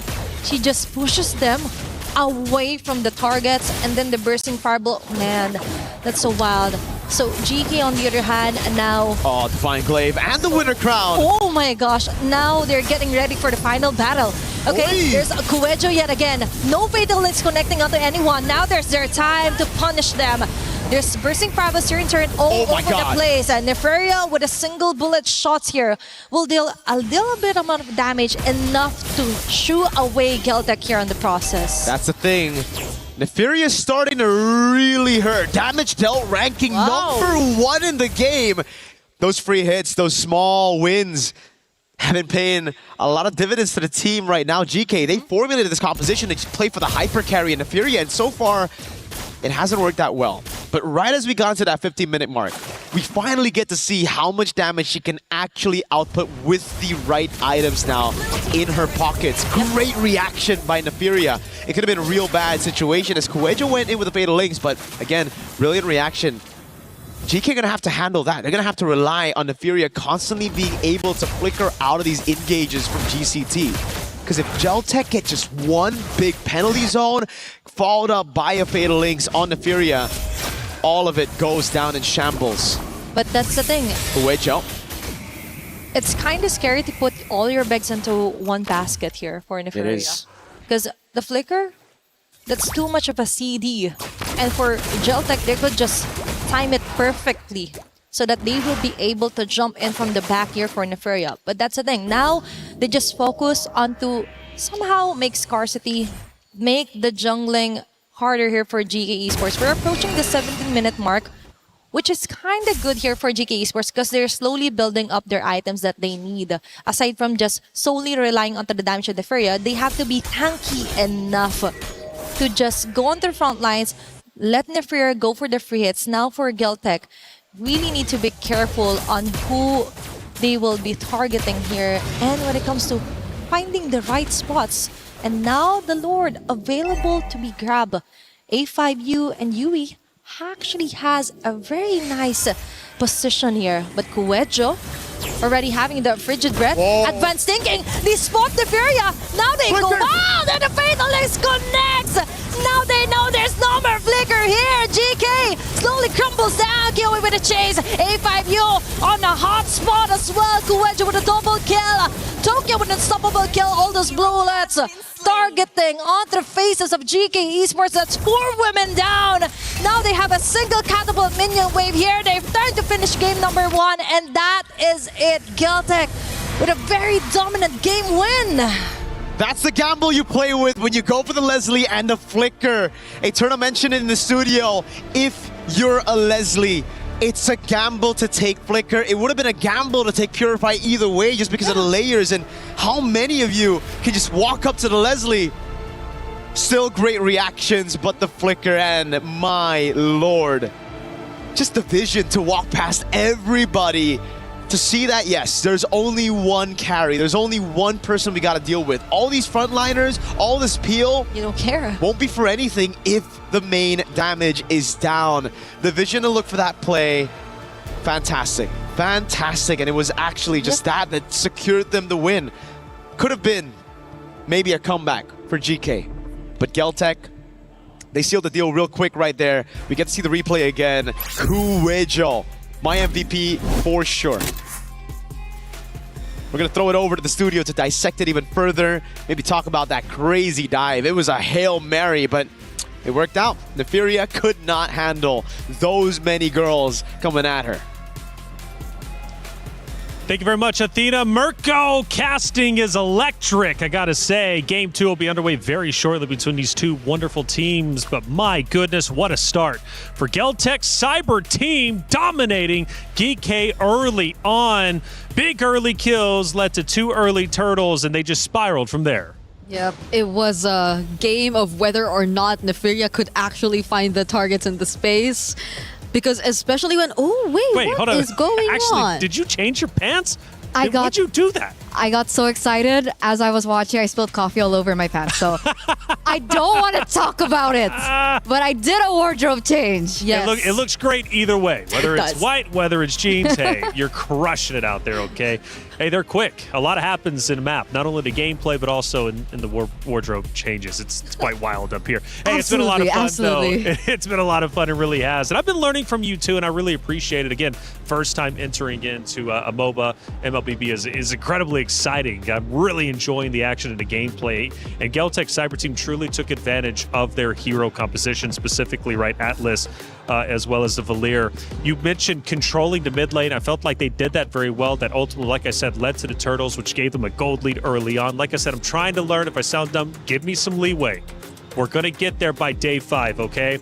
But that early lead was quite significant. And on top of that, the early kills, because I think at one point, it was like 9-3 very quickly. And now one thing you mentioned, though, Bree, coming up was Leslie, potentially an uncomfortable spot, and Kufra as well. Value reduced, but due to the single targeting, these team fights just did them no justice. Yeah, I agree. I also, had to look for ways that they could really make use of this Tyrant's Rage and Revenge combo, because hypothetically they do find a setup. The damage is expected to come from a very single target hero in the form of a Leslie.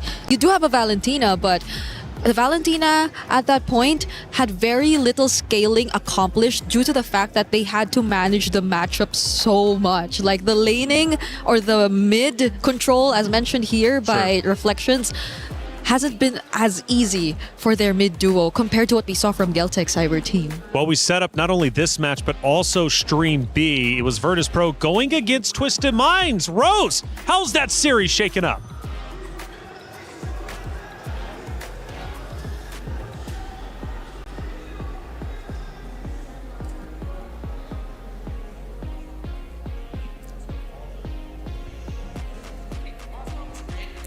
Hey guys, Rose here once again, reporting live from Stream B.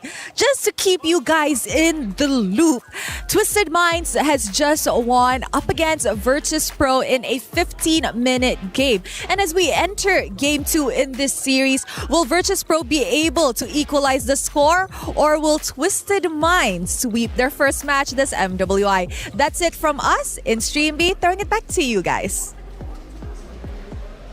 Thank you very much, Rose. Again, 2 streams happening, multiple matches taking place at once. Make sure you have 2 monitors, 2 phones, whatever you need to stay up to date with everything MWI and Esports World Cup. Twisted Minds taking an early lead up 1-0. Virtus Pro, do we believe in them to come back, force a Game 3? What are we thinking? Eterna, come on. That's my girl. That's my girl, Chin Chao. I don't know what happened in that game, but I'm pretty sure she had something to say about it. Yeah, she's pretty historic, right? I mean, I was looking at her stats and looking at her history. Like, she's got a lot of history when it comes to MLBB as a whole. She reminds me of Roger. I don't know why. Jin Chao is like equivalent to Roger. Really? Yeah, that was her hero back in the day. Yeah, I remember her going through so much hair color changes as well. I think she's been here long enough to have multiple changes in terms of her hair color, because that thing doesn't wash away as quick. So yeah, she's considerably a veteran in the scene, and I agree, she probably did shine in that series. And the trend so far has been 2-0, but I don't know if VP could break it. I don't know. By the way, speaking of hair color, I got a couple of grays coming in. I might have to take some advice from you ladies and get rid of these grays so I can look 22. I think that's what I am. Hey, check it out. Age gap. That's right. It was a great series, though, for sure. But it really was. GK Esports consistently trying to come back. We get down to our final moments, and it was Geltec Cyber Team just closing the door shut. And it was just a brutal team fight. That was beautiful. That was beautiful. I think Miracle mentioned it as well as he was casting Cuejo on the Atlas. Now, this really reminds you of how much of an amazing hero. This was the play. That was the play that really sealed the deal there for Geltec. The fact that she was able to find that flank, understanding that Nefiria did not bring the Purify. She still had to force the Flicker, considering, the Leslie doesn't have an escape tool, which is why I was so worried about the Leslie pick earlier on. She was able to utilize that to her advantage, take her out, because at that point of the game, Nefiria was dealing so much damage, but luckily enough, they tunnel visioned on that. Yeah. And I think it's been another example of the EXP lane and the roamer just really being the anchors of the team and doing such a good job at finding these perfectly timed initiations. In that particular example, again, it was Nefiria who barely had the means to get out, because even if she did still have a flicker left, she had to use it to get away from the Atlas who was chasing her. And afterwards, you still have a penalty zone. So there's just so much chase that you had to get away from, and it was not an easy task. And to add to that, I think that was the first time we ever saw the Esmeralda finally shut down, because we didn't really get to see the Esmeralda perform as much. It's not a matchup thing, I'd say, like against the Terizla, who people really consider to be just an NPC or a filler type of EXP laner to just get the job done. It's not really a matchup thing. So I think it was really more on the execution and just Geltec being the better team in this particular game. Yeah, because I think it was Jessica, City Esports, who was utilizing Esmeralda quite well, right? And clearly doing it very well. Esmeralda is probably going to be a pick we're going to be seeing quite often. I am sure of it. Harara as well. We've now witnessed that twice as the first pick during the hero selection. I'm sure it'll be much the same going into the next one. And speaking of the next one, obviously Leslie, a lot of criticism towards Leslie, a lot of criticism potentially towards Kufra as well, just not getting as much value. So now for GK Esports, what's the adjustment? I would say drafts. I wouldn't even just put highlights on the Leslie as well as the Kufra. But I don't really enjoy seeing a blind Valentina. Like, I don't know if that was a comfort pick, which does happen to a few teams. Like, it's a power pick. That's why they go for the Valentina really early. But it feels like in that composition, they could have gone for something different, right? The Lilia was available. There was still the Zetian. So even though the Yves and the Jushin was banned out, they still had the option of going for the Valia themselves. So again, personally, I also didn't see the Valentina pick or the impact that the Valentina pick had in that particular game. What did you think about the Valentina? It could have been very impactful.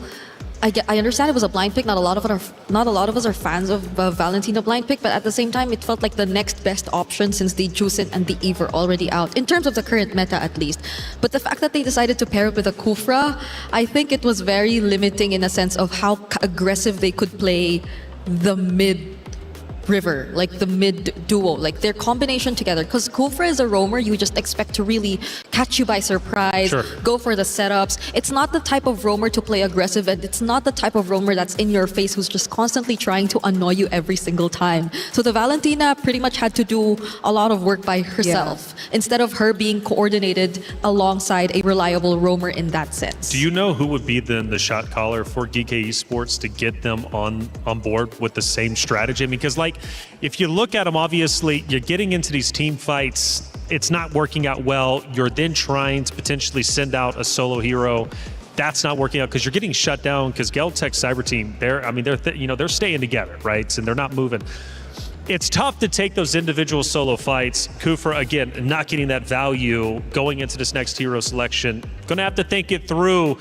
But then again, you go back to our previous series, Falcons Indonesia. They came out wild, right, with their hero picks, and they overcompensated trying to make back the lost ground that they lost just previously. And I'm really hoping GK doesn't get into that, because I felt like they played decently well. They did, in fact, it worked a bit during that first series, or that first map, I should say.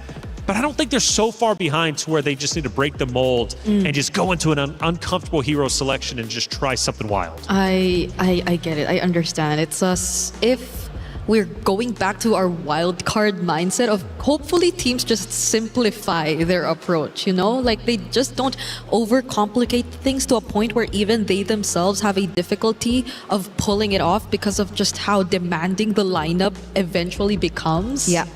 Because that lineup felt like you had to land a setup, but where's the follow-up going to come from? You had to make sure that Neferia was well farmed enough. But even when that time came, like that could only do so much because everyone else from Geltec was also just as farmed up. So let's keep things simple, right? Let's go back to the drafts. Let's go back to the fundamentals because I think they were definitely overthinking it. And I like the approach for Gike this time around, right? They are going to be on blue side this time around, and they do respect the Hirara. So the Hirara finally gets eliminated away. Kyoe will not be able to get her hands on it. And I think that's huge respect and one of the main win cons that Gike really need to focus on, right? They need to be able to shut down Kyoe. How do they do that is perhaps ban out the Hirara. That's something that they go for.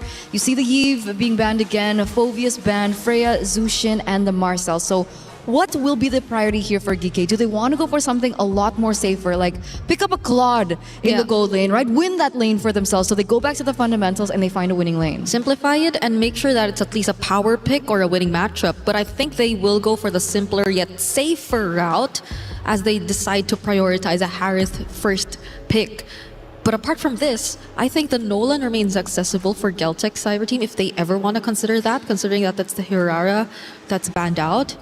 And I think it's great to like opt for those kinds of heroes that could just generally make positioning difficult and dancing around the Zaman Force very difficult for the Harith. But again, in this scenario, it's another Valentina that they decided to pick up. It's Geltec doing it this time though. Okay, so is this a blind pick considering that they want to eliminate a Sora, a potential Sora?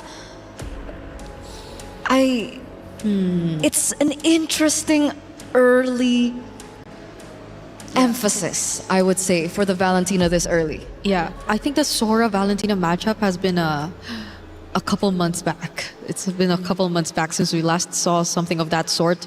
So it does feel like just a general priority for the Valentina, but it does make you think twice about picking up those other very ultimate reliant heroes that could still come out.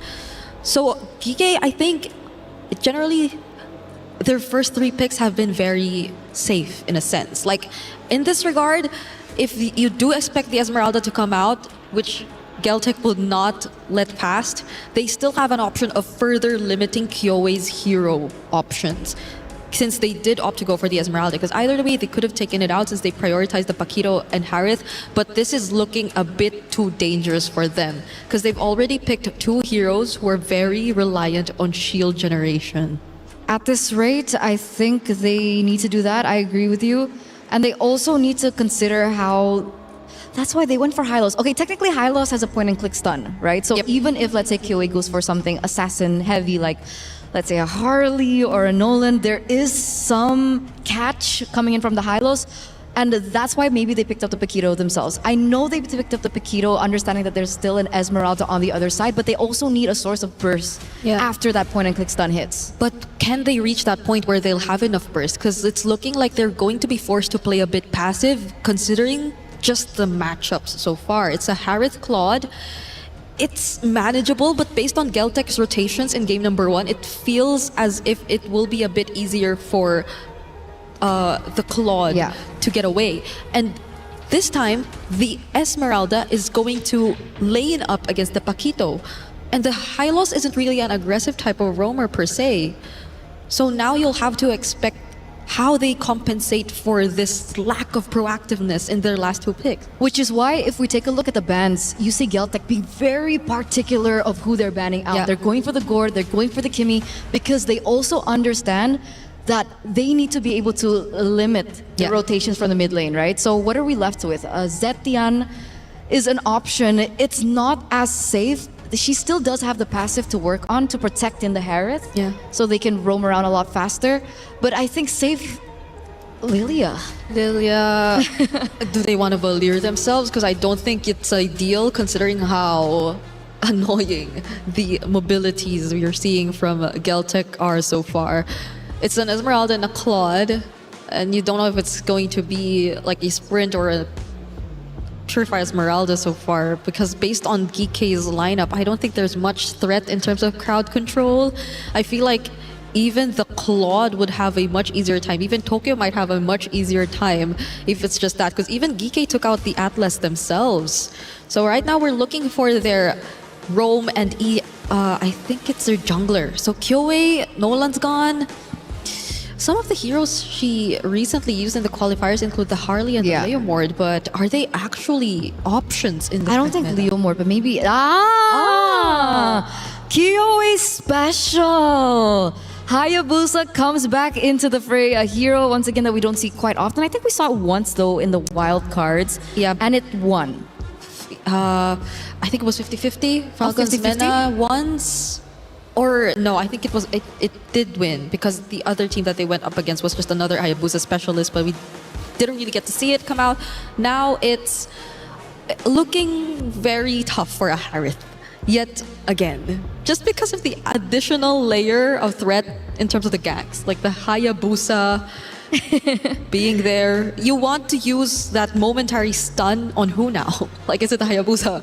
Is it the Esmeralda? Which is why I think we need catch. I don't think they can go for an assassin in the jungle. There you go. Baxia comes through. It's a lot safer. It needs... I mean, because of the nerfs towards the Baxia, rather, sorry, the rotations aren't going to be as easy and as simple as it would be for like a typical assassin. But I guess we do find out the value of the Valentina. Faramis. Faramis, Hylos, and Baxia. What do you think about the wave clear? Wave clear, if it comes down to hopefully not where they have to deal with a lot of waves, could potentially somehow get away with it, but it's not ideal. Things aren't looking ideal for GK Esports. How long has it been since we last saw a Faramis into a Valentina and them just really voluntarily doing this to themselves, right? It feels like they've just added so much more layers to how we are expecting a much more passive gameplay from GK rather than what they should be playing if they really want to take control of the game, because they're being limited in terms of their matchups already. Yeah. On top of the fact that Geltec last pick a Belleric. It's beautiful. It's beautiful. It's a cherry on top, right? There's the composition entirely for GK is they need to dive in. They need to go in to these team fights. The Belleric is just the cherry on top, going to be able to really deny all those initiates, I would say, in these particular team fights. I think, once again, this could be a 2-0. It could very well be a 2-0. However, can we see GK Esports fight back? Let's find out. Atheno, Mirko, take it away. That's a good question. Reflections. We're going to jump into the land of Dawn here to answer that question exactly. What do you think, Athena? Is it a 2-0 or do you think GK can do it? 1-1. To be honest, in this composition, I think it's a 2-0, especially onto the hands of Kyoei's Hayabusa. Dang. Remember, it's one of her specialty. But let's see, maybe the willpower of GK will be enough to kindly stretch this match onto game number 3. Yeah, the only question I have is just like, is the box just still good is the question right now, right? We've been seeing it a lot so far. I think we've seen it like 2 times, right? One time it won, the other time it didn't. And Kyoei's just been having a blast on these assassins. Another signature pick here today. Lethal Ignition is the choice for Yui though, so not really just a full utility type of Faramis. It's all in for damage on top of it. Speaking of damage as well with the Faramis, it just gives more value onto Sonjika's Valentina. Eterna has mentioned this, and give Geltec a really nice advantage too. But let's see. But now, we appreciate the effort of Liubon just spawning out here with the started dances as well. But 8-5U would have immediate first blood. Surprisingly, is GK Esports getting head-to-head this early onto Geltec. It's a really good start for the game to Hylos, I guess, because it is Asu who actually gets the first kill of the game. It would have been great if it was someone else. This is the thing about the Harith though. Nefira is really going to struggle this game. Last time she was put onto a winning matchup. This time, it's not so much a winning matchup level 1 to 3. Tokyo is going to have a blast in that lane, and on top of it, definitely with the winning matchup and a Hayabusa with a Valentina all around, it's going to get even tougher. On top of that, later in the team fights, Liubon's on Esmeralda just soaking in those shields. She is going to have the time of her life with a Paquito and a Heart. Imagine all the team fights later on. And we see the true value as well of what Geltec has done here onto their composition. And right on cue, Turtle has respawned. There's Alecta, but I don't think their damage will be enough. Might be more on the clutch play here for Alyssa. She needs to keep Killway at bay, and that is exactly her plan. Learbond goes in. Let's see. Kuejo, on the other hand, forced out of her revitalized Tokyo with a free hit onto Alyssa. Now they get rolling in with Tokyo Blazing Duet. Yui falling down immediately. Geltec goes in with a kill, plus a turtle as well. That's 2 birds with 1 stone immediately for Geltec. And Azu as well might fall down. Then Sojiki onto the front with the basic attacks, plus the sticker as well is enough to taunt them down. Non-stop MLBB action from minute 2. And Geltec had the most out of it. What? And part 2 yet again. Alyssa onto the tower, but still enough for now. That's Geltec yet again going in. Just when you thought it's over, it's not yet finished. My goodness. Started off really good for GK, but what happened after that? They were looking for a brawl. Unfortunately, as you mentioned, Athena, it's the backfire of picking a Faramis into a Valentina. Sanjike was already level 4. Yui, not quite at that level, did not have the Netherrealm to play with. So at the end of the day, it was Geltec who got all the advantages that GK should have had coming into neutral objective 1.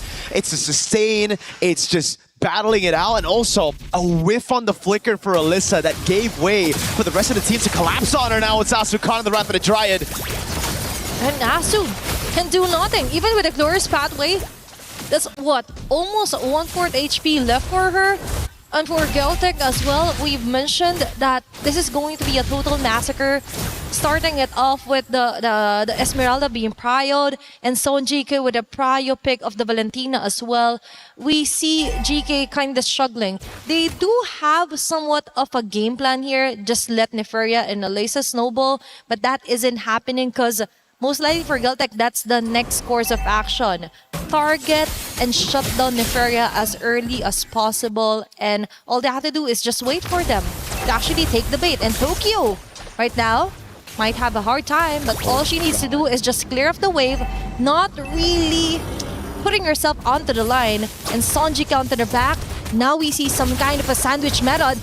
Asu forced out of her glorious pathway. Alecta? And Alecta will be saved with the nether here by Yui. But now they're left defenseless. GCT right now has the chance to totally tone her down. Even the Diamond Force, the Fairy is forced to back away. Sonjika with a dash out. The Flicker has already been exhausted as well, just to try and run away. Alyssa will catch Kiyowe onto the side, and Nefira did a great job as well, putting down core damage dealers here from Geltec. Overextension, a mistake by Geltec, instant punish by GK. As they're looking to play it around again. This time Yui has a Netherrealm, right? That was the big difference from the first turtle, and you could see how much of a difference it actually played in that skirmish. GK was able to just prolong those team fights, play around Neferia and peel for her while all the frontliners took the damage. Alyssa, great flank, caught Kyoe off guard as well, rotated quicker as she cleared in bot. Now for Geltec, I think you can actually add a bit of a question mark there. Coach Osprey, very detailed when it comes to just win conditions and playing around those objectives. Geltec could have just taken the free turtle for a dive on the weak side, but they instead tried to go for a fight. They wanted to save Tokyo up top, and it costed them a lot. And that is why you have to stick to the plan. Be disciplined as well here for Geltec. That is too much time wasted actually onto chasing down members of GK. That's why they were able to maximize their sustain lineup. The free hits here for Neferia, and now Kyoe still will secure the turtle. Plus now they slowly disengage. Neferia with his Salmon Force not able to really put a dent onto Leobon's shield as well. It's all about surviving first for GK. Plus I like what Alyssa is doing. Just pushing off the waves here against GCT, forcing up to their attack. She's been doing what Keto hasn't been able to do in day 1 of MWI so far. Splitting the team up. Leobon! Whoa! Okay, that's a forced copy. Another here for Sonji K. Kuejo on the tight spot. Neferia will get you with a Salmon Force. Clutch Netherrealm, but Tokyo still gets in with the blazing duet.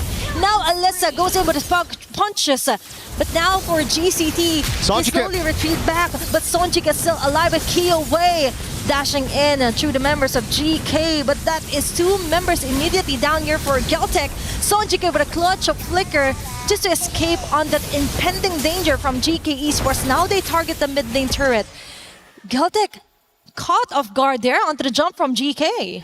It's all about waiting for the Netherrealm and then the Zaman Force, right? Because as long as the Furia plays around as Zaman Force, as long as they have the Netherrealm, they're completely fine taking these fights head-on against Geltec. Again, Turtle 1, it was just GK not able to fully utilize their composition because it was a Yui that was still level 3 without the Netherrealm. After that, it's been smooth sailing every time they go for the 5v5, but now Lissa gets caught in a 2v1. Even the Crown of Dryad was committed onto her solely, and Alyssa will be able to dash away constantly. Tokyo running for his life, and Alyssa will do it. He won't go back down. He won't die onto the hands of GCT. 1 HP gets away from a 2v1, but unfortunately, it's still a loss at the end of the day. A tier 2 taken and nothing traded across the map. Tokyo gets it, just a bit delayed there. Alyssa wants to go for the chase. Needs to respect. Kuejo is waiting just around the bush, around the corner. Now with Sonjika baiting out the Zaman Force. Okay. Small window opens up and they're going to utilize this window. Straight they go into the Lord. 8 minutes in. This is the first Lord of the game. Kyoe is already on it. Okay, it's all about placing yourselves earlier on the vicinity of the Lord. Tokyo, focus fire onto the Lord. Wrath of the Giant. Okay, now they change targets. Right connecting. Electa with Yui as well with the Netherrealm. They're safe, but surprise onto Sonjike. Tokyo. Now they have to back away. Neferia going on the shutdown kill. And they go in. Kyoe as well will get the immediate takedown, but Alyssa goes in with a trade. Oh, that's a very nice bowling storm here for Liubon. Louis trying to run away. It's going to be the Ghostbusters here. Asu for the save, but it's Liubon onto 2 members. I think this might be it. That is going to be a kill here onto Liubon. Meanwhile, onto the mid lane, it's Electa slowly retreating back. It might have been messy, but I think GCT still got the most out of it. GK's box was scattered by Geltec. They had so many angles to attack from Tokyo. Great discipline this time around, really learning from the mistakes of the last few skirmishes that didn't go their way. It's all about waiting for the Netherrealm and the Zaman Force, forcing them into these really weird situations where they just can't utilize their resources together. Once they're scattered, it was just GCT pulling off the Blazing Duet, getting those damage. Oh, the poke over on Yui. Too much. Either way, for Geltec, all they need to do is just wait for either the Zaman Force or Netherrealm, as you mentioned. And all they have to do is just wait for the perfect timing, wait for the perfect person to show up on the mat. Wrath of Dryad here for Kuejo. Even the Revitalize has been activated. Netherrealm's clutch here for Sonjike. The suppress is enough here for Electa as well. And they go in, Neferia with a free hits with the Zaman Force, but the jump from Liubon will stop them on their tracks. Tokyo with a Blazing Duet chase down onto Neferia Electa. And this will hit right onto their heads. Sonjike with a dashes as well onto the side lane. Alyssa now the ball is on their court. Will they go for the kill? Yup, but the BMI is there. Tokyo won't fall down. Sonjike with a kill. Neferia goes in with a trade. That's too much of a mess. But Kyoe, out of all that has happened, will focus on to getting that Lord. Oh, GK, I see what they were trying to do there. They were trying to just go in straight up, brute forcing their way into a 5v5, but they get caught in Kuejo's Wrath of the Dryad. The Revitalize gives her just enough time for the rest of the team to follow up. Great Netherrealm to again delay the death of the frontliner, and all that time was used with the Zaman Force on. A window open right as it was gone, right as it went on cooldown, and Geltec saw the vision, went in and punished GK out of that team fight. A few desperate moves here and there as they try to recoup. Alyssa went for the flicker, trying to go in for the kill here, but Tokyo gets out just in time with the BMI. Great read as well by Sonjika, is able to provide enough heal. You can see the built-up frustration from GK. It looked so good up until it just all fell right in front of them. And that's the thing.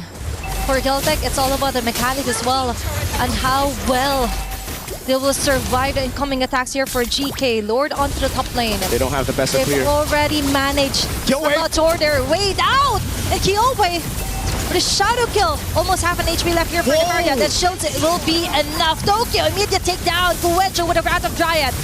It might not be enough. And now they slowly make and crawl their way back onto GCT.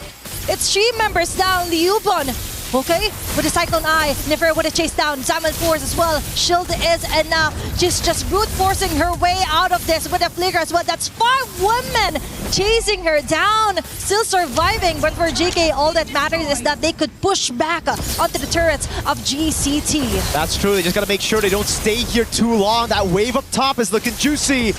And they call it off.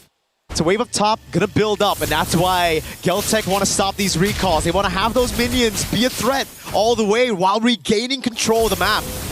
GK, this is very scary to play with a whole wave crashing down again. They're gonna be they're forced to walk back to base all the way to the top wave. And it's Geltec who wanna capitalize on this. Purple buff still secured by GK, so not much was taken away by Geltec, but still. Despite all that, despite a big win, 3-0 in that defense, they're only able to get a tier 1 in the mid lane, and now it's Geltec back with the map control. Yep. Tokyo, though, way too aggressive. I know she was trying to get that turret down, but you have to respect the damage of GK. It's just deja vu to game number 1, where the Furia started to get those items rolling on the Leslie. This time it's on the Harith. Damage outranking, the Furia is very close to the rest of the team. Tokyo, Sanjika, obviously still top 2. Kyoe is just doing assassin job, right? It's all about cleaning up. Tokyo, you might have the damage, but remember, for GK Esports, they're slowly crawling their way out. So they still have enough of skills to totally sort out on who to target. And now for GCT, we've mentioned, even if they lost on that specific takedown onto the turret, and G was able to take down a turret onto the mid lane. The good thing is that they still had the lead, and now they're forcing their way again with Coedjo's Rather Dryad. Electo right now, half an HP left. Crucial save here for US Netherrealm, but that's it. GCT will stake still at the risk here. They know there's no more plan B for GK Esports, but Neferia goes in with a plan A, which is to totally annihilate members here for Geltec. Now they slowly back away. That's a 1-for-1. Electa isn't having any of it. Coedjo might fall down. Alyssa targeting Tokyo with a blazing duet. And she will be doing it! What a save, what a kill here. But no, Sanjik is still alive and kicking. Neferia. Now Neferia is left alone here onto the mid lane. Will she risk it? I think that's enough of a gameplay yet here for GK Esports. They need to relax. They really do. I mean, at this point, they need to start brawling more and more. Live from Paris, by the way. Got a few stars in the building here watching. Shout outs to them. Very entertained already. Geltec, back to the point, it really comes down to how they utilize the Spar lane up top. They have the slow push constantly going in. They do not need to go for the fights. It's on GK to force a fight away from them. So for Geltec, it's all about playing the slow game. Yes, Alyssa's on the Paquito. She can go up top to handle the wave, but having that man advantage, hold on, Geltec. They're looking for the sneak. The Harrods up top, the expanding rivers. Okay. Gives them a bit of a boost, but Kyoe just... Oh, Electa! Okay, that's crazy. Electa just again with a drive-through. Retry still. Coedjo with another dive. Now Geltec is forced to tore them down. Making the most out of it. Tokyo with the blades into it. Hitting on the right marks here for GK Esports. Neferia and Nasu has to find a way to actually defend for their base. Liuban goes in with a falling Starman. They're just buying enough time for their minion wave to slowly crawl their way onto the base of GK Esports. And this might be it. Neferia, this is the final clash of the day, or might be, because now Liuban slowly takes down the members of GK. That's a total wipeout. And Geltec yet again comes up on top. They're just waiting for the next wave of minion to actually help them finish off this round. But there is a few seconds left for GK Esports to totally reset and defend and not let GCT finish off this round onto a 2-0. A hero play by Electa that saves the game. Geltec wanted to end. If they got a Lord, I think they would have still been able to go for that team fight with the Lord, getting all the base turrets. So at the end of the day, I think GK, that steal ended up still saving the game for them. Okay. Oh, they still want to just go for it. They think they're strong enough. The Furious back up though. Okay, it's all about asserting your dominance here for Geltec. Yuban already committed the falling stars for the next few seconds. GK Esports taunted. Actually has the chance to somehow just come down onto the map, clear off the last bit of minion wave that Geltec has managed to sort their way through. And with that, 16 minutes into the game, still, it's not yet the end here for GK Esports. Nope. It isn't the end. They still have a shot. It's 3 base turrets down, which makes it incredibly difficult to come back. But I think these girls have shown how tenacious they can be. What a steal by Electa! No one checked the bush. No one Kumar'd. You sometimes need to Kumar, you know? He's got to check the bush. And with the Baksha. Yeah, oh, that's true. But okay, that's true. The Baksha's the one waiting in the bush, though, this time. Yep. It's not the one checking the bush. Okay. But for GE Esports, that is somewhat of a breakthrough, actually. It was quite refreshing to see Electa go in with a big highlight play, the most crucial highlight play against Geltec Esports. If they didn't get that Lord, that might have been the end of it. But now for Geltec Esports, now they check each and every bush. That's a very expensive lesson to learn, and Liubon as well has to be really careful onto committing the Falling Star. Even though it's kind of a low cooldown, but still, a few seconds may be what GK Esports needs to actually come back from this deficit. Yeah, they had a shot earlier. They tried to send the Harith up top instead of the Paquito. I feel like this is a mistake that we're seeing again. GK's got to send Alyssa up top to deal with the wave. This is an evolved Lord. If Geltec learn from their mistakes, if they go and send some of those members into bushes, which they have done, Kuwait just holding the angle. Liuban as well. There's no way for Electa to get a free steal again, and she's caught all alone. Isolated down below. Oh, even committing Wrath of Giant onto Electa alone.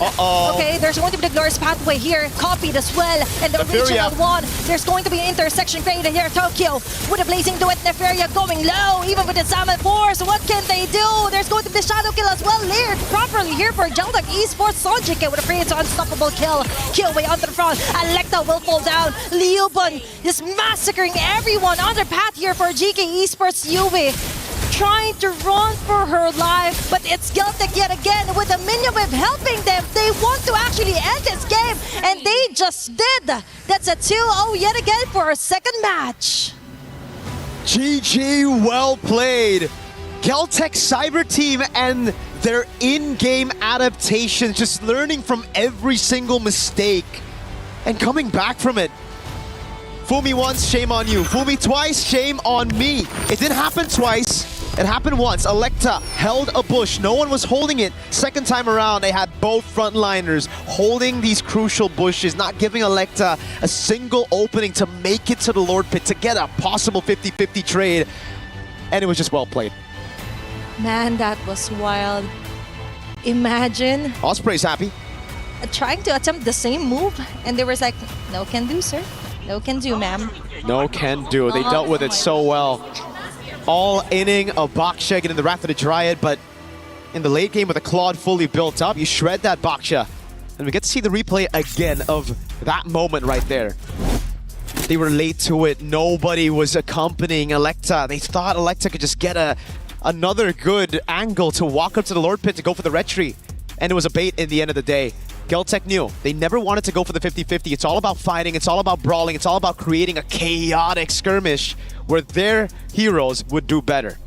We're gonna throw it to the studio to dissect that game yet again.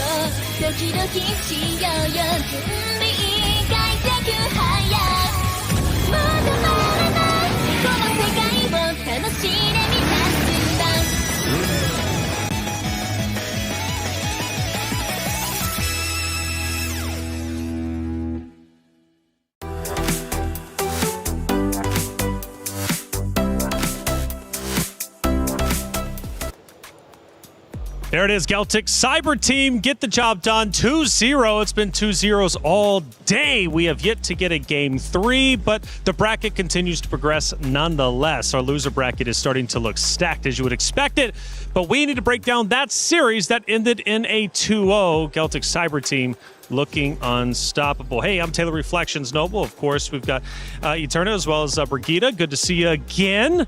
No wardrobe changes this time. Nope. We're not this time. Staying consistent. Staying consistent. Maybe I'll throw one out there. Hey, it's been a good time, though. Another 2-0. Yes. Man, Geltic, I mean, just out of this world, playing very well.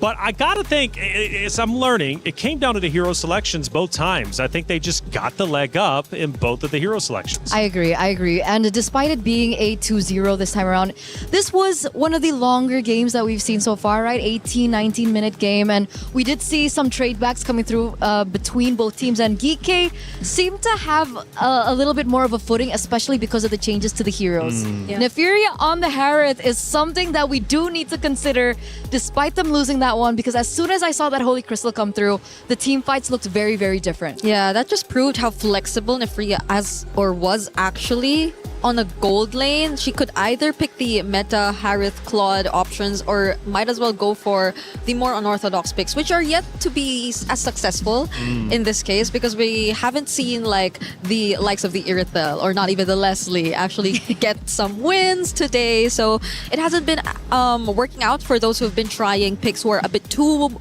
out of the meta. But at least this time, it's a much closer fight, I agree. It could have gone both ways, because even that last sandwich play, I think that we saw where we got to see Nefuria actually trying to wrap around the other members of GCT and try to use a Zaman Frost from behind.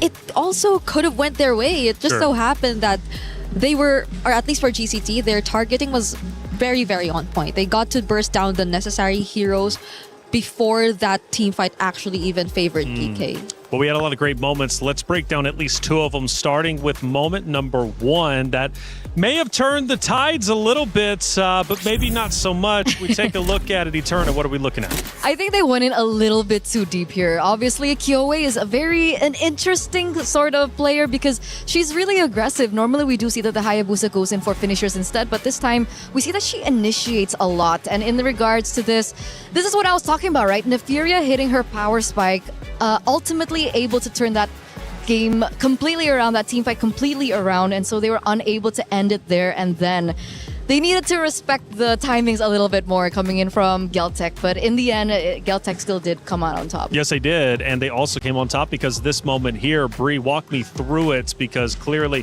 Geltec, right, Cyber Team coming out, proving why they deserve to be moving forward. If I'm not mistaken, was this the drive-by? It wasn't the drive-by. All right, so this was one of the latter and quote-unquote messier team fights that our casters were actually pointing out, simply because of, again, I think there was a slight miscoordination in regards to that particular team fight, because it came to a point where they just had to individually do what they can to at least get trades or clean up after what was initially the unsuccessful result of the team fight. Because I think it happened a couple times, especially on Alyssa. Alyssa, a lot of times on the Paquito, had to come in quite late, understandably so. There is a way around the Paquito wherein you just opt for the late entries, especially if you're building around damage and just trying to go for cleanups. But in this scenario, against a lineup who had equally the same, if not better mobility overall, because again, you were trying to chase up against the Hayabusa, a Valentina who had dashes herself, and even then Esmeralda, it wasn't as easy of a task for Alyssa. It felt like she had too much to accomplish by herself, and it's not like she could just completely rely on the high loss either. It was a very, I think, an individual assignment that Alyssa had to do as the EXP lane, as the Paquito.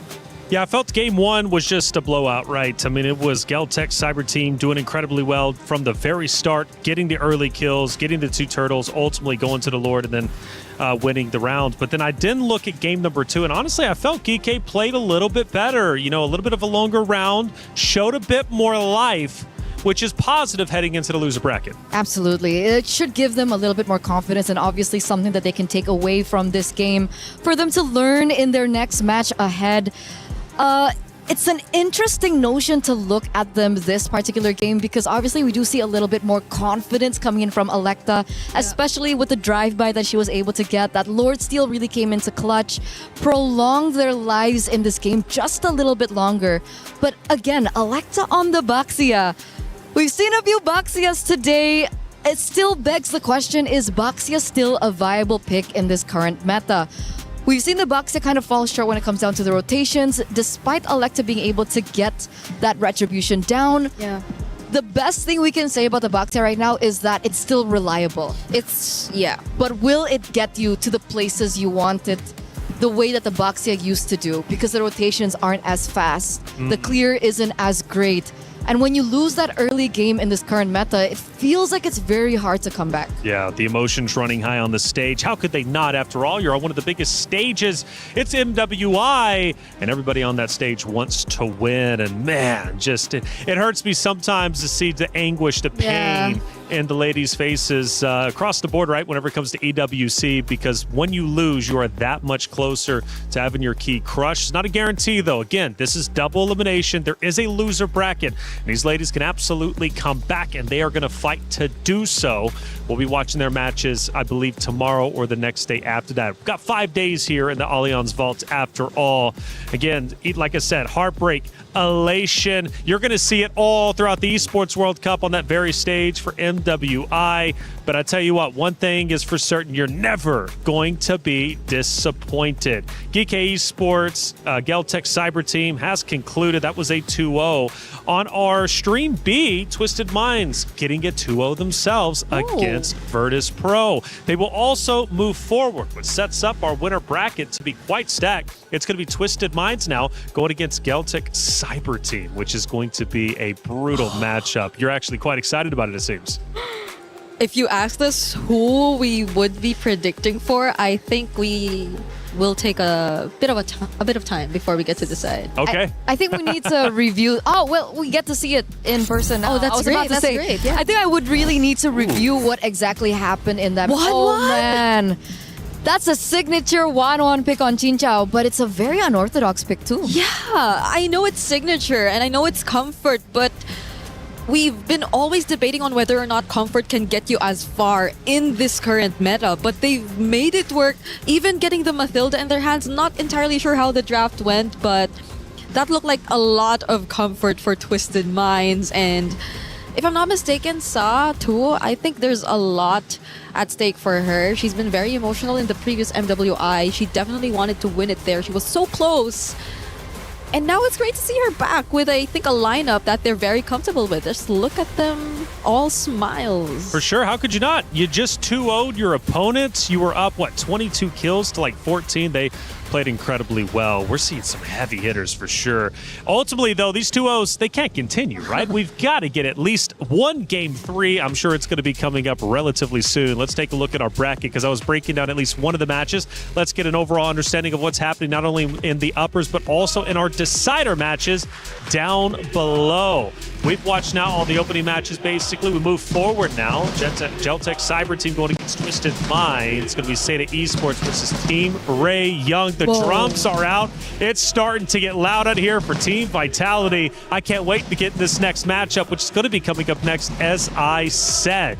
But for the loser bracket, it's Falcons Indonesia, Aurora Gaming, our first decider match that's going to be taking place. And of course, we wait for GK Esports. Who's going to be playing against them? Well, it's either going to be Vitality or MIBR Loss. Curious who it's going to be, but let's start talking about this matchup in just a little bit. I think we actually do have an interview with one of the Geltec players after their win. Let's hear what they had to say. Hey guys, Rose here. Right now, I am with the Geltec Cyber Team Kuwejo right after their win up against GK in a 2-0. Hello, Kuwejo. How are you? Hello, I'm nice. Okay, now congratulations on that win, and I do have a few questions for you. Maybe we could start off with, how did you guys actually prepare for your matchup today? Наш аналитик готовился к гикаям, смотрел их игры, подготавливал драфты и, конечно, привыкали к телефонам немного, поэтому было немного сложновато. Our analyst prepared well. He analyzed and screened all the Geekai matches, so we did our homework well, so to say. But also, it took us time to get used to the phones. Let's say it was a challenge, but we were ready to face it. Now, speaking about your analysts being very prepared onto this, so I have a question. Were you guys surprised with the Faramis pick? Да, мы были удивлены пиком Фарамиса. Это довольно, редкий пик, скажем так. Но у нас была Валентина, поэтому мы отыграли вполне хорошо. Yes, indeed. Indeed, we were very surprised. It is just a very rare peak of such an occasion. Nevertheless, we had Valentina in our team, and we felt like we did well. I agree, you guys did amazing. But I think another question to ask would be, how did you guys remain composed and, chill throughout the game, especially knowing that GK was slowly starting to gain momentum and could potentially even come back that second game?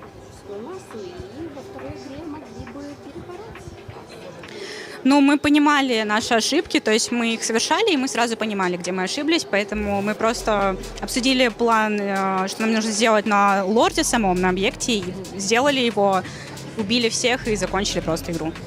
Well, I guess we just tried to learn from our mistakes. We knew exactly where they were, and we knew that we could recuperate and make up for them. We also knew where the Lord was, where the center was, so we got in there, we killed everyone, and that's what we did.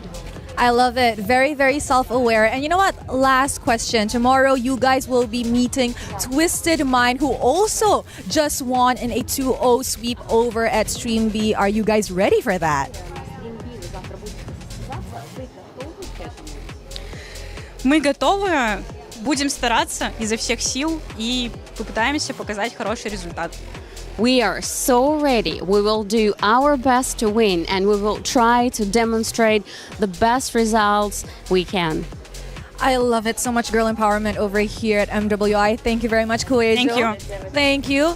And that is it for the winner's interview. With that, let us show it back to you guys. We're there. For every click, every clutch, every respawn. We were there for the years of grind, and we're here. Now, the proud founding partner of EWC, powering the biggest event in gaming, shoulder to shoulder with the world's best, making history. Greatness deserves a stage. Lenovo Legion, reach your impossible.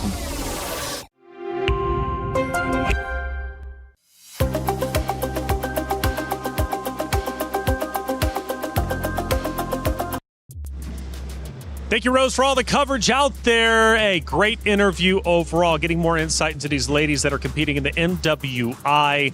We're going to keep them coming all day long. Hey, check it out. Next matchup.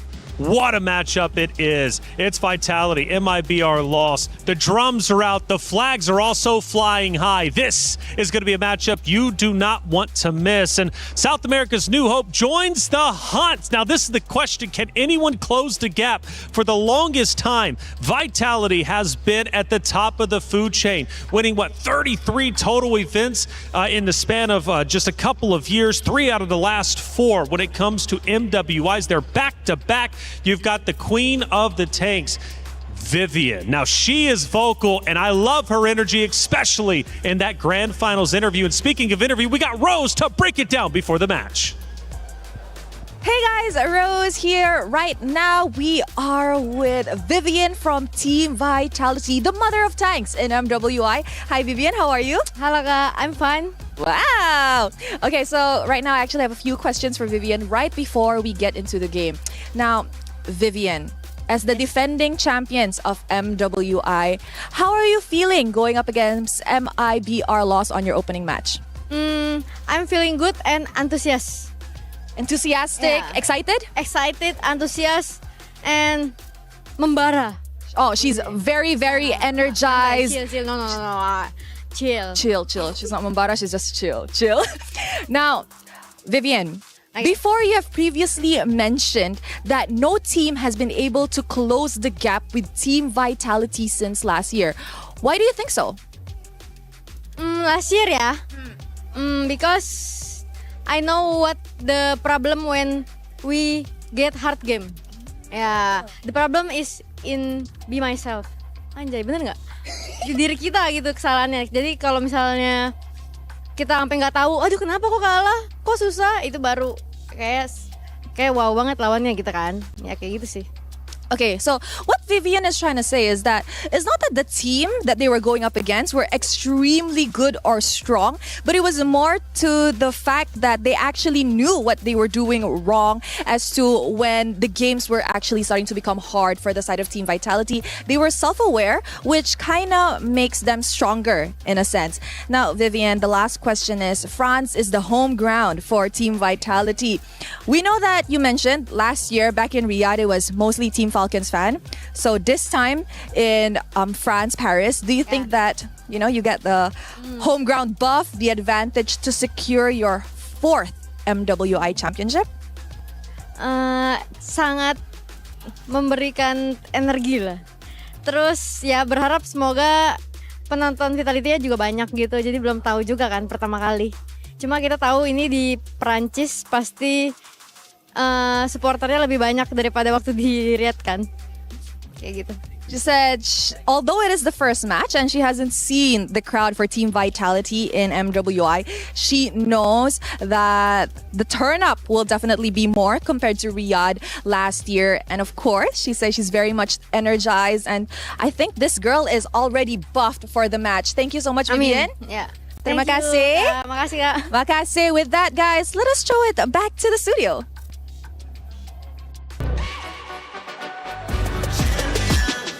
This ain't no regular thing. I came for the ring, you know what I mean. You see my name in the lights, better get right, I'm champion.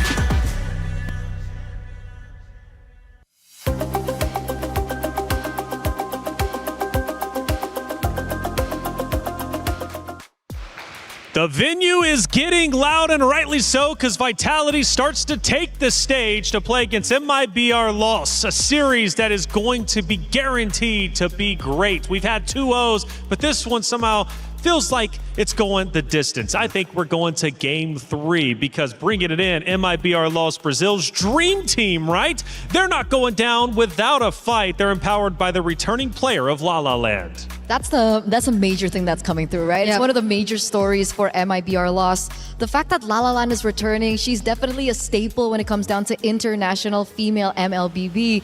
And other than that, I would say for Mikiari, this is a huge deal, right? She's on her redemption arc. We've seen her with STMN Girls back in 2024. She was a part of Corinthians as well in 2025. And the thing that really hurts me the most is the fact that we got a fun fact in that she wanted to quit after that. Oh, That's tough. Yeah. It is. And hopefully this becomes a much better experience for her, because it's not just her who's returning since 2024. That's also La La Land, who's also last seen during MWI 2024. I believe she was part of Dream Max Girls. And I think that's another staple name in terms of the international organizations you commonly see when it comes to the world stage. But this time around, they're under a different banner and they're with different teammates who I feel have already established their chemistry in a sense, because their gameplay reflected some really good aggression, but it's not being reckless for the sake of it. So I think that's one thing we have to look forward to, because whether or not they achieve that is going to be a challenge up against Vitality. Yeah, to piggyback off that, High OB is the one we're watching out for. Loves the aggression, loves the scrimmages, right? Getting up close and personal. Now, that was something we did witness with Falcons Indonesia. It ended up backfiring. They were taking the fights. They were aggressive in the face of Seda, but hey, it didn't pay off. And you're absolutely right. For Vitality, they're probably going to be ready for that. Now, Vitality, of course, as I mentioned before, back-to-back champions. 3 out of the last 4 MWIs they have won. 33 events with the majority of this roster have been won. I mean, they are a powerhouse team.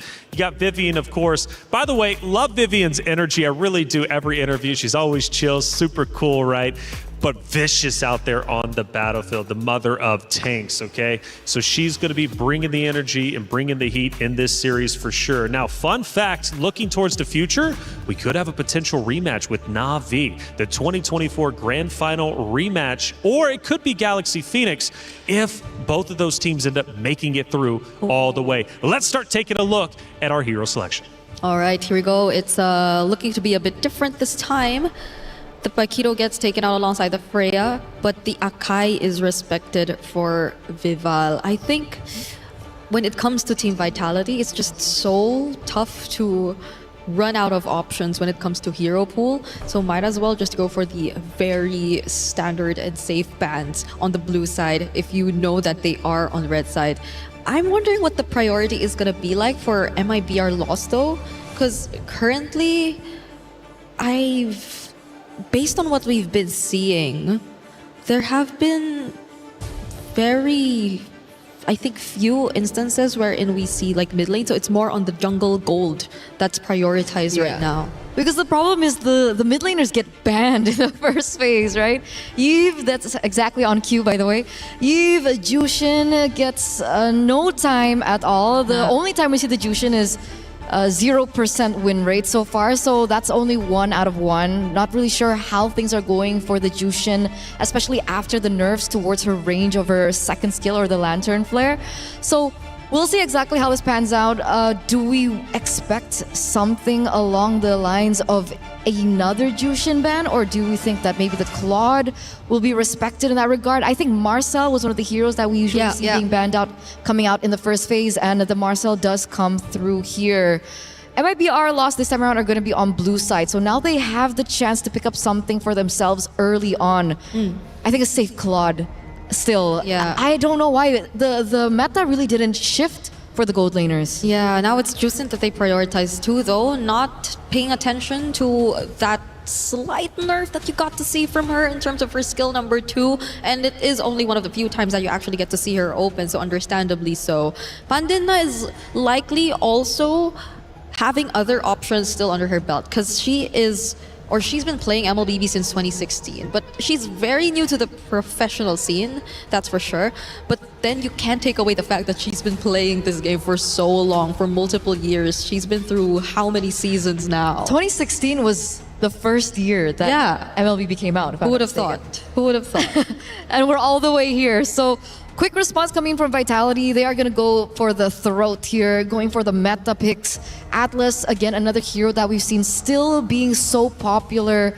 Even before Wildcard, still a very staple pick. Really great when it comes down to, mid rotations. Not as great when it comes to clear, but Atlas really makes up for it with the passive, right? The constant freeze that goes through. It's really annoying, especially when you get to poke the enemy. Especially in the hands of the mother of tanks. It's going to be Vivian getting a hold of the Atlas, one of the most meta roam picks that we currently have. You're right. Right? So what better way to actually see its highest level or ceiling when it comes to what it's capable of doing across the map. But MIBR Lost, right now, I think they... Okay, interesting. They go for the carry option priority. Understandably so now that they show us the Alice. They definitely would want to limit the potential counters to that. At the same time, I think the carry has had a fairly okay time in laning up against the Claude, even compared to the Harith, which I feel like has had its moments earlier today. And it also could be, giving a signal to Team Vitality, right? It's like if you want to pick something a little tanky in the jungle, it is going to be a problem. I wonder if they still want to go for that. I think, though, Vival particularly has an array of heroes that she can utilize. I want to see her back on her assassins. I do. I want to see that too. Right? We haven't seen it in quite some time. We saw it, I think, back in the first MWI. We see the Guinevere come through, and because of the Atlas, it shouldn't be a flex pick. This is a Guinevere in the jungle that MIBR now need to think about. Just when we were asking for an assassin. But this works. You know what? This works. I want to see the Chun-Li skin too, if ever we get to see that. And honestly, the way that they're able to layer it, this is just very Vitality. You can expect them to just steadily tighten the game towards winning it out. And I, for a fact, think that this would be an okay jungle regardless of what kind of roam pick could eventually come out, because we still are yet to figure out what the roam is going to be for Ray, whether it's going to be a heavy on invades type of roamer, because as of the moment they're just really banning out the Belleric. And I feel like this is also a tell of what Team Vitality actually want to accomplish. They just want to go like straight for the aggressive plays, just want to go for the commit and the dives with the spatial migrations and the fatal links, and they don't want something or any hero that's necessarily going to stop them. So I think maybe a hero that we should be looking at for MIBR loss would be the Gatot Kaca. Like I think match number 1, we saw the synergy between the Alice and the Gatot Kaca, the Thorn of Ruin into the AOG. It was a symphony of skills that really worked out when it came down to team fights. They don't actually deny that away just yet, as they do see the prioritization of the Matilda ban instead before we get to that. So it's still an option for MIBR loss to utilize. Meanwhile, for MIBR, very, very heavy signal onto Cine, right? We do see the Gord, the Kimi being banned out. And remember, for the past few tournaments that they've been in for Vitality, it has been Cine that has picked up the finals MVP. Oh. And I think this is a great start for Cine as well, because you get to pick up a mid lane that's equally aggressive. You could pair it up with the Atlas and just be as annoying and the mid duo up against, as of the moment, it's just the Juice In. So you could just really go for the reach. And MIBR loss, what are they planning to go for in the roam? Is it going to be a proactive type of a roam for Ray? Are they willing to do that and risk that up against a lineup with a utility like a Guinevere, who's just not the best target to go for if you want to go for reach? So other options if they want to like keep it safe? Yeah, that's why I think Gatot. Gatot is going to be one of the main. Really good counter engage in case Guinevere jumps in. If they want to follow it up, I think Gatot Kaca would be a really good pick here. Oh, they go for Grok. Yeah, in a way, I feel like you could still layer it in a sense with the Alice. Like there still can be a potential tech charge into the Throne of Ruin or vice versa. Yeah. But then you have to face a Lilia early game. But that's the thing, right? Lilia early game is going to be brutal, especially let's say Glowing Wand gets picked up. But the thing is, they needed someone to be able to clear the mid, right? Jushin against Lilia, it's really difficult because of the lack of range now for the Jushin. So with the Grok being there, it should help facilitate if they want to go for early rotations. Suyo into Lilia, however, is also something that we do need to consider. Again, Suyo in the early game especially, not as great against magic damage. So that's another thing that we need to consider, but they top it off with the Lapu Lapu pick. Yeah, for the first time, I think we're not seeing an Esmeralda in this game, even though it was left open, and even though there have been instances wherein, well, fairly enough, they've been safe enough to not pick direct heroes that could just get countered out by the Esmeralda overall. So I think this is going to be a switch up for the series between Team Vitality and MIBR loss, but early game presence and threat is definitely looking to favor Team Vitality this time around. Well, it seems like it's time for our game to get started. It's Vitality versus MIBR Loss, a matchup of two titans from two different regions representing themselves on the world stage. Let's get it started for game number 1 with Mirko and Gideon. Thank you so much. We're already jumping into our third series of the day here at the Esports World Cup X MWI. And so far, the games have been great. The compositions are starting to get a little bit more interesting. Right now, we're already seeing Vitality coming up with really good composition. Look at the team fight, great zone control, and especially those neutral objectives is where we're going to see a lot of fun. Dude, we were expecting, some more damage maybe coming out. Maybe an Arlet early, make Control City. Gonna go for first blood. Flicker out already for Ray. So exactly as expected. La La Land though.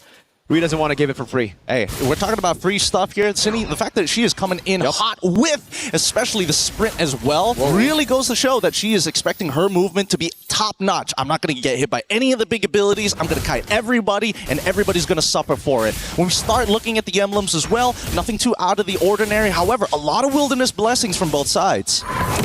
That's true. They really are just trying to play around that movement. But it comes down to the mid lane again. La La Land already using the Purify. Cine could not walk up, a bit too low.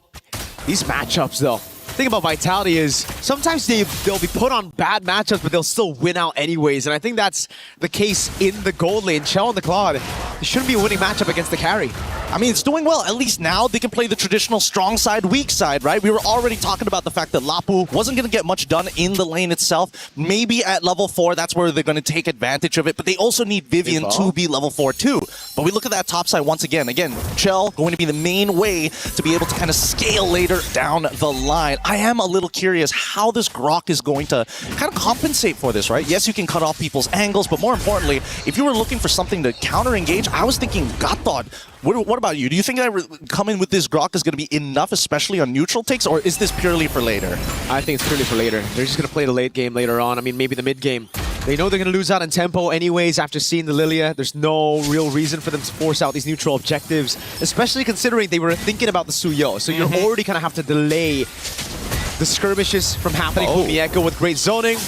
Oh, even the Flicker baited out high up. Gets away in time against Counter. The perfect match. Now it's an all-in. First blood for Fumieko. The Throne of Ruin lands on 3. Vivo able to get away just in time as La La Land pops in Crimson Beacon, and the rest of the team now corralling over Ray. It's a Lantern Flare to get Vivo low down by La La Land. Ray getting away just in time as Vivian is forced away with a perfect match. And that's going to be 2 junglers traded out for each other and no neutral take for either side. The score is still 1-1 as Shell already put down low. We've seen a lot of upsets today. We saw just one earlier, a Titan falling in their opening match against a newer region. Could it be the same here? Vitality. Usually with a lead like that in tempo, when they're winning these lanes, when they get to the neutral objective first, it usually just ends up with them steamrolling through. Unfortunate. Hit with the first tech pause already, but hey, I will say that Stream A so far, all the games have been going 2-0 all the way through, and these are not like, overwhelming victories. Some maybe, but most of the time, it's pretty even, and I like the ideas these women are coming up with. Great picks overall, with solid ideas. Some may say that they've got maybe more progressive ideas than some of the main events. I concur. You concur. I concur. That's all you got to say about that. That's all I got to say about that, right? I respect that. I respect that. But overall, I do think that right now, as we are, waiting for the games to continue, it's a good time to start talking about the mid lanes here, because Lilia has been shown up more times than I would have liked to see, and even looking over at Stream B, it seems to be the same case. Yeah, the mid lane is just all about Juice and Eve. Even after the nerfs, dude, like, how long has Juicin been meta? 2 years? A whole 2 years. No, it can't be 2 years at this point. Did she come out last year? Oh, she did. You're right. It is 2 years. It's about to be 2 years of a whole, like, Juicin Prio meta. It was always first picked at M6. It was always first picked at MSC 2025. It's always first pick even now or banned, which is crazy. Even after the nerf to her range, which I thought was really going to hurt her.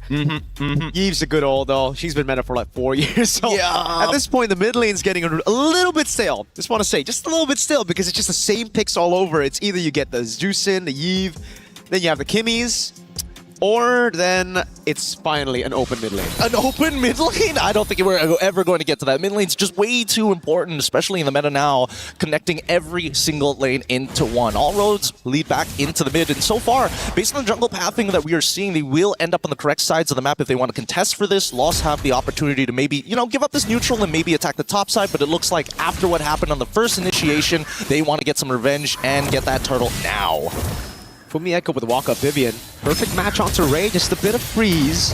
Ray's holding the tectonic charge. The combo is going to be massive. Tech charge! And a flicker onto Vivo. That's a spatial migration landing with a Battle Requiem as well. They go with the Retribution and City, who secures it. Now with the Black Shoes coming out as Mikiari is able to get the kill. Vivian caught all alone. Fatal Links on 3, but there's no one to follow it up. It's just Vivian with the flicker out and the perfect match as Vitality traded Turtle for kill. Really nicely played by Fumieko, right? Making sure to just zone out the enemy jungler. Make sure they don't come remotely close. And I think Ray also had a pretty good idea as well. However, they didn't synchronize the attack. The Throne Rune came just a little bit later and didn't get the priority targets that they were looking for. And unfortunately, they weren't able to control that space well enough. For the upcoming initiations, it's about that timing, synchronization to make sure that there are no more openings. And especially when you're playing up against Vitality, they will take advantage of those openings. And we could see that it could have been a mistake had it not been for Cine. Every single one of those openings usually will be punished out, but so far I feel like it's Vitality leaving those openings for MIBR lost. They've been the one capitalizing around a lot of these mistakes from Vitality. Maybe overconfidence coming into this. Maybe, again, them feeling like, hey, this is home turf. We got the crowd supporting us. We can go all in, all out, even with a semi-late game composition. That wouldn't be a bad idea if we saw them actually aggress. And that's what I want to see, right? Vitality, despite the fact that they were able to get at least one turtle, they're still technically, when we're coming down to the gold, a little bit behind, right? My guess for their main force of attack, they're just going to keep on, hey, we don't need the lanes. We don't need to affect them. We're already winning them from all across the board, right? We just need to get these neutrals, and by mid-game, this should be done. You really got to be careful of Mikiari, though. Those Throne of Ruins have been massive, especially with a tech charge. Great steal with the Queller on the XP Crab. Now, we were already talking about this all the way from match number 1 where we saw the Suyo. it ain't that good of a pick against a lot of the magic damage that Vitality has. But so far, a level ahead of Vival, despite not even getting the neutral objective. Probably the best scenario, especially since he's got a pretty good clear in comparison to the Guinevere. But now they are starting to take the space, and I like seeing this because Vitality initiate. Fatal Links, Tectonic Charge. Oh, it's the all-in. Vival picks the kill. Now Cini, no Black Shoes, able to cut away with a sprint already as they go all in again. Those Raging Slashes taking Pandemia down. The Blazing Duet onto La La Land under turret. Now that's the Vitality we were expecting as Vivian stays alive with a flicker out of the tier 1 in the mid lane, and Vival will snatch that purple buff away. If I were Leo, I would say that's Grand Theft Purple. That's class. That is real class coming out from Vitality. Again, great initiation, but most importantly, the fact that he understood what needed to be done. We're not only going to raid, but most importantly, we're going to put the enemy behind. All right, sure, you're already level 8, 1 ahead. Look now, 2-2, already 1 level ahead, and now looking to go even further with their advantage. There were so many whiffs. While we were talking about it, you do not want to leave these openings against Vitality. Possibly the best women's MLBB team that has ever existed. I don't even need to say possibly. I think that's de facto at this point. And that's what happened. Ray lost a bit of that composure. Tectonic Charge just to react to that Fatal Links combo.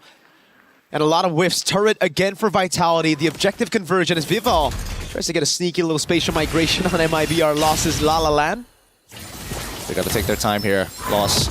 They need to play some really good defense right now because so far Vitality have been the aggressors. Loss should expect Vitality to be making those first moves. My guess now that bot side is already destroyed, you know that they're going to head to that top side. They got to control that tri-brush area, but right now, as you can see, Vitality 1 step ahead. Look at the punish. Facial migration with a foul Requiem Ray. This time, no tech charge. Straight to a kill. Killing spree, Black Shoe City. Gets away in time for Mieko with, flickers in, great read from Pandemia. Raging Slashes now punished down with the Throne of Ruin as he tries to go for the trade, but it's Pandemia with a kill.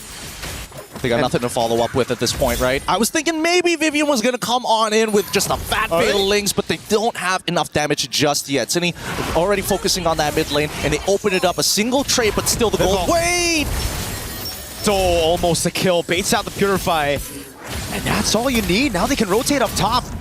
But even then, we saw, they went in, they whiffed the initiation, it's A-okay, it's instantly, what objectives can I get around the map? 4 Fumi Echo's death, and Cini spotted it, that vision into the mid, gets to tier 1, goes back up top now, trying to get that tier 1 up top to really just force MIBR to play away from the Lord. I love it. I love it. Not only are they looking to play tall, but they're also to go wide, right? Finding as many openings as possible. And Lost, the defense is good when it's against the tall, but against the wide, they have to be a little bit more aware. Now with Lord already in play, you can see that Lost is going in a sweeping motion from mid to clear up as much area as possible from Vitality as they are trading cooldowns against each other. Vitality first onto the neutral objective. The story of the game so far. 2 turtles. We didn't get to see 3. It was such a delayed turtle 1 that we only get to see 2 turtles this game, and they're blitzing it. No response from a MIBR loss. I think at this point they know they've lost the tempo. They're just going to play it safe and look for the defense against this Lord. It's understandable. It's 22.5k to 25.9k with a 3.3k lead coming in from Vitality's side. They're already half of a component against MIBR's loss. At least for Medina, she'll be able to break that tier 1 off top side. And look at the coverage coming in from Alice, from Ikari as well, to ensure she's not going to get flanked. It's going to be traded though, however. Chell's onto the bottom lane, tier 2. Conceal from Ray. Vivian opens up with a perfect match, zones them away from his tier 2, and it'll be free. Throwing a ruin to the flanker. Onto Vival, tech charge as well. Everything thrown onto Vival. The Val Requiem gets around space migration as well. Vivian goes in for the Fatal Links. That was high up, taken low, but not down just yet. City takes her down with the Black Shoes, gets away. Vivian, a sliver of HP, taken out by Pandemia. As Fumi Echo looks to go over to tier 2 up top, and a tier 2 in the mid lane dealt with by the Lord and Cini. Now it's Chell with his own onto La La Land. It's all on Pandemia to clear this one out. They're going to definitely lose their holy shielding here. They're trying to delay as much as they can, stagger these waves. Losing mid inhibitor isn't the worst, but they want to protect those sides to ensure that the next Lord is actually contestable. For now, the second Lord empowered minions are going to come in, and Vitality, they could try and force something here. I think it's just going to be the base turret and mid. That should be it. They can look for more, but also Vivian doesn't have the Fatal Links, is not in position. We get a quick check on the equipment again. Real nice here from Vitality's side. Now, Winter Crown already complete, as well as the concentrated energy from Vival, now looking to get into more tankier items later down the line. Suyo, however, does not have the War Axe. So again, probably why we see once Suyo gets hit, hey, I gotta back out, and I just have to say no to the fight entirely. I can't heal back up in time to re-engage. I honestly feel like the Sky Piercer is a big... it's honestly It's a big like one. it's a nerf. It's a nerf? A lot of times...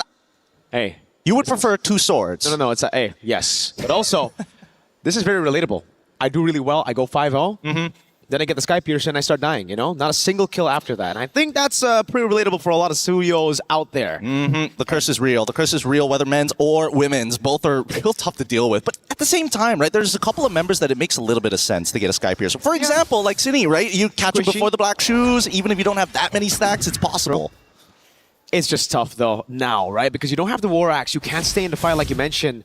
And there's just so much going on for Vitality. They can play the long game with the damage coming in from the Lilia and the Claude. And for MIBR loss, it really comes down to that cycle of skill. They have consistent damage, but not enough to deal with Vitality's consistent DPS coming at you. And look at the setup. Just crisp clean by Vitality, as we just expected from them. Bottom lane slow push. They don't give MIBR loss a chance to deal with it up until the Lord spawns. 10 seconds. They are utilizing Expanding Rivers, taking control of the entire map. Chell, not even willing to give up on those stacks. She wants to keep it at 5 all around, so that she can go for this. That's an all into the back. Vivian walking up as well. Gonna ruin. Oh, they go for the damage, but Pendina is already down. Now the blazing duet by Chell. Spatial migration combo. City's putting the glooms down. At 12 minutes, you'd usually see Lord 2, but Vitality want to go to game 2 with a lead here. Only a cannon minute, and they'll brute force their way into match point. And there you have it. Game 1 already falling into the hands of Vitality. That is what you see, a world-class series being played here itself. MIBR lost. They got to work on that early game. They cannot let Vitality get back in a position like that. I think the early game was the best version of MIBR loss we've seen in this game. It was just the mid and late game converting on those objectives after getting the initial lead that was kind of questionable.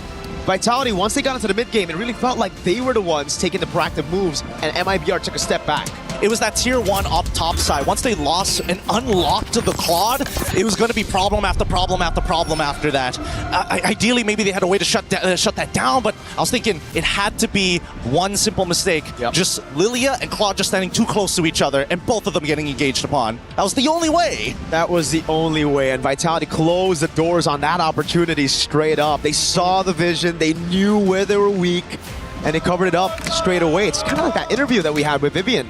She said, we learned from our mistakes. Yes, we had some vulnerable performances, but after that, we just learned no one's strong. We're just making mistakes. And I like the self-awareness, right? Because it really goes to show they are taking it more serious than a majority of people. And ideally, hopefully, enough of our competitors are ready to match that type of energy.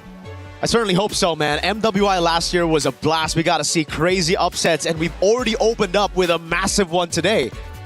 Feels like a continuation.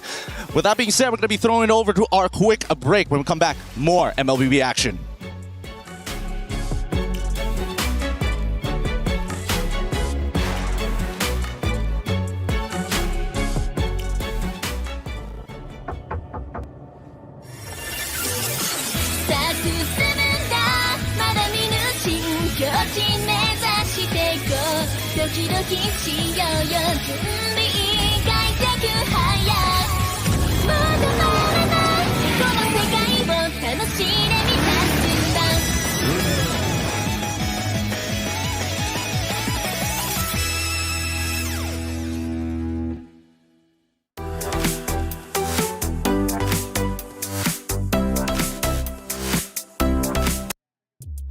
Vitality proving why they are the defending champions, taking map number 1 and potentially ending this series in a 2-0. However, I know it. MIBR lost. They are not going to go down without a fight. They're looking to come back.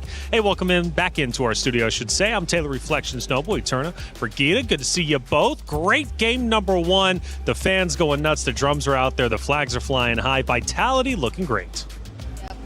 I actually was surprised with the amount of confidence that you got to see from MIBR Lost 2. Like, it reflected so much in terms of their gameplay, and there were just so much coordinated plays and skill layerings that I did not expect to see in as early as game number 1 from these two teams. Like, both had their unique ways of dealing with everything, like the tech charges into the Throne of Ruins from MIBR loss. But on the other side, I think we saw a bit too much of the synergy with the spatial migration from Team Vitality. A lot to ask both of you, of course, but for all of you out there in chat, check it out. We've got our new in-shop. It's Rhino Day. The brand new interactive effect for Rhino is available now. Check it out and join the celebration. New in-shop. We love our new items in the shop, do we not? We do, especially when we want to flex onto our enemies or we want to be a little bit, cheeky against our enemies.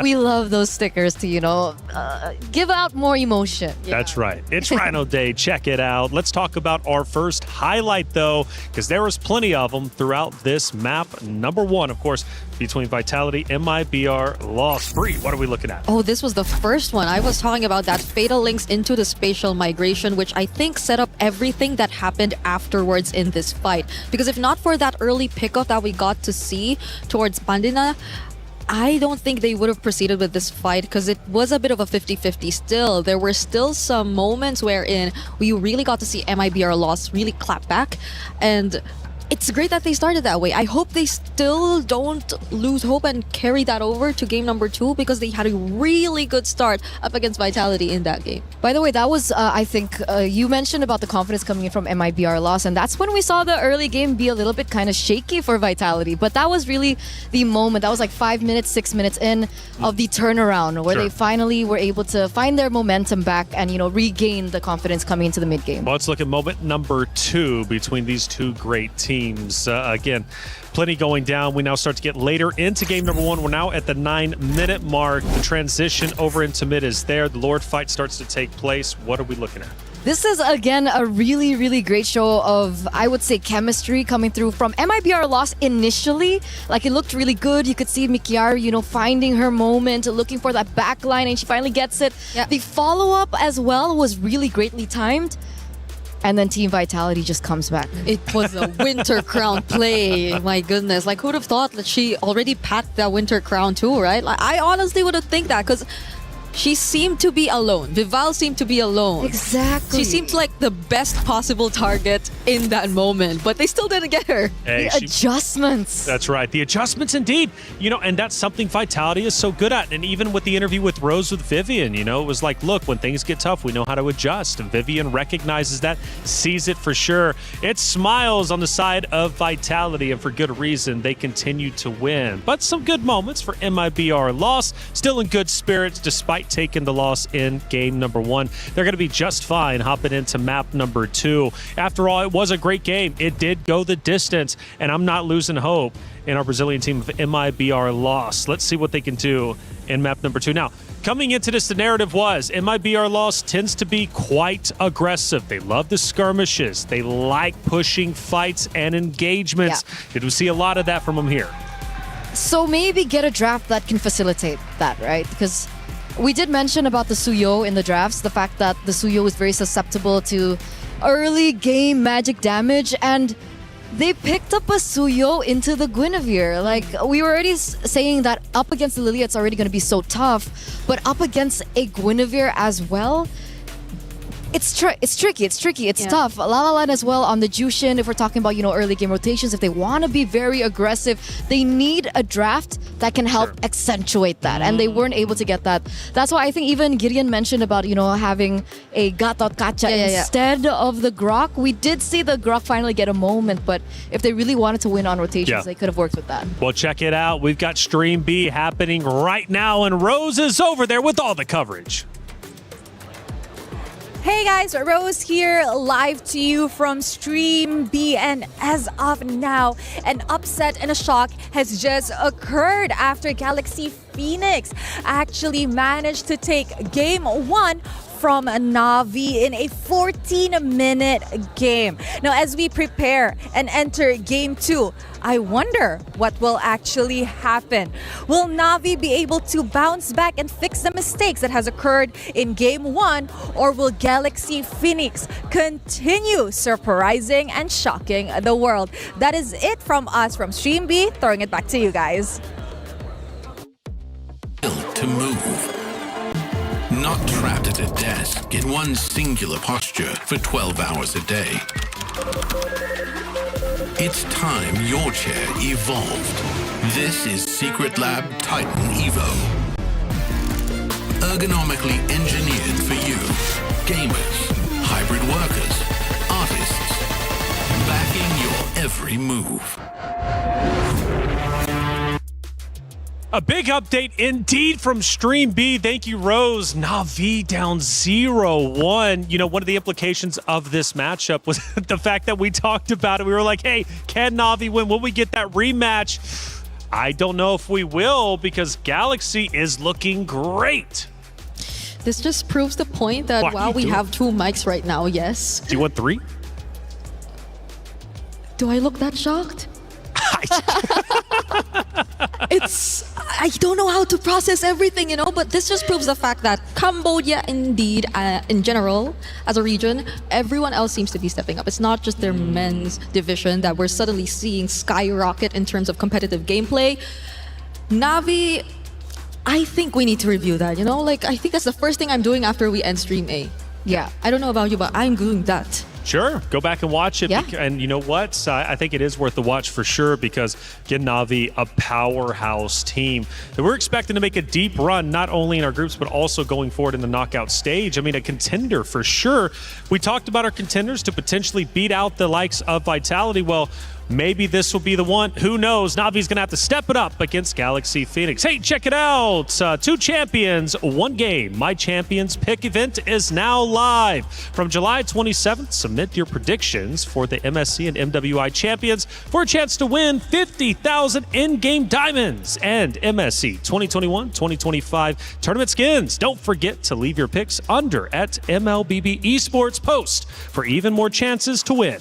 Lock in your champions now and cheer for your favorite teams. Hey, matchup 2, map 2 about to be underway. It's Vitality versus MIBR Lost. The returning champions take the stage to the drums and the flags, and they're not hesitating to at least take down their competition. I shouldn't say dominate, but at least take them down. They looked great. Now, going into the hero selection, I really appreciate what Eterna said. Look, if MIBR Lost wants to be an aggressive team, forced to skirmishes, forced to engagements, well, let your hero selection represent that.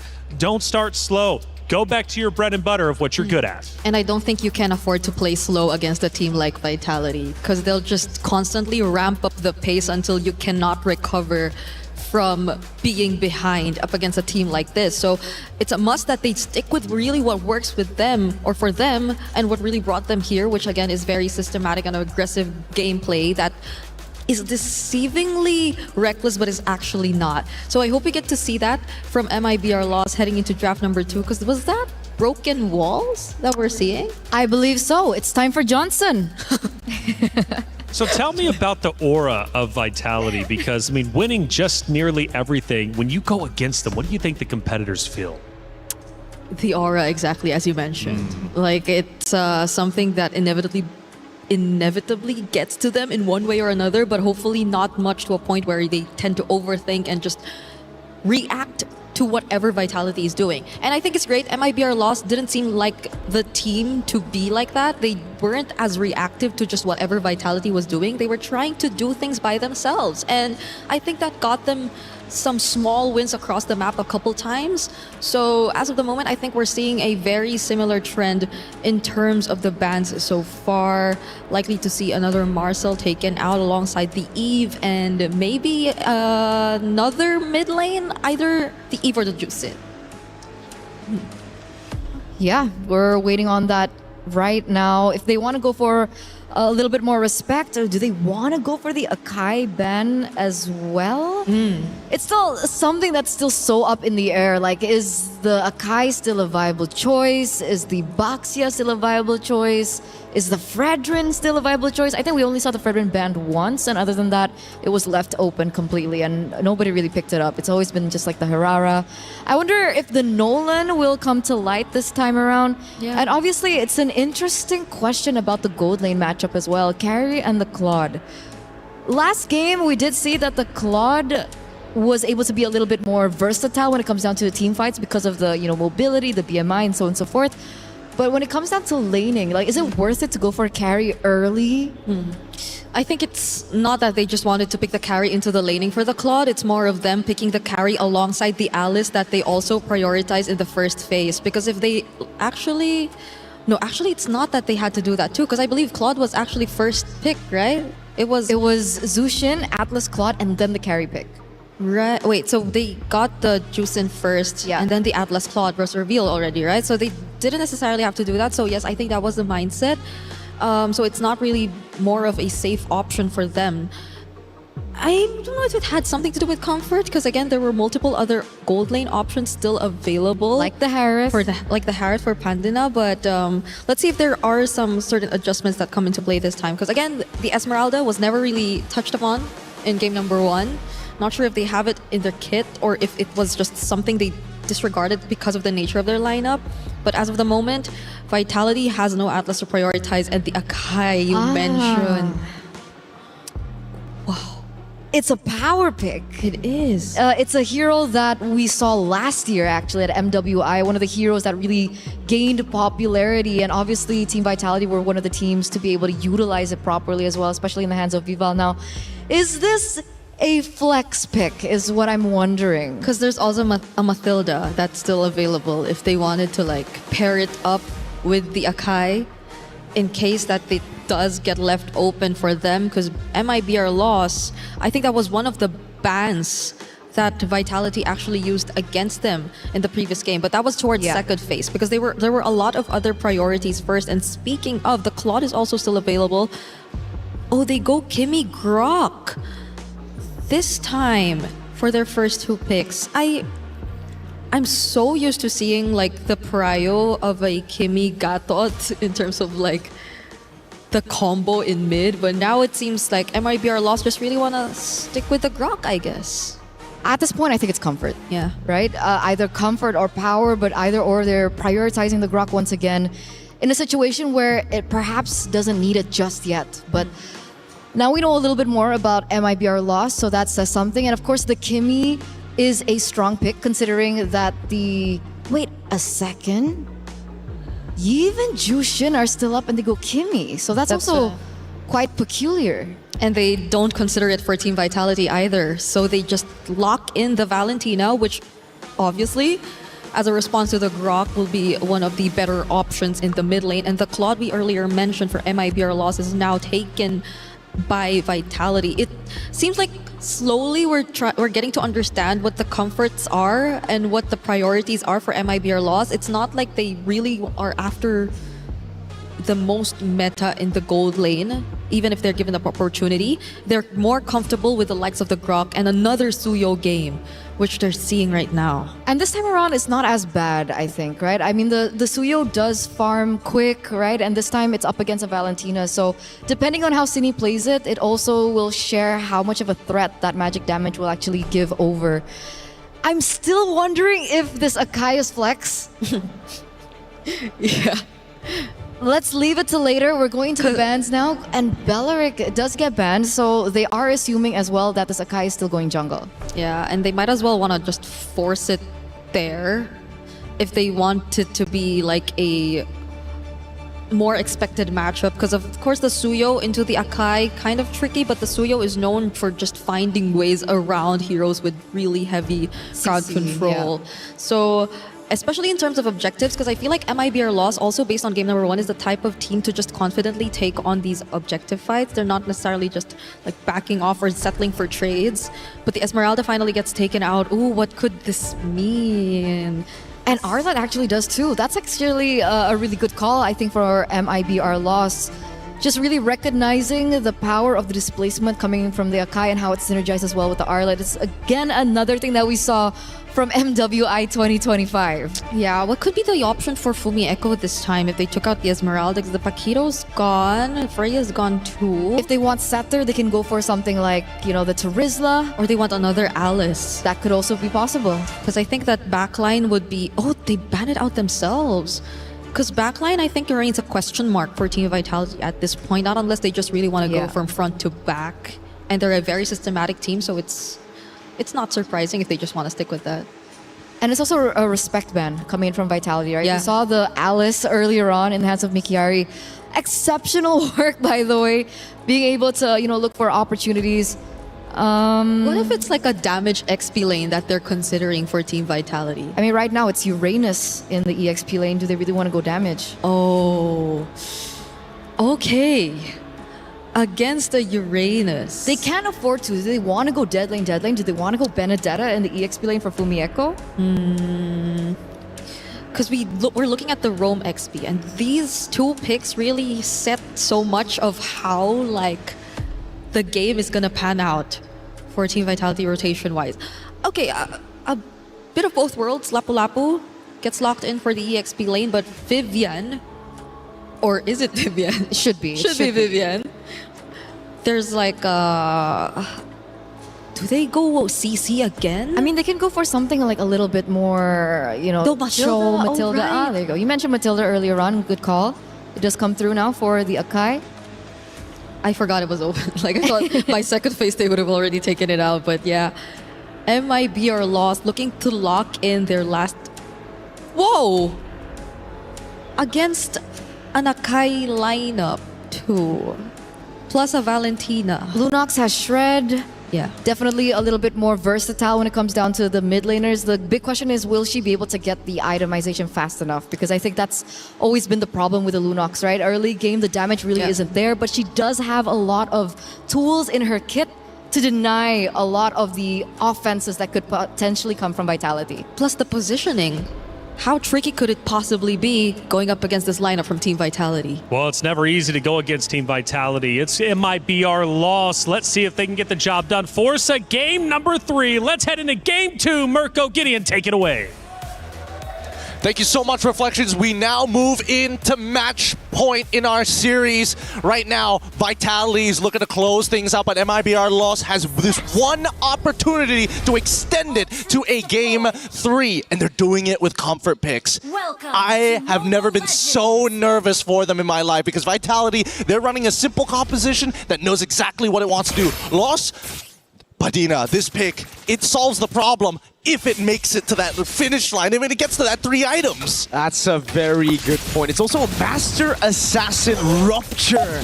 Lunox in the gold lane. Shout out to Shen, my boy, who's been playing Lunox Gold with me all this time. So he showed me how it can work. You know, you go up close like this and you're just going to lose out. The sustain is ridiculous. You can zone the Claude really well. So we'll just see how it actually works out later on, because it's all about rotating as Lunox, right? You're not really just there for the lane all the time. You need to rotate, you need to try to just burst this Akai down, and it's a pretty good answer, I guess, if we're looking at the Mathilda too, right? You just don't want to... I mean, speaking of the lane, it's really good against the Claude. Yeah, it's just one of those few heroes that actually is useful because of its iframes, right? There's so many engagement tools from the side of Vitality that it feels very easy to fall into these traps. But now that you have iframes to work with, you can actually start playing that push and pull with Vitality. You can start baiting them out, like similarly to game number 1. I like how they're playing this instantly. The instant adaptation from game 1. Vitality had the tempo all throughout. Mid, top, bottom. Now it's MIBR lost with Mikiari rotating, cutting waves already. Gonna be able to rotate into neutral objective 1 first. And it's all about poking the Akai. Getting her to use the heavy spin for the neutral objective is gonna be massive. Well, fortunately for Mikiari, not enough. But now, instantly, first blood onto Vivian. Ray finds the catch. There it is. It's all through tempo. They have the tempo even in the jungle when it comes to clear for the Suyo. Even from level 3, you're already up ahead. You can go and look for those fights. Fumi Echo gets level 4. Mikiari a bit slow to it because of the XP crab. But she finally gets it, and now it's all about the poke onto Vival. Traction pulse lands. Vival gets away. That's going to be the bravest fighter used up by Fumi Echo. Goes to the flicker as well. The tech charge by City. A bit whiff there. Fumi Echo goes for the Raging Slash, but Vival is still on a solo kill down below. Pantinia getting a kill. So it's a 1-for-0 at the end of the day. A turtle for a kill on Chell. Oh, unfortunate. Unfortunate indeed. They need to make sure that Gel is going to be able to scale well into this game, but Padina, again, great job here. They did lose both of their flickers. There is another opportunity as they go straight into the heavy spin. This is a solo play for the Akai. City walks up, gets a splash of damage, and I guess it's all just calculated. La La Land trying to go for the trade, circling Eagle. Good peel by Vivian. The mother attacks. That's La La Land with the flicker in forward. He's gonna have to regret that from Echo with the walk-up Bravest Spider.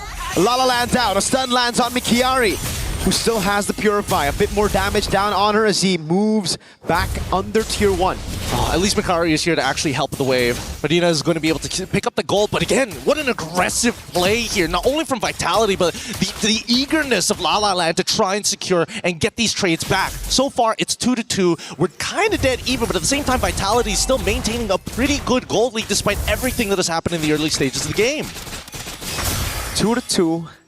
We can look at that lead. It's just a sign of an elite team always. When the game looks so close, but yet you're still able to hold a gold lead. Brave with the walk-up, gets caught by almost everything, has to tech charge back away from the stun of Fumieko. Really interesting play there, especially. A great idea coming in from Sunny especially, right? Get the traction pulse, immediately look to make the play, and while this is happening, right, you can see Mikari checks, where's the Yakai? Instantly a free camp.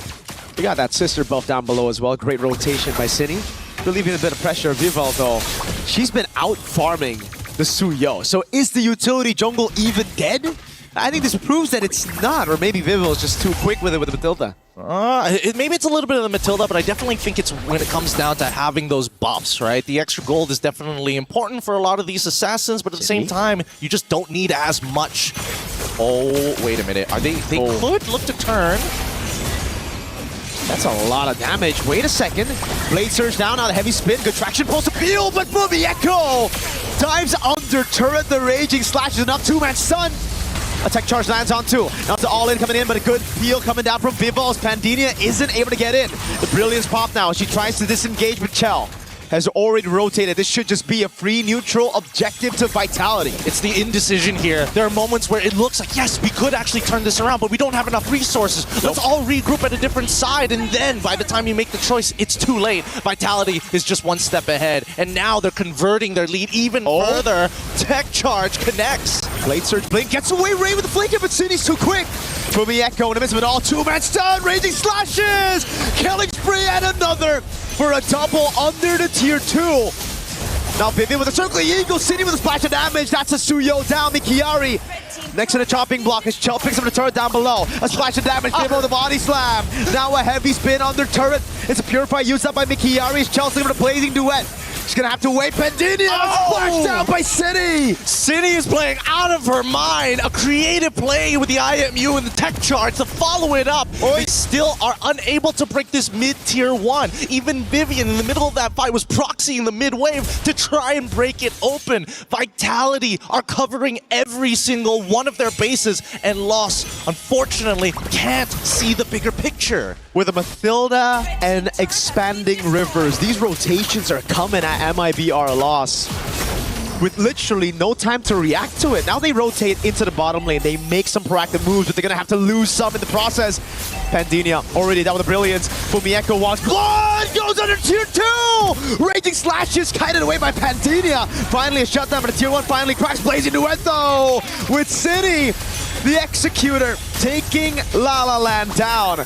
No more damage from Mikiari and Ray. They're just going to have to back away. The synergy is looking really good from Vitality. Every single one of the members look like independent strongholds. And unfortunately for Lost, they need that command. They need this is the final call. And because of that time, Vitality, this 4.3k has been looking really good for them, but a majority of that lead is actually leaning onto Fumieko 4-1-1, and as well as Vivian 0-1-8. That was a big shutdown. That was a big one given over by Fumieko.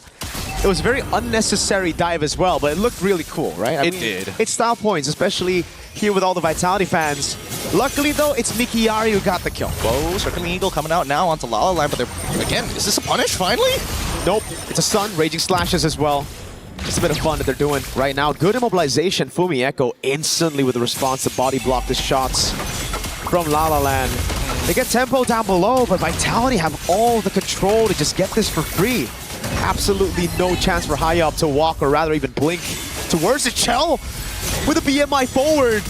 Oh, they're feeling it, Gideon. Oh yeah, they're getting real disrespectful and they're going even further beyond, right? Look at the opposite side of the map as Mikari is trying to make sure to get some kind of space for her team to kind of open up this map even more. And they've already netted the bottom tier 1. They're now looking for the mid tier 2 at the same time. This should give enough time for the jungler to actually clear that bottom side here, unless... Does Lost have enough wave clear?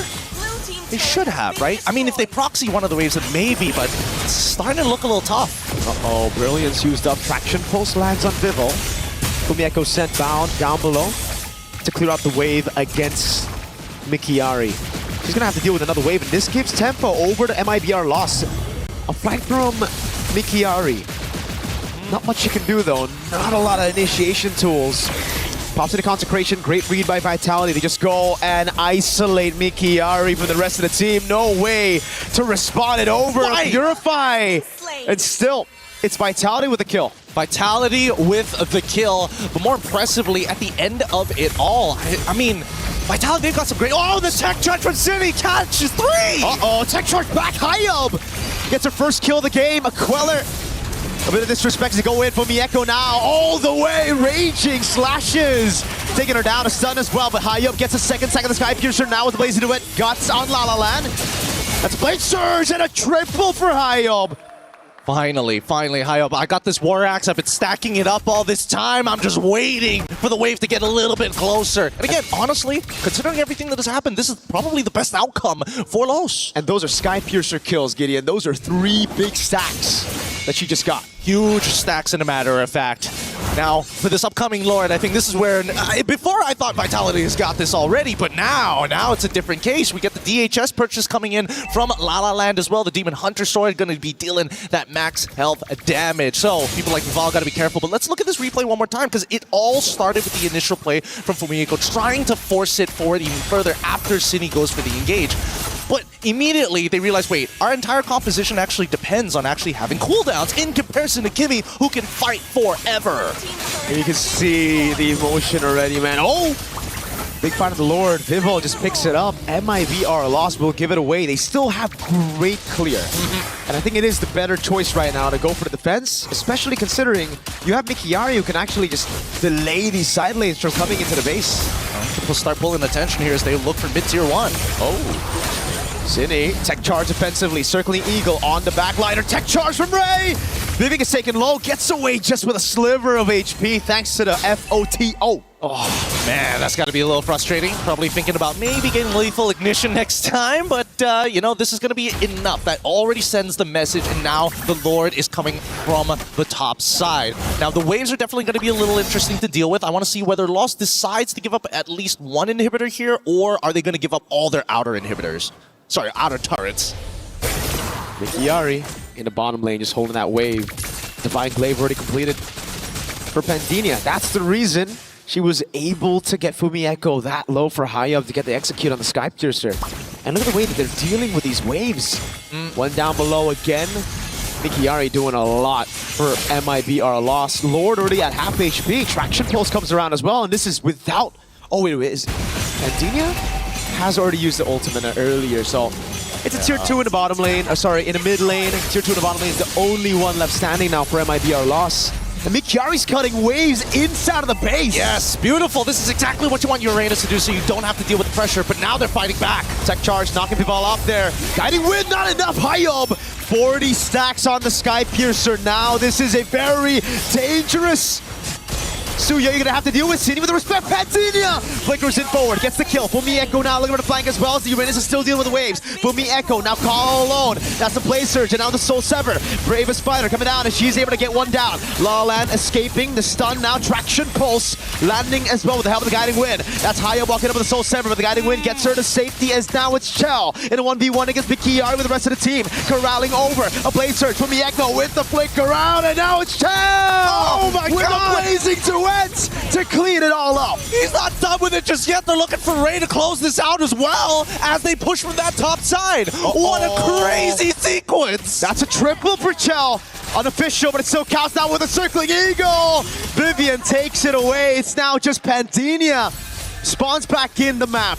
Can she do it? 1v5 against some beefy tanks. They should be able to do this. But yeah, She got 2 items, needs to go into Brilliance right now to clear this wave to save the mid inhibitor, but the second wave is coming through. Uh-oh, Vivian gets away into safety. Cine with the walk up again and the splash of damage. Perfect time for the Lord to spawn. 10 seconds and Vitality set their sights on it. Oh my goodness. I've been trying to figure out how in the world have they not been able to get enough damage, and it's more so, it's less about the damage and more about the space, because so far, Bedina, absolutely, she's got the damage. She just needs the time to unleash it. That's where it gets difficult with so much coming at you. So much CC, pure damage as well. And it's a glass cannon build. Now without the brilliance, Mikiari's getting shredded down. Has to use the consecration. No purify for another 16 seconds. The waves are not in a good place as well. Lost has to make a choice. Either you force it now or you give up this Lord and focus on clearing those waves. They're dealing with bot side. There need to be some attention towards that top. And you can see here, Vitality, they're backing off. They know they've got that huge wave top. Mikiari, no consecration. They're going to go all in on her. Purify. So they bait out the consecration, the first initiation. Now it's the Purify down. And the wave is massive for Vitality. Oh yeah, they're about to lose an inhibitor here, and Vitality, they know it. They know it. They back away. Honestly, they just need Ray, because if they pull the Lord too far out, they can use that wall to actually reset the Lord, and force it to actually start moving back into position. But with this missing inhibitor, Lost, it's now or never. Vitality want to play it chill. La La Land already taken very low. Mikiari now. No Purify, they're going to go all in on her with no Purify. It's an easy pin down. And City picks up a kill in the backline. Vivian, who goes bad for bad and gets a mid later from Mieko. A stun with a Raging Slash. Now goes in all the way. Forcing a flicker out from Pandinia. Stolen Brilliance by Cine. And look at the 2 members, Chell and Vival, who set their sights on the Lord. And that's another objective taken by Vitality. That's what we call in the biz a perfect chokehold situation, right? You're just trying to get slip the hand under the neck and just close off blood flow to the brain. And unfortunately for Lost, they could not make that decision fast enough. They missed out on big timing. They could have considered a couple of options, but the most important is to guarantee that Vitality are off, send 1 member to the top side to clear it off, and then reset together. They're going for all types of chokes right now, man.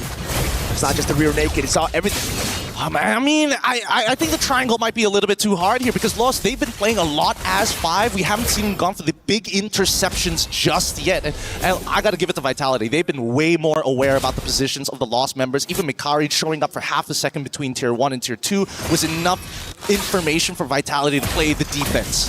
One thing's for sure, though, they're just going to try to go for the finish right here. Lord of the mid lane already. That's a base turret taken down up top, down below. MIBR lost, holding on to the resources now to clear it out. For Mieko, the Raging Sands, or sorry, just the Brave Spider. Now the Raging Slashes. Wait. Already Ray walks up, Tectonic Charge! Oh! Turns it around, high up with a double. And Vitality can't close it out. Now they're running for the hills, high up with the walk-up. That's a winner crown already used up at Ginny. Tries to peel for her. But Mieko in the midst of it all. The tech charge to get away, but high up's gonna walk up as well. That's a flicker out the safety as Vival's trying to provide enough peel to get away. High with walk up again, gets it. It's Immortality down. Vival walks up with a heavy spin, and they get the kill with the retribution. Oh my goodness, I thought there was enough. I thought there was enough stacks, but it's not over just yet. Even Cine is in trouble, and they're looking to convert this even more. Mieko has the bravest fighter, but they're all going to get gunned down by Pantinia and La La Land. Under turret brilliance, Pantinia returns it with a triple kill.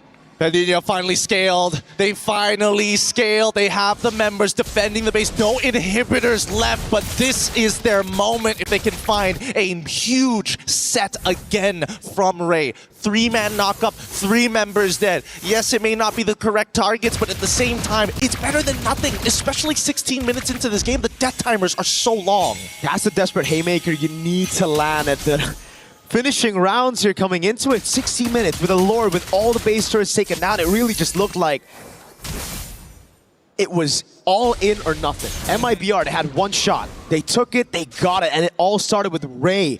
What a fantastic tech charge, but also Vitality a bit too greedy, going in again with such low health bars. Yeah, I mean, it is, at the end of the day, it's a very delayed wipeout, but it works out well for Lost. At this point, it's that next Lord, because in most situations, when you don't have an inhibitor, when you don't have enough wave control in 3 different lanes, is where it gets difficult. Purify. Should be okay, right? Oh, maybe not. Circling Eagle as well through the consecration of Purify. She gets away in time, but Vivian with the glue takes her down. Now it's Vival with a heavy spin over on La La Land for Mieko. Goes up with the stun. Good dodge by Pandinia.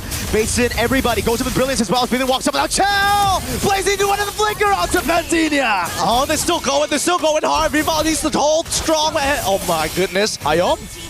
Timing it right. Soul Sever just cuts her down. Now it's Vivian trying to run away. Hayam just needs to land a Soul Sever. What? The Flask of the Oasis saves her and it saves the game for Vitality. God, that's got to be so annoying. But at the same time, somebody's got to go back and clear these waves. Every single move we see coming out from Lost, they are winning fights, but they can't get into a position to end this game just yet. They need that Lord. They need it bad. 63 maxed out already. That is massive. No wonder she's been tearing people apart. Every single Blade Surge Soul Sever combo takes you down instantly. Chell might need a Wind of Nature. But even then, I don't even know. There's just too much magic damage. Yeah, there's a lot to work with here. The Circling Eagle is going to get thrown out to try and delay this, but where's the jungler? Uh-oh. Vivian is just baited out. Those big abilities. Tech Charge already down. Hayab. Oh no, 24,000 HP on the Lord. Viva will take control of it, and they don't have the waves to play around it. No, they just didn't have enough damage. They didn't have enough sustained damage to do this. Fumieko instantly with the zone. Hayab's gonna have to choose. She chooses to back away. That's a heavy spin that confirms that Cine caught in the bad spot. Is able to splash the damage, and that's Hayab with a walk up. Forces out the flicker, the evolved Lordo. Taken by Vitality. Oh my goodness. Is there a world they could have got it? I felt like they could have potentially forced it, or they should have just 50-50'd, I think, at that point. I don't know. It's either, I would say that the safest option probably would to be, you know, find a pick, stagger the entire team for the side of Vitality, and then maybe 50-50. Now they find Vivian and they're looking for more. Mikari, you can't afford to die here. Vitality. Evolved Lord up. Vivian opening up bushes she shouldn't have to. This gives MIBR Loss a big chance to come back again. 30,000 HP on the Lord. It gives you damage reduction, but you've only got 4 members. We're gonna wait for to see whether or not this tech charge is gonna hit 3 members like last time. And the setup is already here as Mikari is ready to open up the map to follow the rest of the team. Fumieko with a flicker out. Tech charge! Ray! Turns it all around again. Vivo, gets caught by the wall. Pins her down to Brilliance now. So good. So good. These tech charges have been so great from Ray. After the early ones where it's like, I'm assuming just, you know, getting used to it, getting comfortable on that stage. Now we're seeing a real game in the late game. This is a stalemate. Gideon. The fights are just going to Vitality, the neutral objectives because of the heavy spin, but it almost seems like the Lords don't matter. They clear it so quick. I agree. The Lords kind of don't matter, but at the same time, really, what they want is just the Lord-empowered minions and the Lord itself, and even the damage reduction. If they get hit like that, there's really not much you can really do about this. I think that even from the POV of Cine, who's supposed to kind of control the Grok, that anti-CC in the middle of that tech charge, you can't stop it once it's been unleashed. Chell. It should be okay here. Hell of a poke. I mean, it's one hell of a poke, but at least... Wait, do they have the Guardian Helmet? Let me just double check here on the item list. And it looks like despite being full build, no Guardian Helmet here. Might need to consider that, but at the same time, anybody could just explode out of nowhere, right? There's just no vision to play across this map, and that's forcing Los to stick really close to each other. Mikari has no clue right now that Vival and Cine is there, and now the interception! This is greedy. Mikari has the Purify and the Consecration, but no one's there around to save her for now. That's a slow coming down. Mikiari gets away, and now it's a re-engage. Ray, brilliant position, gets the wall, tech charge, but it only lands on Vivo. Oh, they were trying to force something out here. Look at the wave down below, Gideon. Vitality want to keep them here. Yep, again, this is the same rear naked chokehold that Vitality will put you in when you have a scenario where you don't have your side inhibitors and the Lord available. It's atypical. Oh, wait, here. The minions are doing a lot of damage. Oh, it's not going to end the game at the very least. But it should be free, neutral, objective. It's still Hayop sent down. Hold on, desperate move, Pantinia! Tries to go for the haymaker for Mieko!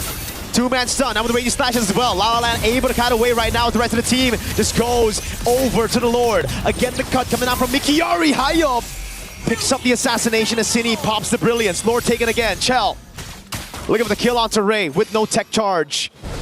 Mikiari though, did she stay a bit too long? I don't know. Again, not enough. Actually, should be enough mana to get like 2 more rotations here, but with that concentration. Heavy spin though. No Purify up, and they know it. Mikiari a bit too much than Chikachu, and now Even our Immortality is going to be popped down. That's with the Evolved Lord in the mid lane. They're dealing with it though. Yep. It's not enough. It's a 4v3 scenario, and Padina is coming back up in 13 seconds. They can delay this. They can easily delay this with the barrier. And you see the Nature's Barrier come out. Lord can't really go around it too easily. Buys them 1 second here as Padina is 3 off from coming back to life. It's a Holy Crystal. Will certainly help in for Endeavor to clear this one out. Pandinia back up, 4v4 in the base. Fumieko still pretty far away, 4 seconds. Ray goes in, tech charge as well, but Vivian pops in to circle Eagle now! It's City with the tech charge! Win a crown already by Pandinia, now with the Brilliance as well, gets away as they clear out the Evolved Lord.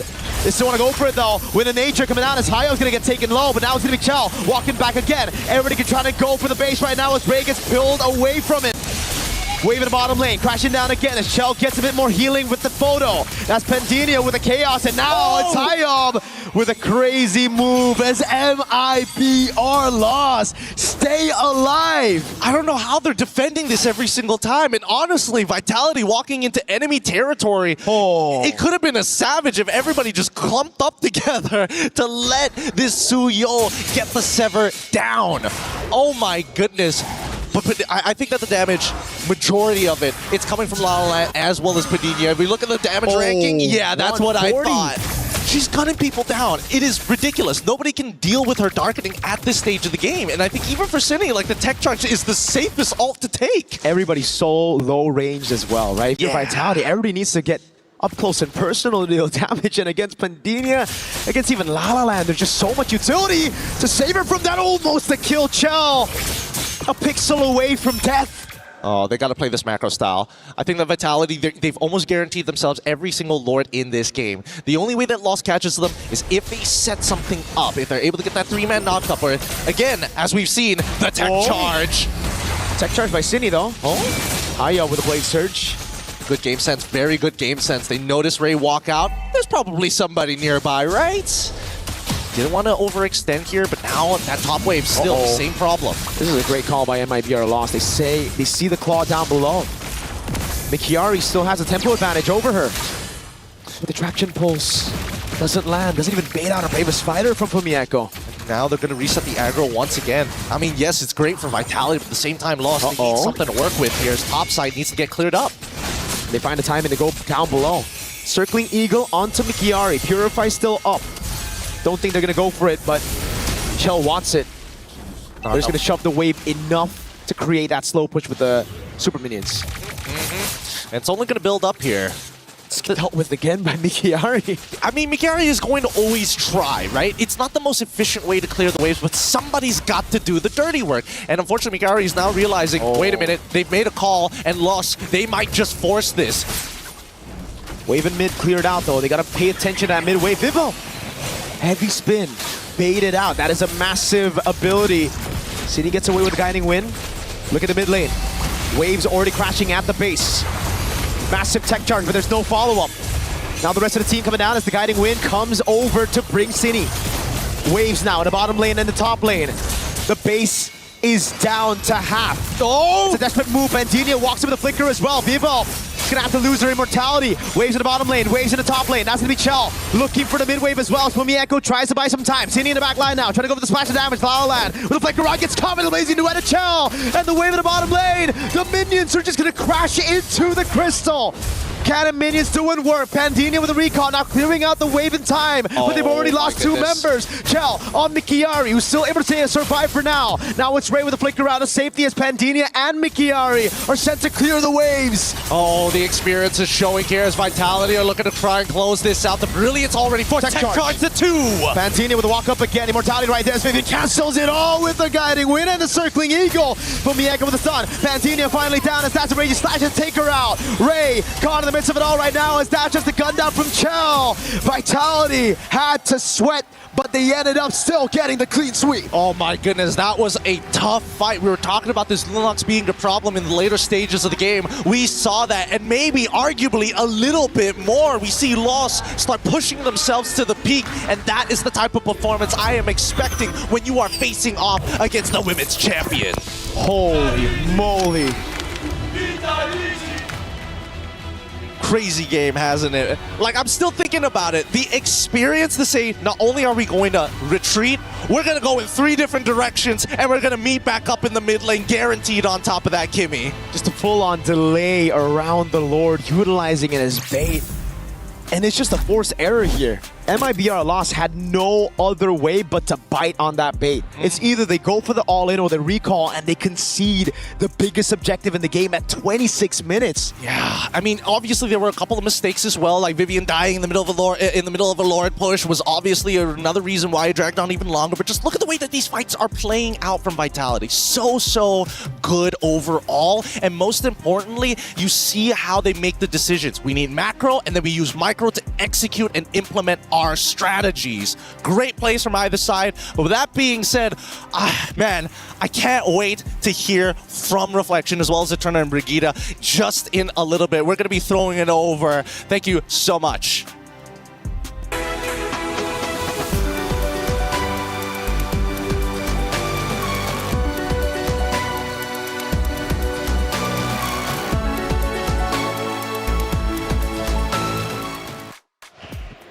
What a series.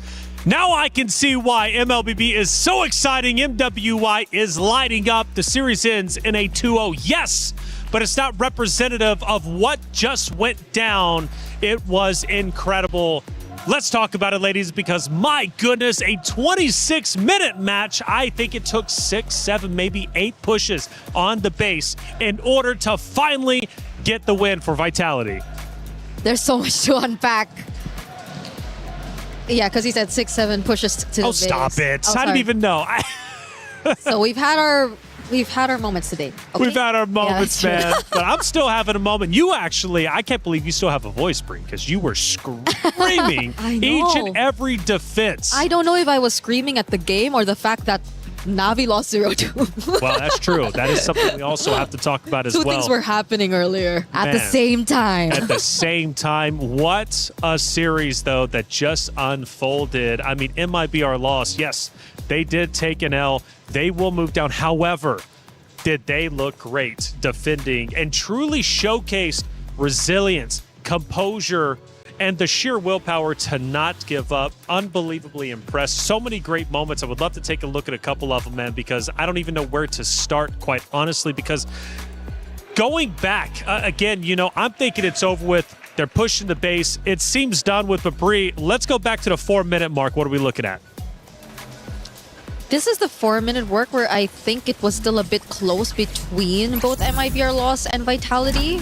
Like, you could see how, I think this was the first few minutes where, honestly, I feel like this was enough to show us why they were very comfortable with the Grok.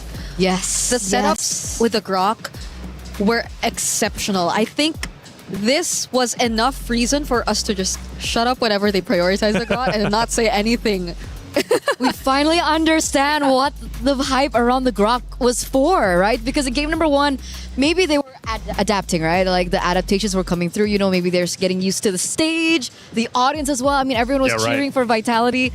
It's definitely gonna like hit you mentally a little. So we finally get to see that impeccable charge there, and it really was over and over and over again. Yeah, let's take a look at moment number 2. Let's see where we land. I'm pretty sure we're going to have a ton of highlights. 26 minutes to gain them.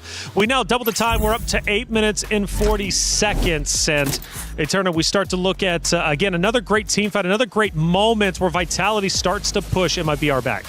Yeah, this is like one of those moments where Team Vitality are just looking for some highlights. Sure. All right? You're all just trying to lay out, pad the stats. Like, I understand that. They definitely didn't need to dive that deep. I think there were so many moments, especially in the early game and the mid game, where Fumi Echo went a little bit too deep behind enemy lines. So I felt like in the early game, there was a little bit of disrespect from the team. Like, there were so many pushes that they didn't really have to go for, and then it ultimately gave so many leads over back to MIBR Loss. But obviously, we can't deny the the craziness coming from MIBR loss from them as well, because they were able to capitalize over the mistakes of Vitality. Well, I'm hearing this next highlight is long, Bree. Let's take a look at it, because this has to be the push and pull fight for the base. We're now at 11 minutes, and this isn't going to be, I don't think, the base fight just yet, but we're definitely getting up to it. And we do have a couple of solos breaking away from Vitality, but it is going to be MIBR starting to take hold, to push in on them. But either way, Bree, it's a scrappy fight for sure. Who ends up taking it? Well, it was, and in a way, something Fumi Echo was a bit warranted to do because Vivian was there. It was very evident that there would be some follow-up, and it was not just Vivian, honestly. It was a highlight for Chell.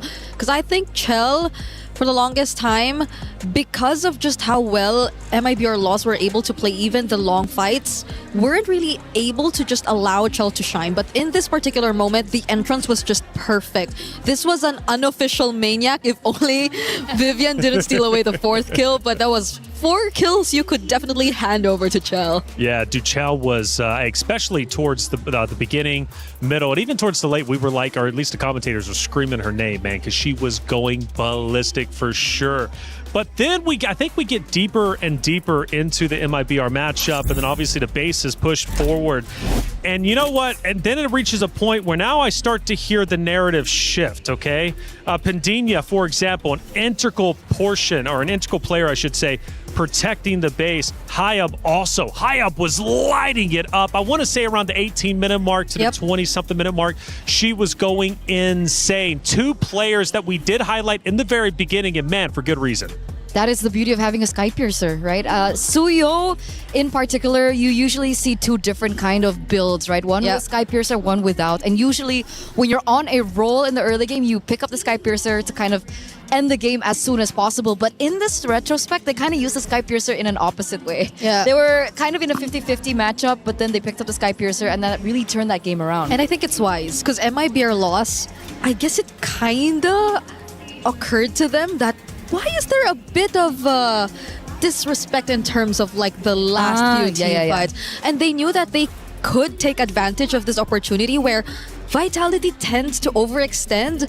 And truly enough, they did get a lot of kills off of these overextensions. So Bree, if you don't mind, talk to me about that overextension. Is it Na'Vi just feeling on top of the world, nothing or nobody can beat us? Are they maybe getting a bit too loose? Or is that just their play style and then they kind of figured out, you know what, this isn't working, let's go ahead and readjust? It is somewhat of their playstyle, but at the same time, a bit too much of their aggression, because it's very understandable if you want to keep the aggression, especially if you're playing with such a significant lead. But at that moment, it felt like they completely lost track of the fact that there was a Lunox on the other side, of the fact that there was a scaling lineup too that you had to respect, and that the Hayab actually got in a lot of Sky Piercer stacks on this Suyo. So there was scaling that you could just not disregard once you go up against this lineup of MIBR Lost, but Vitality played the latter portions of the game as if that was non-existent. So I think it was a slight miscalculation too on their end, which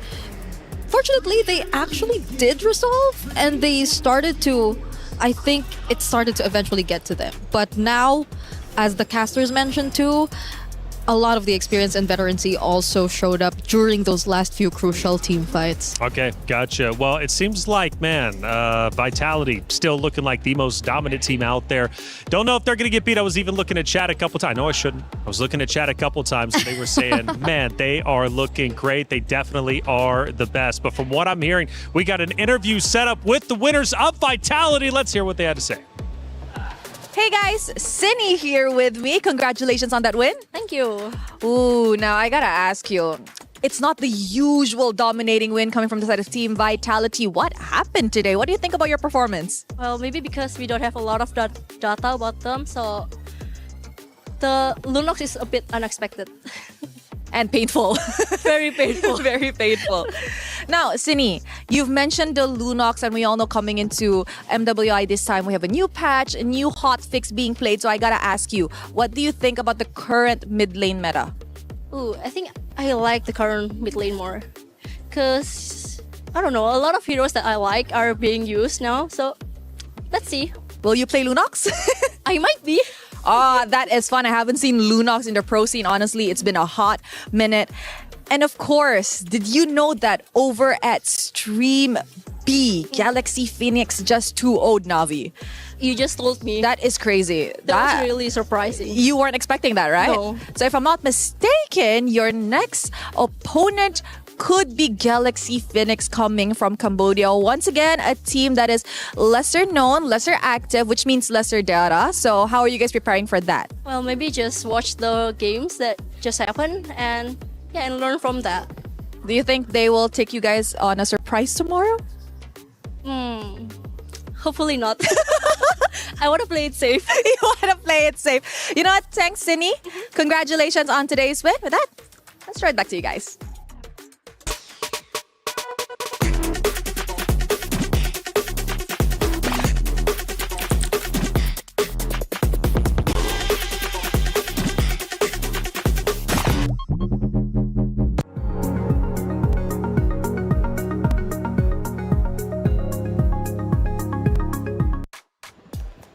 Thank you, Rose, as always, for that phenomenal interview. Yeah, big news. Navi falls 2-0 to Galaxy Phoenix.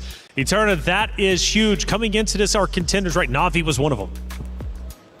Here we go. The mic is pointing towards me. But yeah, now I'm no longer seen, so I could just show whatever reactions or frustrations I'm feeling right now as we get a closer look at the game, because I did not have enough time to do this. Like watching MIBR Laws go up against Vitality, I could just not take off my eyes from the screen. But now it's so tough. Just look at the gold lane matchup too. Like it's a 0-3-1 to a 5-0-2 Claude from Winnie of GXP. And mind you, it's one of the roles they decided to change. But I really want to think they had enough time to work on that chemistry and that change in roster before MWI. And remember though, before Malaysia really ramped up when it came down to like the ladder board of all the regions here, especially in MWI, it was always Cambodia at top 3. So they're finally finding their groove again. They're finally finding their rhythm again. And they're really allowing everyone to understand like, hey, we're back. We're a region that you really cannot just count out. So that's really exciting coming in from Stream B. For sure. Exciting indeed. Look, taking the stage is about to be Genji versus Foot Esports. This one is going to be fun. We heard from Vivian at the start of the day. Now let's hear from her rival of Ashley. Hey, Rose, what does Ashley have to say? Hey guys, Rose here, and as we enter the last and final match of the day, we are with Ashley from Gen G. Hello girl, how are you? Hi, I'm good. I finally get to interview her after last year, which I didn't even get the chance to. So you know what, how are you entering this matchup up against Foot Esports? I'm good. I don't want to repeat the same mistake of like being overly confident, but I'm going into this with the mindset of expecting the best and preparing for the worst.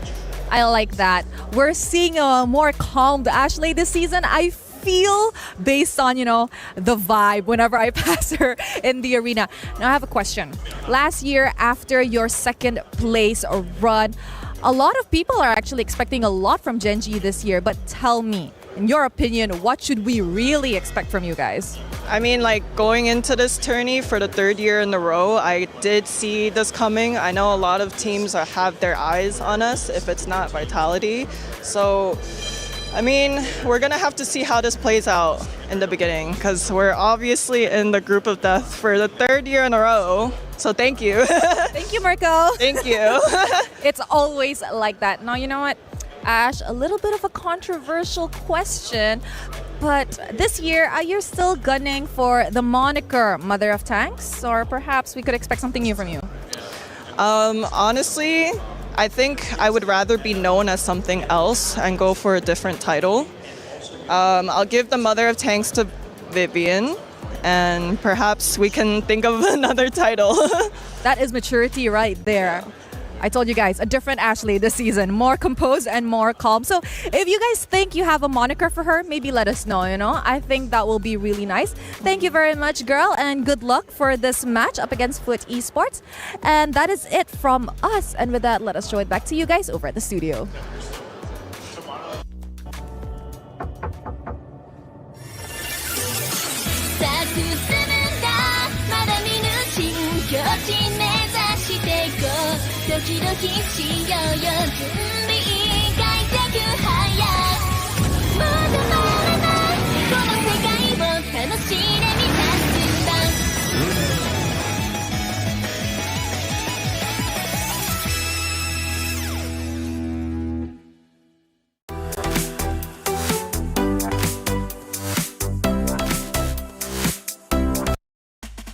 Ooh, new title. No longer the queen of the tanks. What are we going to get by the end of MWI? Hey, check it out. The brand new interactive effect for Rhino Day is now available. Check it out. Get involved. We love our new skin, stickers, and everything that you could possibly get for Rhino Day. Hey, our final matchup of the day. It's Gen G versus Foot Esports. Stage, take it away.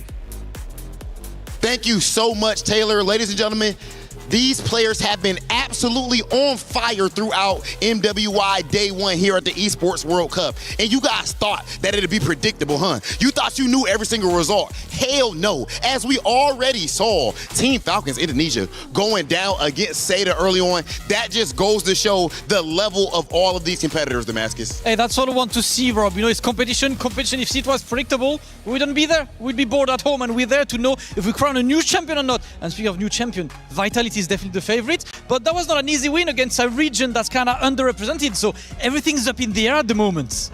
That is absolutely right. Now, guys, those were just the first 3 matches. Next up, what we'll be seeing is 2 teams with international stage experience. And of course, both with a shiny new upgrade in the jungler department. Over on one hand, this is the first North American team to have ever made it to a grand final, period. And over on the other, that would be hosting our M8 over at Istanbul. And this will be the time for our women of Turkey to shine. National pride is on the line. Let's get to it. Back to you at the studio.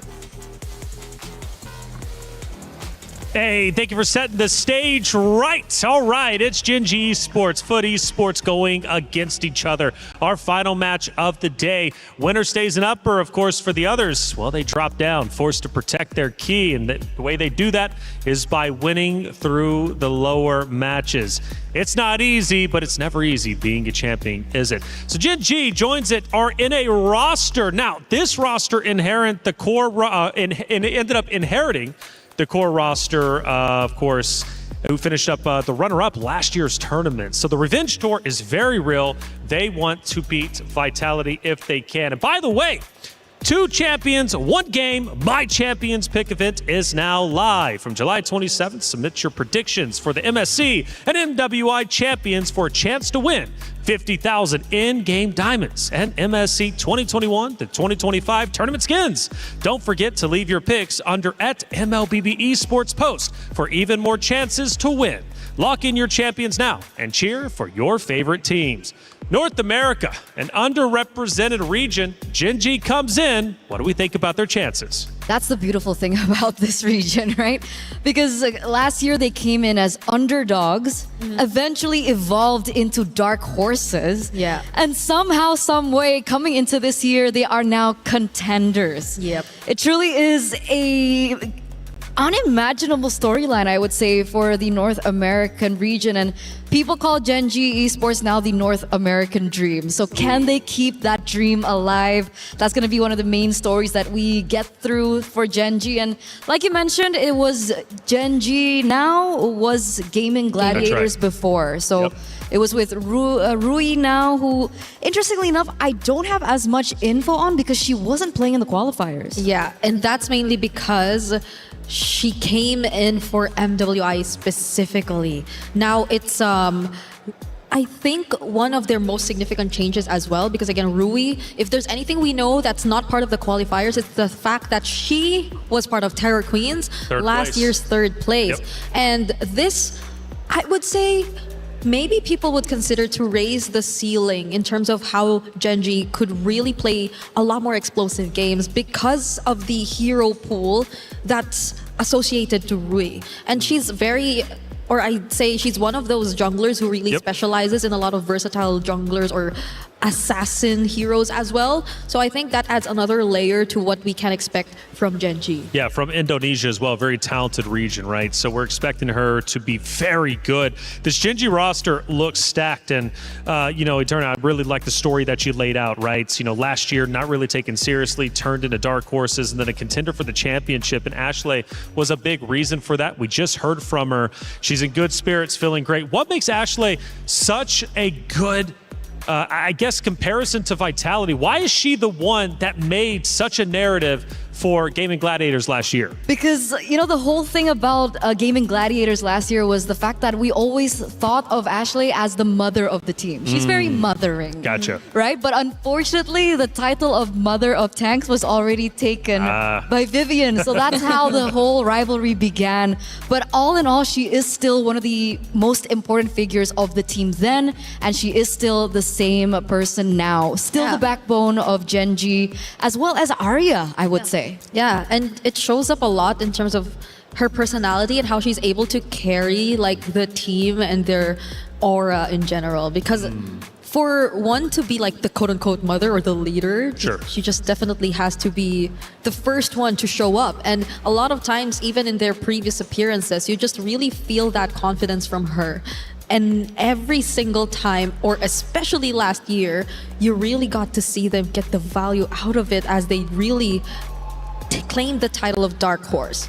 So now I think we're a few moments away from the draft, and that was Expanding Rivers we're seeing again. Expanding Rivers and Foot Esports, by the way, reached quarterfinals last year with virtually the same roster. So they are going to be a huge opponent to Genji Esports representing Turkey. This is going to be a big matchup. Now, as we get into it, I can't wait to see how this one's going to unfold. Genji desperately needs points for the club championship. I say desperately, I think that's a bit of an overstretch. It is only week 2 after all. So, we're still very early again. Okay. I like to ring the alarm bells. It's kind of my style. Everybody knows that. But, Genji, this is a big moment for them and truly, a true test, right? Their first test to show what they're going to bring to MWI this year in comparison to last year. Let's go through our pick of bands and see what we see. Okay, a lot of research done here by Genji. You could see it through their first ban on the Fanny. Foot Esports, Kujo is one of those Fanny specialists. If we could really just count between our fingers the number of Fanny specialists who are actually part of this tournament right now. She has very high mastery of this hero and used it in the previous qualifiers. Now they're taking it away from her. Interesting though is even the Hanabi. So I guess this is really Genji showing up and making sure that they've done their homework. On the other side though, it feels pretty standard for Foot. It seems as if they've stuck with the more common red side bans. That's the beautiful thing about being on red side and blue side, right? Blue side, you can get away with a lot more, I would say, respect bans as compared to the meta bans, because then it becomes, housekeeping for red side, because obviously GG or Genji will be the ones with first pick. So interestingly, I saw that emotion that you had on your face, Brig. Selena banned as well. So definitely a lot more information that Coach Rexvin has as well when it comes down to the drafts. Understanding how Foot works. And by the way, we're going into this matchup and we forgot to mention it's basically the same story for both of these teams. Oh. New junglers. Oh, right. Because now it's Kujo and Rui instead of Mireia. For Mireia. And they both beat their former junglers in their qualifiers. Exactly. On the way to MWI 2026. So that's a really interesting storyline. And now we get to see who will actually get farther here in this event. As Hirara, very much expected, open, and now prioritized as first pick. Foot Esports, though, on the other hand, I wonder if they will be the more common drafters there. Is it going to be the typical Eve Claude priority here and there, or even the Atlas maybe, if they just really want to consider the power picks early on? There you go, the Atlas gets locked in, but do they pair it up immediately with one of those that we mentioned? It seems like no, they are not going to reveal much just yet. Going with the Guinevere, but at least we do know now that it's jungle Guinevere, right? Yeah, it should be. It should be jungle Guinevere. An interesting matchup. We haven't seen the Hirara up against the Guinevere just yet. Oh, yeah. So I wonder how that's actually going to pan out. Who's going to be able to, clear a lot faster, who's going to rotate quicker as well. We'll see that all unfold here in game number 1 in this matchup. But we do see the instant response coming in from Genji, Valentina, and the Esmeralda. So already a very strong lane in the EXP lane. A really good way of showing how they want to play, especially when it comes down to that early stage of the game. Yeah, regardless if they do pick up the Eve, which is actually still available, not even the Ju Sin is actually still open to this point for Foot Esports. So they have a wide array of mid lane options still out there if they do want to reveal it now, but they go for their XP lane. It's a Phoveus into the Esmeralda, which I'd say is an interesting choice here for Foot Esports. We did see it earlier, though. 50-50, right? Yeah. I mean, with the buffs to Esmeralda, would you consider Esmeralda the stronger lane up against the Phoveus? If we were just to base it on this first series that we saw, there was a slight advantage that we got to see from the Esmeralda, especially in terms of rotational speed. Like, you get to secure that you are out of your lane earlier than the Phoveus, if it's just that. But at the same time, if we're looking at the amount of, or the dashes so far, it's mostly on the Valentina and Herrera. So I guess it's really that's prioritized here for this Phoveus pickup. And that makes sense, right? We do see the value of the Phoveus coming through. I think it's a really good pickup here for Foot, especially in the first few 3. We're coming into the second phase of the drafts now, and we do see that the Gourd gets priority banned. So you did mention that they're trying to slim down the options of the mid laners, but what do we have left? Lilia was also a really interesting option. It did work out, a really good clear, especially in the early game. If you want to go for fast rotations, you can go for that. Zetian is still a hero that really has not surfaced. Yeah, I understand why they also took out the likes of the Gourd. You definitely would want a bit more burst damage to come in from Foot Esports, just so you could layer those setups better, because you already have the potential combination of the spatial migration and the fatal links. But we are still looking for the damage that could complement this combo from Foot Esports so far. It's only the Phoveus that's revealed to us, and at this point, if it's burst damage that you're looking for, then yes, the Lilia you mentioned might be one of the considerations. Juicin is also out there if you just want to add another layer of crowd control too. Do you feel that the Lilia's burst though? Yeah. Especially early game, it feels like a lot less bursty than something that you would imagine, something like the Farsa, who's a little bit heavier when it comes to hard burst. Plus, I don't know if you want to hand over the black shoes to the Valentina as easily, because that's just going to be another escape tool that they could really utilize if the Valentina just wants to play all aggressive throughout. So I think they're taking their time for this mid lane pick, but they do end up showing us their gold lane first. It's a Harith into a potential Claude, because the Claude is still open at this point. Should be. Panda would probably consider that. Oh, I remember Panda from last year.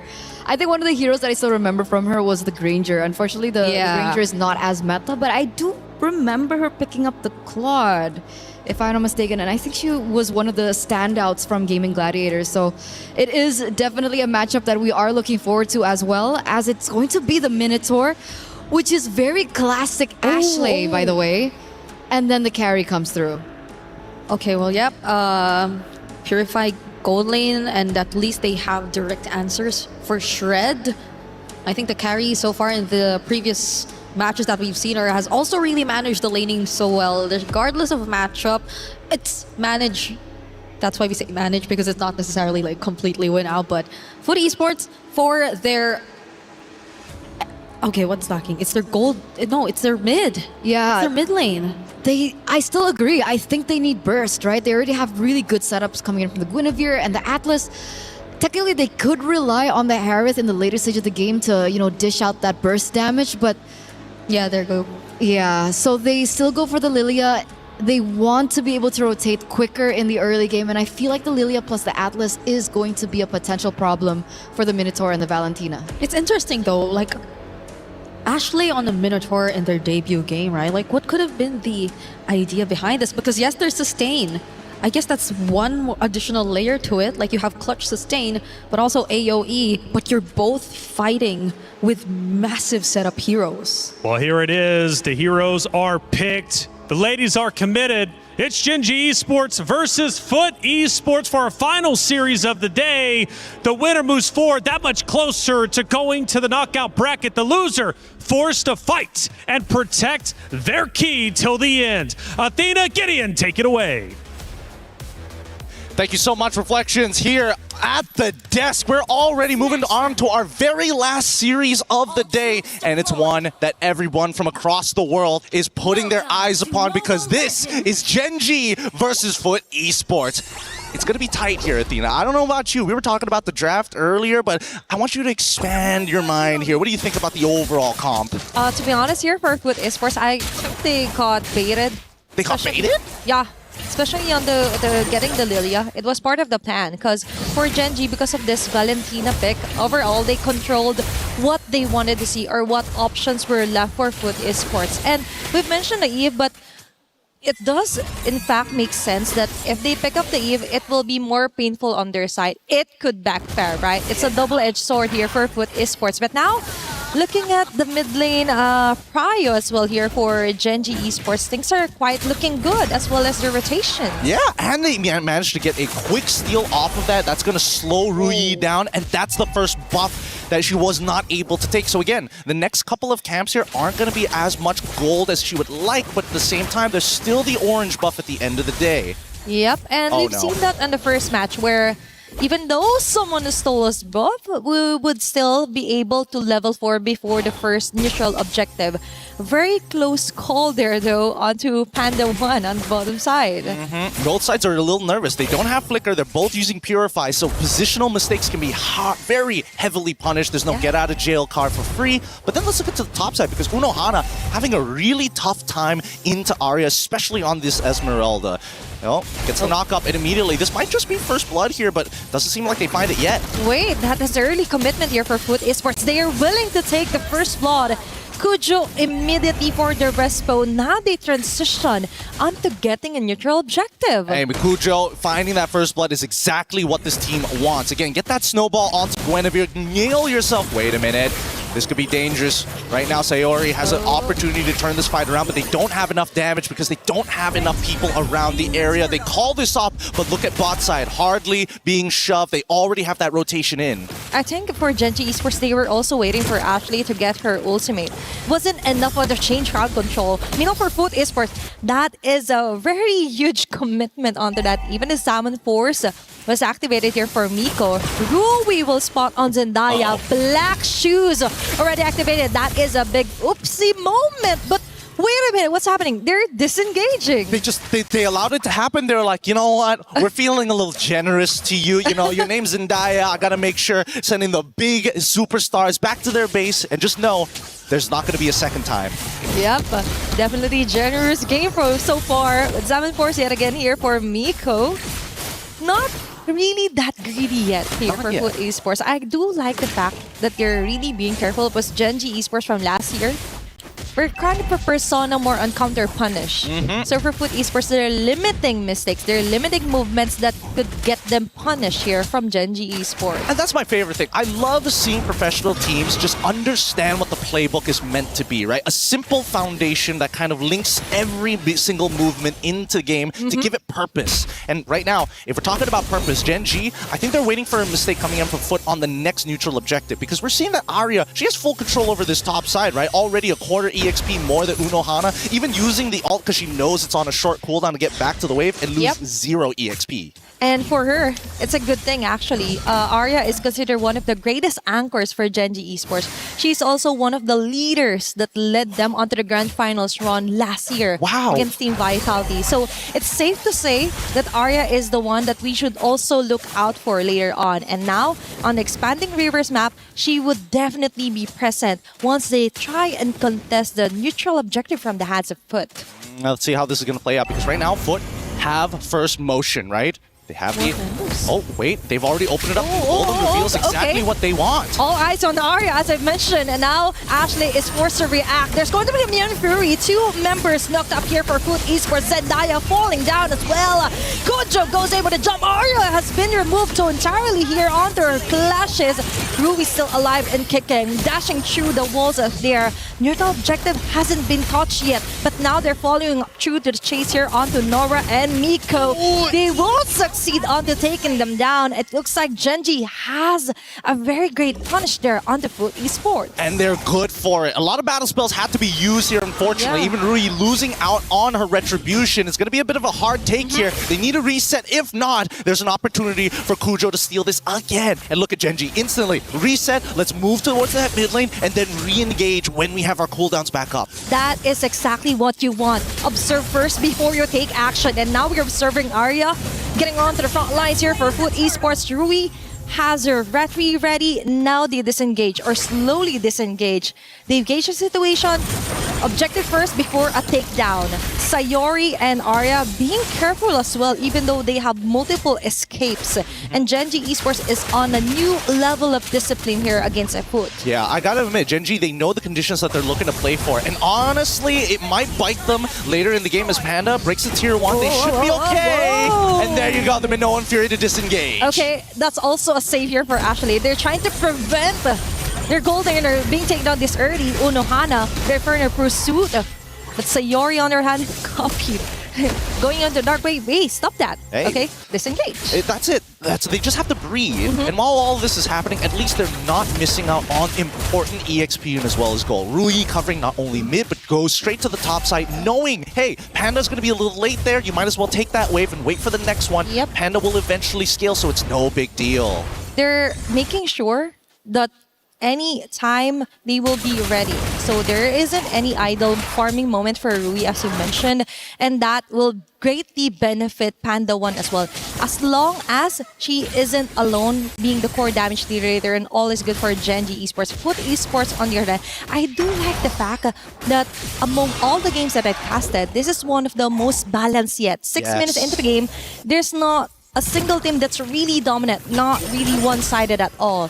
We see Foot Esports still trying to gauge a situation before they act on it. I feel like, again, both sides are being very respectful of each other, right? We haven't seen them really force too hard in a lot of these scenarios, and I think that at least for Gen G's side, it's very clear what they're trying to do. But Foot, on the other hand, I think it's a lot harder to determine what the play should be. As the dive commences, Unohana is in trouble. Okay, even though the Mian crew will miss out, Arya would follow up. Oh, Falling Star Moon will miss out.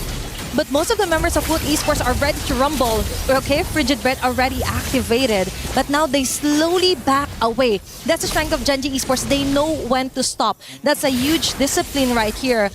The objective, leave it be. They just want things to be chill. They're just waiting for the perfect moment. If ever anyone overstays their welcome, they go for the punish. Nora as well with Frigid Bread. Arya is stoking up a lot of shields here on the Foot Esports. Sayori with the last hit. Miko on your hand, focusing on to getting the turrets. But they're getting the numbers rolling here for Genji Esports. 2 members down for a turret in exchange.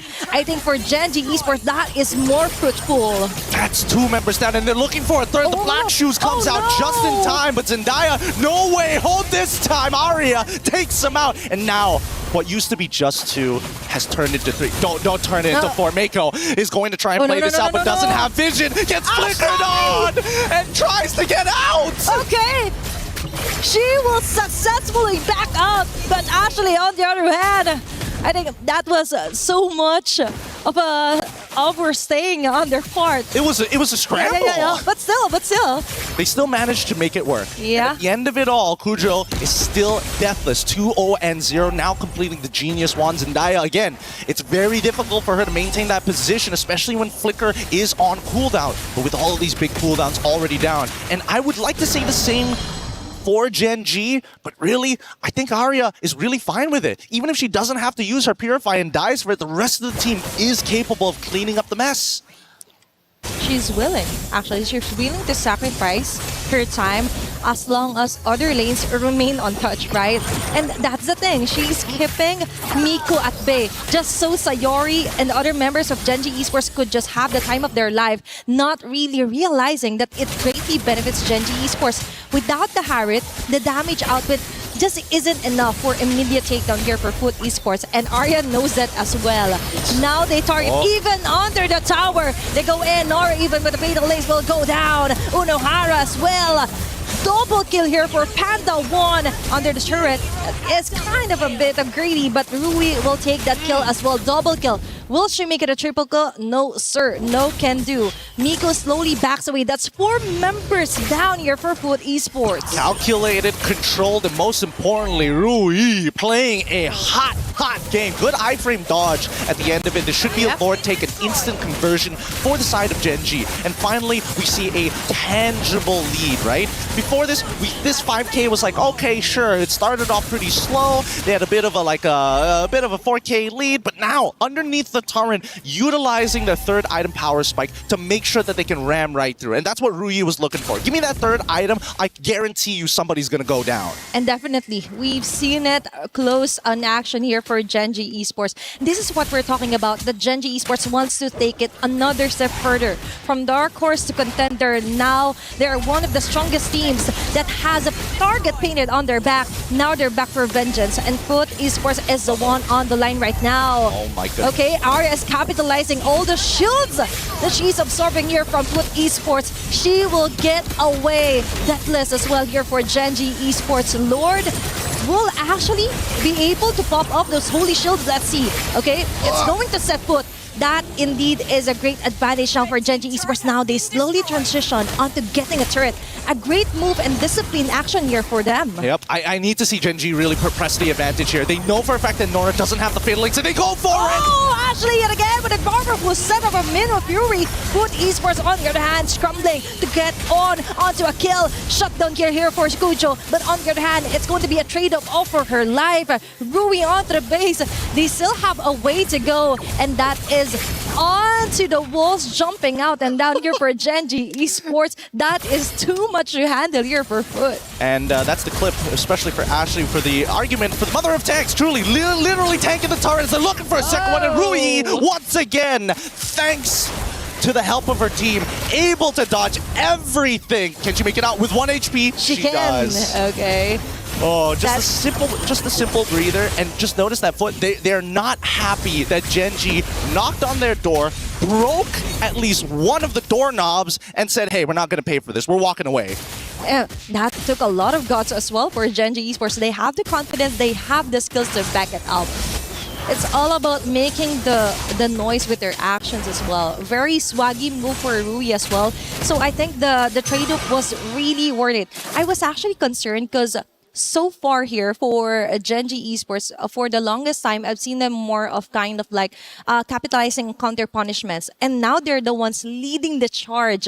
All throughout the round, I've mentioned on the 6-minute mark that it was more of a balanced type of game compared to the games that we've casted. But now, heading on to the 13th-minute mark, now we see the dominance being asserted by Gen G Esports. Now we see them being the top dogs against Foot. And I think a lot of it just comes down to the fact that Arya has been absolutely crushing it. Look at that difference, 8.3k to 5.5 on the opposite side against Unohana. And to be fair, there were a lot of ganks towards Unohana's lane in a losing matchup in itself. So 3-level difference is not too surprising in this current state. But Mako finally getting that third item. Some relevant damage. Not enough to take out Arya, but definitely Rui and Sayori. They got to be careful if they fall into the Xamon Force. And as well as she's really maximizing this low CD cooldown here for the ultimate. So that is another additional for Gen G Esports. We've talked about this on the panel that even our experts are expecting the Esmeralda to really top off the charts after the Paquito Lapu from the wildcard. Now we're back on an Esmeralda.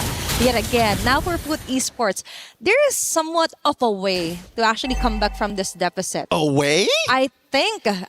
What's the theory here? What's the theory here before the Lord makes it to the inhibitors? I just think that Cujo and Nora just needs wonderful connection when it comes to Fatal Links and the spatial migration value for him. And Miko, as long as she doesn't get killed, could actually get 2 to 3 members from Genji Esports. But that is just wishful thinking on my part. That's not just wishful. That's hyper optimism as they're knocking on this door, ready to finish the job. They're going to break open the first inhibitor here, but let's see it. That Fatal Links could be a make it or break it. Yep, let's see. They could ask for the turret for help as well, but now the Lord, they have to melt this out as fast as possible. It's Arya yet again onto the front lines. That is what we're talking about. Ashley! With an Fury, good job down. The connection isn't there. They're slowly capitalizing onto the moving every single member here for Foot Esports. Ashley is a sacrifice, but I think it's going to be enough for Genji Esports to actually finish off this round. Panda 1, focus round to the tower, and that's it for game number 1 win for Genji. Woo! That was one hell of a game. Cool, calm, calculated, but most importantly, it never felt out of control for Gen G. Yes, mistakes happen, but it is not the end of the world, and you can see it in all of their faces. They're like, all right, no big deal. We can recover. We're going to hit them so much harder in the next 2 minutes. It's like, okay, another day, another game, another win.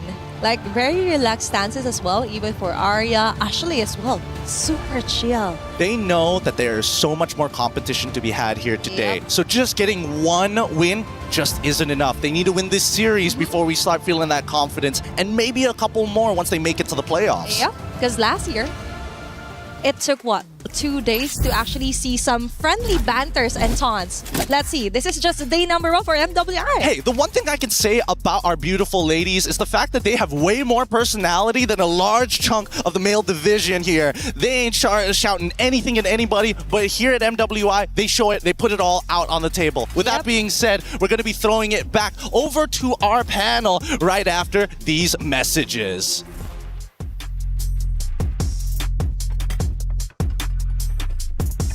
Is in our DNA. Whenever we let it out, it becomes our superpower. Now imagine an entire city being built to supercharge it. Kadir City, powered by play. Hey, welcome back everybody to our studio. I'm Taylor Reflection Snowball, joined by Eterna Brigida. Look, what a match it was. Gen G, though, pulling out, going big. The story behind them, second place last year. They're looking to go even further. They want to defeat whoever's in grand finals. Vitality doesn't matter.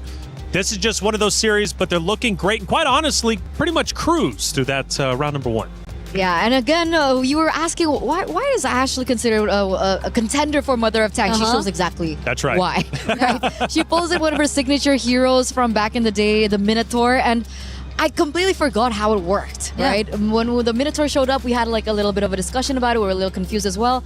But primarily, it's similar to the Gatot Kacha, right? As soon as the Minotaur, Minoan Fury hits in, it's a really good way to disengage. So whenever they want to go in for these team fights, it's either she initiates or she disengages really well after the Fatal Links hits, or even the Guinevere finds a pick. And I think that was really beautiful connection and beautiful cover coming in from Ashley. Yeah, and the fact that it's one of the heroes who really has a lot of knockups. It's not just relying on the Minoan Fury to find those knockups, because knockups are one of the best ways to just cancel whatever happens on the map. Either an ultimate that just requires knockup to cancel, or tempo. Like, it helps so much in just stopping or slowing down whatever tempo is being set by the opposing team. And I don't think we really got to see Foot Esports establish that of their own in that entire game. Yeah, not at all right. I mean, even from a perspective of Turtles, even from perspective of map control, they just simply didn't have anything all game. They didn't necessarily play bad, it's just Gen G played even better. Hey, we got Rose on site for a Stream B update. Who's playing over there?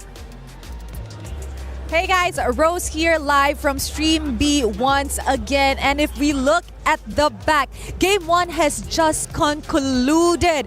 And guys, although it was a 21 minutes long game, the kill count ended at a 15-2 in favor of Falcons Daisy. And actually on my right, we could hear quite a bit of crowd and quite a bit of cheering for Falcons Daisy. So the question now lies, will Falcon Vega Mena be able to come back to equalize the score in a 1-1, or will Falcons Daisy actually come in with a sweep? That's it from Stream B. Throwing it back to you guys.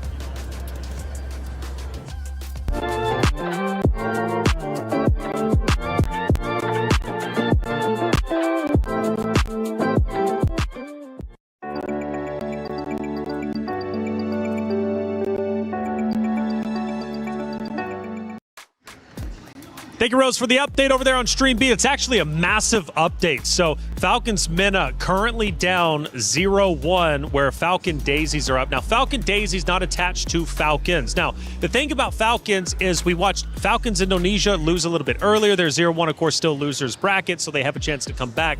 But now Falcons Mena running into issues as well. The club championship race, it's still early, being only week number 2. But man, Falcons cannot catch a break. Yeah, it's gonna be a very sad day for Team Falcons if ever Team Falcons Mena end up losing as well. So, and I doubt we want to end the day with all sweeps, you know? So hopefully we do get to see a game number 3 happen in Stream B, or maybe even here, you know? I wouldn't mind closing out the day with a game number 3 in our hands. I love that. I love that. It would show them the more competitive things are, but why has it been sweeps? Did we expect this? I don't think we expected this. I didn't. I mean, come on. Well, then again, it's kind of hit or miss, right? This early on in the groups, you know, some of the matchups might be a little bit overpowered towards one side versus the other, but all 2-0s? That's crazy. Granted, we're not done just yet. Stream B is still playing it out. We're also still having our series here between Gen G Esports and Foot Esports. So very much a case where we could, in fact, go to a game 3. We start to look at some of our highlights from, of course, this first map between Gen G Esports, Foot Esports. And you can tell by the stats, I mean, Gen G just dominating there on the left-hand side, not only when it comes to gold towers, but also, of course, even turtles, right? I mean, they never slowed down. Foot Esports, why couldn't they get a foot in the game? I mean, if you were Nora, who do you really go after, right? Like, who do you try to set up if, as an Atlas, you want either Pandawan, Sayori, but both are on Purify? And it felt like sometimes they didn't even have to use that because Ashley and her Minoan Fury is just enough to already force the opponents out or to keep her teammates safe. So a lot of times I feel like it was just too tough to find like the right targets, because basically if you take a look at their lineup, right, it's not like they had a marksman with them. So winning team fights was crucial for them to eventually convert into structures, and that became an issue for Foot Esports in this game.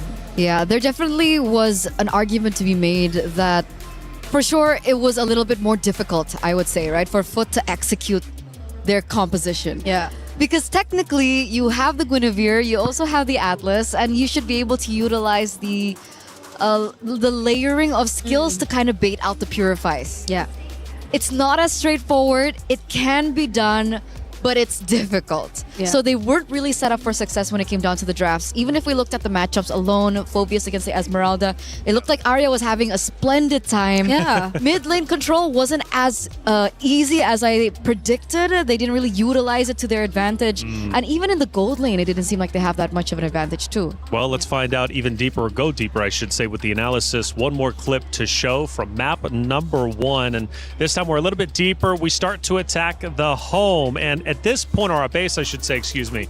And Gen G making great work, good headway pushing through. You can tell there is some resistance from Foot Esports, but it's only short-lived as they continue to push forward and ultimately, I believe, take map number 1.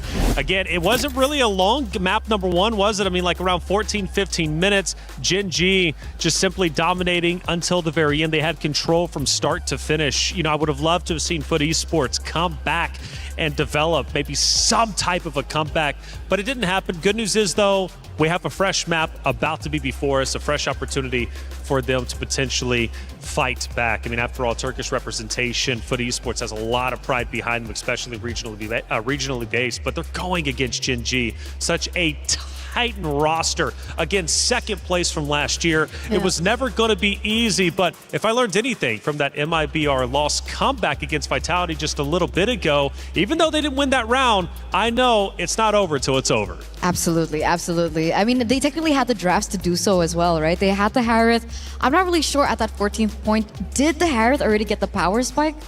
It would be nice to get a little bit more insight into the itemization, but it required a lot. There was it was a specific winning condition that they had the Harith. They could actually still be able to take it to the late game, and I think Athena even mentioned it. But the gap was so far. It was a 10,000 gold deficit at that stage. So it was a very difficult to come back from situation if you were to look at it from the perspective of Foot Esports.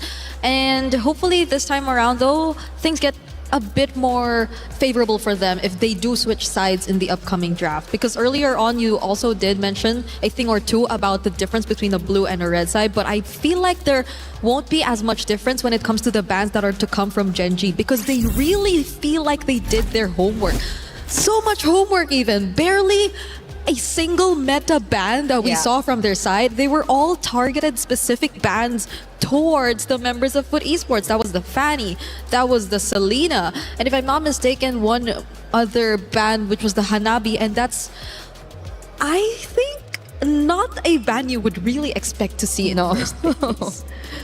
Hanabi is one of the most vulnerable gold laners out there, and there's a reason why we, or more so now that the Esmeralda's been buffed up, right? Like, you would really wonder why the Hanabi was even an option, but it, again, we saw it in MIBR loss. It can happen again this time. Once you get a hold of your comforts, anything can happen. It's been fun today from the pick and bans, right? I think we've seen quite a bit of diversity, especially game number one. That kind of opened it up wide. The Hirara still coming into play, having a bit of an impact. We know that buff obviously had a tremendous impact as a whole. Esmeralda has been, I want to say, one of the more impactful heroes of the day, especially in terms of our narratives. I've had a good time learning about MLBB. The MWI has been truly phenomenal so far. And well, for Gen G, they're looking to close out today with a 2-0 series count, push forward into the brackets or their group respectively, and then ultimately make it into the knockout stage. They clap, supportive. For them, this is just one stop along the road to grand finals. That's where they want to be. That's where they want to go. Of course, Foot Esports does as well, but they've got to try and come back. And if they can do so, this series might get a little bit crazy. And speaking of crazy, I'm hearing Rose, Damascus, Hollywood, Rob TV were playing basketball or something. What were they doing? Let's check it out. Hey guys, Rose here. Right now we are at the basketball arena over at the Expo area in the EWC26, and right now I have 3 lads behind me and 1 beside me because they will be playing basketball. So they're gonna try to shoot one from the nearest, middle, and the longest shot. Everybody gets 3 tries, and we are gonna start with Hollywood Rob TV. Let's go, man! Okay, guys, how do we think this is gonna go? I mean, it's not the best start, is it? I did better than him. That's not a good start. Okay, middle. Okay. Okay, not bad. So he got 1. And onto the longest shot. Let's go, Rob. What do you think? Oh, that was close. That was close. Okay, Trav is next. Do you think he's gonna do better than you, Rob? Yeah, I mean, I think he's at least not gonna miss this one. Okay. Now middle. But I think he misses the rest of these though. Maybe. Oh, really? The rest of it? Oh, okay. So now the longest shot. Will Trav get this? Let's go, Trav. Do you think he's gonna get it, Damascus? Nah, hell no. Hell no? Oh! Damn, that was clean. That was good, Trav. So of course, with that, it's Damascus' turn. Let's go, Damascus. Are we getting it? Do you think he's gonna beat your score? 3 out of 3. I mean, it's 1 for 3 so far, so he's not looking too bad. 1 for 3. On to the middle one. Let's go. Oh. Gotta hit it. All right. Onto the longest. Yeah. Can you do feet? I don't think you can do feet. Let's go, Damascus. Oh. That was close. So I think we have a winner. We have a winner, guys. It is Trav. Can I just say that the American of the group is losing? Bro, That's your national sport. That is your national sport, bro. The fact that I missed the first easiest shot is absolute insanity, bro. I'm disappointed. There's too much pressure to start off. That's all it I was. thought you were good, I was bro. representing all of America. Oh, damn. The pressure on his shoulder was too much. But you know what? Good try and good job, Trav. We have a winner. Thank you very much, boys. I hope you guys can try over the activities we have over at the Expo Arena. If you guys ever do come to EWC 2026, that is it from us, and throwing it back to you guys.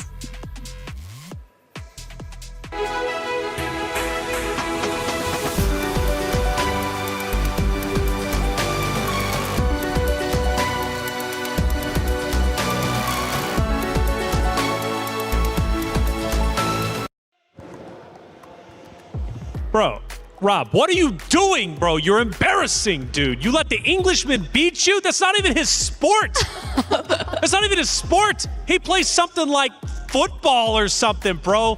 Rob, we got to do that. Run it back again. Damascus, that second shot was bad, bro. But you know what? You did better than Rob. We got to have a conversation after this. Hey, check it out. About to hop into map number 2. We head back to the stage. It's Gen G Esports versus Foot Esports. Now, these two lady teams are ready to get it started once again. Gen G Esports, though, cool, calm, and collected. They dominated that first map. They're not looking like they're letting anything go. All gas, no brakes. Foot Esports, let's get real about them. What do they need to do to come back? Because this is not going to be easy. They've got to potentially throw something out there that maybe we're not expecting. First of all, they need to reset. Yeah. Right? They need to take a breather, go do fun stuff for a bit, I think. Like basketball? Like basketball. And I'm pretty sure they're going to beat Rob as well. Okay. I think I can even beat Rob, but Hey, the three of us should try it next time. yeah, let's do it after this. After those shots, I think both of you would be just fine. Exactly.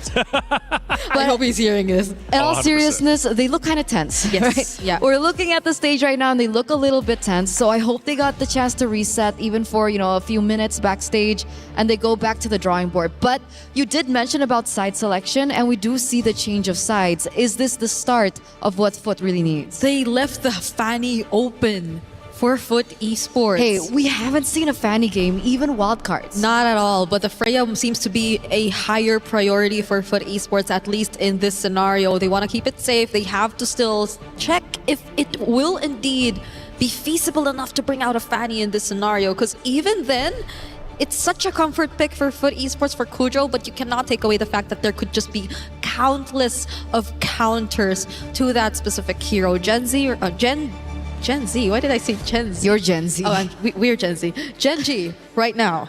I think a lot of the other power picks are also still up there. They still can go for the Atlas that worked wonders for them in game number 1 if ever they do want to. Another option earlier on, I think they could pair it with the Esmeralda, right? That was the option, or that was the pick that they went for, but they're changing it this time. They're actually going for a Valentina and Eterna. I think slowly the blind Valentina picks are working for those who are actually picking it up. Disagree. Depends on pilot. Disagree depends on pilot and how the enemy... It depends on the user. Yes, and also how the enemy drafts around it. Okay, in certain situations, if you are a Valentina, if you are able to see what is the best ult in which scenario, yes, Yeah. I agree, the Valentina is very powerful. But other than that, I don't see the value. But you do make a good point. The Valentina has risen in popularity lately. And we do see the insta response in the Cho as well as the Alice. Now, the Cho was a hero that I was expecting to come out earlier on, but it finally sees the light of day here. The big question is why? Are they setting up for a Fanny? You think so? Or because so far we're seeing like 2 fighters and they have a most likely Freya Gold and an Alice in the EXP lane. So that makes you think if they're setting up for a damaged jungler or if they have other plans in mind, unless they really want to stick for utility and just go hard carry. Because I've seen teams in qualifiers actually put the Alice in jungle, but I don't think this region is one of them. So there is still a very high chance that the Freya and Alice are going side for Foot Esports. And Genji, great response, pick up the carry just so they already have enough shred to deal with these threats. Yeah, Freya and the Alice is something that the carry really needs to deal with. Along your note about the Fanny, I do still think it depends on what the bans coming in from Foot are. If we see a ban of like a Moscow or something of that sort, it definitely is looking that particular way. Okay. So do GG instead want to try and ban it out here in the first phase, rather second phase? Yeah. They're taking their time right now. We're seeing Genji ban out their options first. There you go. So seeing the double fighter setup already revealed to us, they already took out one of the potential damage junglers that are still up there, and that's the Yi Sun Shin. So in a way, they're also narrowing down the options. I'm not sure if Genji themselves would also just rather take out the possibility of a Fanny all in all, but the way it's looking right now, it seems like it's really on the jungle target. And for Foot Esports, you also don't know what the jungler is for Genji just yet. They take out the Belleric though, because even so, you also don't know what Ashley is actually going to go for. Do they want to respect ban the Minotaur, is my question? Minotaur into the Alice Freya. Okay, at this point, I think these first 3 picks that Foot Esports showed us are picks that would just not care about the Minotaur whatever happens. Like, they could just keep running through the Minotaur, so I guess they would probably not mind letting it through. What? Even the Ling gets taken out. They're diving deep. So they're going deep into the hero pool here. So they're really leaving the Fanny open. But we, again, cannot say for sure. It's a Belleric ban. Is a Belleric actually a counter to the Fanny? Or is it like... Well, it's great for heroes that want to dive. So I'm thinking about heroes like Nolan. Yeah. Right? If they want to go for Nolan, it's not going to be as easy if the Belleric was on board, which is why they go for the ban towards it. Other than that, it's not related to the Belleric, but I still think the Hayabusa is also an option for them to pick up as well. But they're the ones to actually ban the Nolan out. Considering they are on blue side, they aren't going to get first pick in the second phase. So maybe they're picking up that Rui is also really good with her assassins. So that's definitely a possibility for the Nolan pick to actually show up for Genji. Okay, we're down to the jungler picks for both sides, and as well as the roam for Genji and the mid lane option for Foot Esports. So we're looking for a roam and jungler. I think at this point, if they just really want to lock in whatever power pick is left, but if you think about it, what is left? They can afford to maybe go a bit more on utility, as I was supposed to say, because they still have like a marksman in the gold lane, and there you have it. It is going to be an Akai. And the Mathilda is actually still open too if they want to go for that pairing still. Yeah, definitely an option that you can still go for here for Genji. But for Foot, they have to decide here and now. Up against the Akai, what do you think would be an option to utilize? The Akai with the heavy spin, despite, you know, the nerfs towards, it hasn't been as easy against the Akai. And yes, I agree. Definitely not the Fanny. Really difficult to get in through the objectives unless they want to go for kill pressure, just full on kill pressure. Okay. So if they wanted to just match it, what? Barats without the Matilda. It's a Barats Cho. Well, again, Barats into the Akai, a more common matchup. We've seen it happen even in wildcards, but it does not in any way together with the Mathilda. Okay, and the damage department. When it comes down to neutral objective takes, the Barats has kind of an upper edge because of his ult against the heavy spin, right? Yeah. It's just the minus is that it's really, really slow. A lot of them have crowd control. A lot of them can just keep running through the members of Genji, but how systematic can you get with this very brawly all-fighter composition that Foot Esports decided to field out? And Genji, not a Mathilda even on the list. It's a Minotaur comfort pick the second time around for Ashley. So just imagine how messy the team fights could be. These are all fighters we're looking at.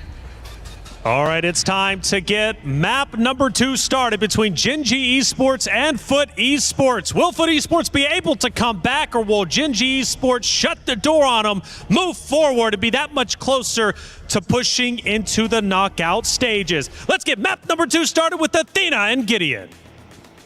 Thank you so much, Reflections. Again, great analysis here, and all the points make a lot of sense coming into this matchup, but I have to say, Foot Esports, they're coming out of the gate swinging with a much better draft compared to game number 1, and they're pulling off the big stops. The Freyas are coming into the mix. The Alice is coming into the mix. I have never seen a composition that is screaming, I'm gonna dive you. Okay, and as well as they already activated Nora's specialty, the show as well. I've seen them use it on their Grand Finals qualifiers. That's a 4-0 they finish up.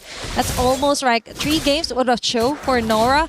So for Foot Esports, they're taking in a lot of their specialty mechanics here just to try and ensure their survivability here onto their uppermost bracket of our tournament. Now for Gen.G Esports, they're one step closer. The tricky part about this is that whoever wins this one, will get most of the momentum. Let's check the emblem set as well. Yeah, the emblem sets, most of it, all really, really aggressive coming in from Foot. And I love this opening coming in from Foot Esports. They start on purple buff, immediately move over to Litho Wanderer because they have mid-Fryo.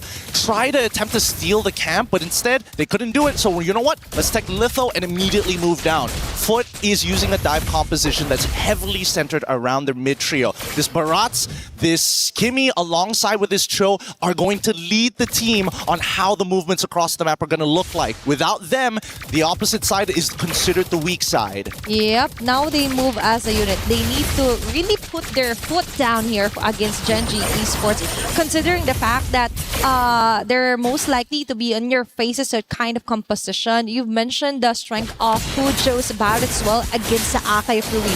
So we might see some interesting counterplays when it comes to objectives. Speaking of which, neutral objective will spawn in a few seconds, and now is the time for Foot Esports to actually engage or somehow negate the position for Gen.G Esports. Now that we're talking, it just happened to make sense. Gen.G Esports already foresaw that happening, or foresaw the plan here for Foot Esports. I don't think they foresaw it. I think it was just a miss on the body slam, unfortunately. I mean, Nora was in mid-animation, but now they need Ashley to be level 4. Yep. I think that Gen.G, now that Arya doesn't have a clear lead, they're going to be playing for picks, but we'll see.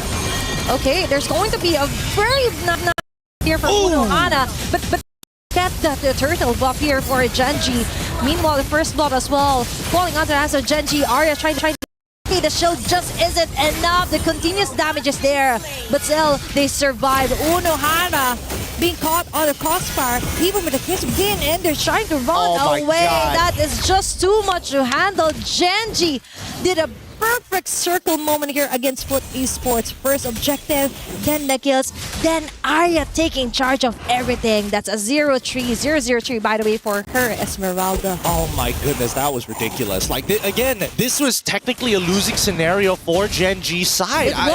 It was such a great engagement coming in from Unohana, already catching on to 4 of the members, but the composure from Rui to wait until the very last second to combine her heavy spin to break out of the crowd control and then get the retribution down, completely 180 the entire scenario. Now, not only did they win the team fight, they also get the turtle. And Gen.G, they're not scared to fight. Okay, now they commit the win here for Ashley. The team members caught on here with a Wave of Dragon connected onto Ashley. He likes that. She likes that attention. Now it alleviates some of those damages here for Gen.G Esports. There, the chase down is on Sayori, onto Zendaya. She will not survive with a chase down here for Gen.G Esports. Now they change targets. Unohana yet again. But still for Gen.G, is it worth it to take the time to actually torn it down?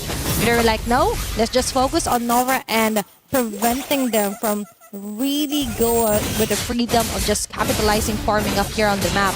Nico, other hand, has other plans here, chasing down Rui still. I think for Gen.G Esports, they could just commit on this one if they want to. They can commit a lot, actually, but I think Gen.G have bigger sights in mind, like the turtle that's about to spawn in about 6 seconds. Keep in mind, big battle spells are gone. Ashley can't just freely engage upon their targets. They will have to play a more defensive style, as we see the mid lane getting contested by Arya and Urohara. Own early, force out that ult. Okay, Arya is doing a great job in preventing another repeat of what Unohana did. So now Unohana is forced to just regen some of her HP before actually committing onto any clashes here for Gen G Esports. Unohana under the front, Crimson Lead activated. So let's see if they will be able to throw down Arya. But still, it's just like a tickle onto her. Another! Shoulder throwing onto team members, but the follow-up just isn't there yet. Now Miko jumped in. Oh my God. What a mistake on their part. There wasn't anyone from Foot Esports to actually tank some of those damages. She just dove straight into the line of fire of Gen G Esports. This is starting to get a little uncomfortable. Gen G, they don't have to do much to deal with this dive composition because they're so well suited to deal with the counter engages. Foot's execution needs to be crystal, needs to be perfect. No opportunities must be given over to Gen G's side. That was too much of a risk here for Miko. For me, that was a question mark. Yeah, Unohana actually has a great vantage point with the Throne of Wind, but to jump inside the turtle pit with no one in the vicinity to help you tank up some of the damages, just wild here for Foot Esports. But still, for Gen G Esports, an early established lead compared to Game 1. Almost 6 minutes in, now they have 3k gold lead, and it's not stopping there. Even on the positioning, look at Arya. There's no woman here from Foot Esports that could stop this girl, and now they got their sights onto the mid lane. Kuja as well with the rockets will miss out most of the targets. Instead, she gets a lot of damage from Gen G Esports. I'm losing my mind here. Zendaya is getting zoned out from every little bit of EXP. She is literally 2 levels down on Sayori. And now we see the Throne of Ruin come down from Uruhara. It's a guaranteed kill here. It is. What can you even do? Plus the recall from Ashley. You gotta make sure you are putting your mark on your opponents right now. But Foot, I don't think it's completely over for them just yet. Mako has time to scale, but they need to rechange. They gotta change the way they think about this composition. Yep. Yes, it is a dive composition, but every composition needs one thing, and that's an anchor. Unfortunately, it's not Nora. Definitely not, because Arya is always on her face, right? And that isn't what you want if you want a new perspective here for Foot Esports. A way to do it is actually just focus on farming and slow down the pace. You don't have to necessarily fight onto Gen G's clashes or attempts, but they have no choice. It's always Gen G here, Gen G there, and most of the time, even their jungle camps aren't safe from Gen G. Yeah, no, it's too late. It's too late to actually go for these forceful plays anymore. And yes, I do agree that they do need to actually fight. Oh no, they forced another Throne of Ruins, and now the Daytona's welcome. Okay. They've got most of the clashes well enough prepared, but now Gen G yet again with unstoppable here for Sayori. Chase down here onto Arya, onto Nora. They get plenty of very nice crowd controls here, but how about the layer? It's not really layering enough here for Foot Esports, and now Unohana. A sure kill yet again for Gen G Esports, and they're taking it onto the hands of Panda 1. Well-formed carry, 110 onto the kill score. It's only 8 minutes in the game, but now they're deep inside the inner turret as well here for Foot Esports. No one is safe here onto Arya. The jump yet again for Nora. We've mentioned she isn't the anchor that they need to face off against Gen G. She really isn't right now. I think the most... I don't want to make big assumptions, but in my mind, the ideal situation for Foot, Zendaya is your main anchor. You got to play around Zendaya. She is not exactly the most mobile once the hover packs are down. So that means everybody else either has to play for peel or counter engage. And unfortunately, Unohana is at a point in the game where really hard engaging into the backline may not necessarily be good unless you get a trade in ultimates from Gen G. In this case, it's got to be that Minoan Fury. Ashley has been doing a lot. Sayori as well. Doesn't really need to go above and beyond because Ashley's already doing so much work. Ruyi, in particular, very dangerous, but at the same time, she's playing selfishly. I'm only going to use my ult to either catch somebody or secure the neutrals because everybody else is doing their jobs. If it works, right? They're not literally changing anything. They just stick to what worked best, which is a kind of repeat of what Ashley and Sayori is doing. A bonus part is that Arya doesn't even have to be in the clashes because now for Gen G Esports, they want to take on another member here for Foot Esports. Turret on the other hand, Sayori falling down. That is the shutdown that they want. But at what cost?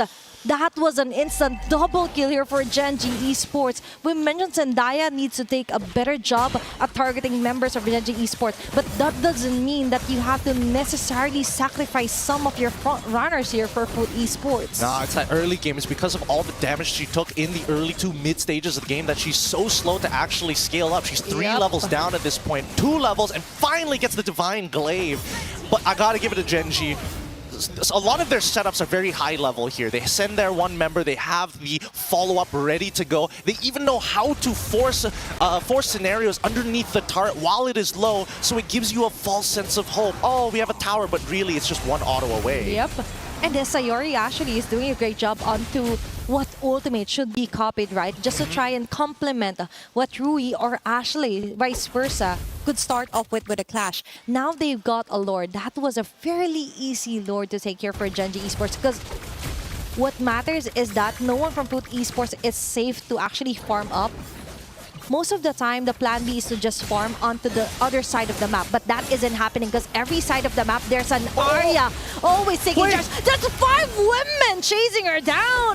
But no one could actually peel off the layer, the shields here for Arya. It's too much. It's too much. That is just too much here for Foot Esports. I mean, even the Purify was well timed from Arya. She was waiting for that second half to activate, but decided, you know what? I'm going to do it early, because if you take that second half, we win the next coming fight. And with Lord knocking down at the base, Gen G force! Ashley! Again with a very nice setup play here for Gen G Esports. At what cost? It's okay, because now Arya gets a free hit on the members of Foot Esports. Rui as well.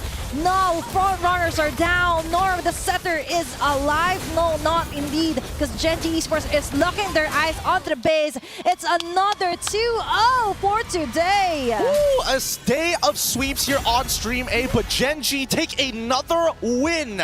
2-0. Great game so far, and man, it is cool, calm, and calculated. We've seen every side of what Mobile Legends has to offer. Dive compositions, defensive counter-engage compositions, compositions that want to scale and play for early, all in one day. And imagine, looking at them, it's like cold, very cold treatment that Foot Esports received from Gen G Esports. Now they smile. Of course, the match is finally over, but still, that was a very cold, calculated kills and setups well here for Ashley and Sayori. Definitely one for the books here for our opening day for MWI. Many things to consider. The draft as well was beautifully created here for the side of Gen G Esports, and throughout our game, this was just Gen G Esports dominating each and every minute of this round. It really is. And Gen G, I got to give it over to their drafting as well. They understood the assignment. They make sure they take away the comfort picks here. They've done their research. They're looking to be champions this time around. They're not going to let it slip away ever again. 16-3 was that final score by the end of this game. So I can only imagine that it's just an upward trajectory for Gen G. It's so crazy. With that being said, we're going to go on a short break, and when we come back, more Mobile Legends action.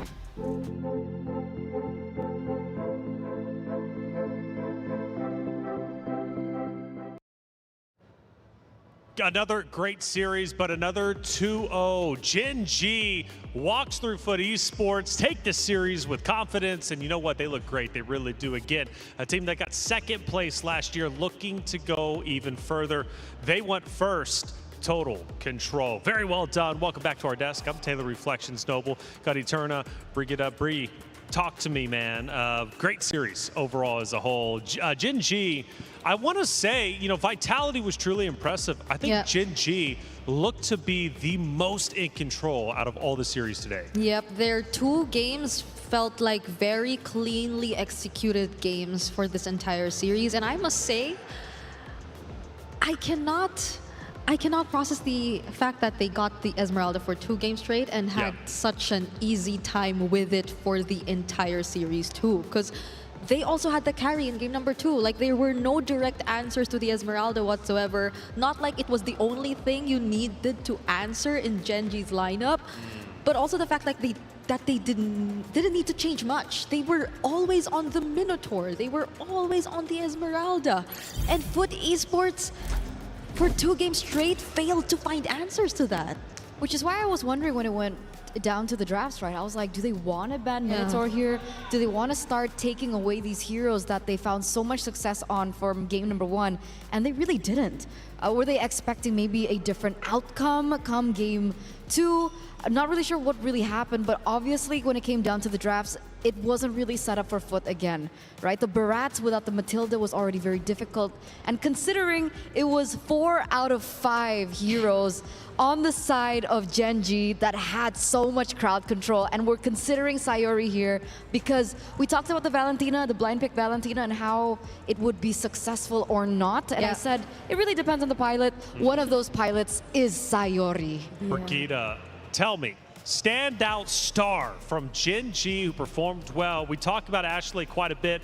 Did she show up like you expected her to? She did. But I think my standout would be the first face we got to see in this particular screen. That has to be none other than Arya. Apart from the fact that she did get her hands on the Esmeralda for 2 games straight, she just played it so efficiently to make sure that you get the most out of the buffs that these Esmeralda just recently got. So shields apart, I think there was even this one moment in game where I definitely thought she would have went down. But she survived just with a single skill 1, and the team fight extended even further, and I think that's where an Esmeralda thrives. So when it keeps extending, Foot, yes, they had a lot of fighters, but it also felt like they were a bit too spread out. I could recall the Freya trying to go in from the backlines countless times, but even then, it felt like she put herself in danger even more.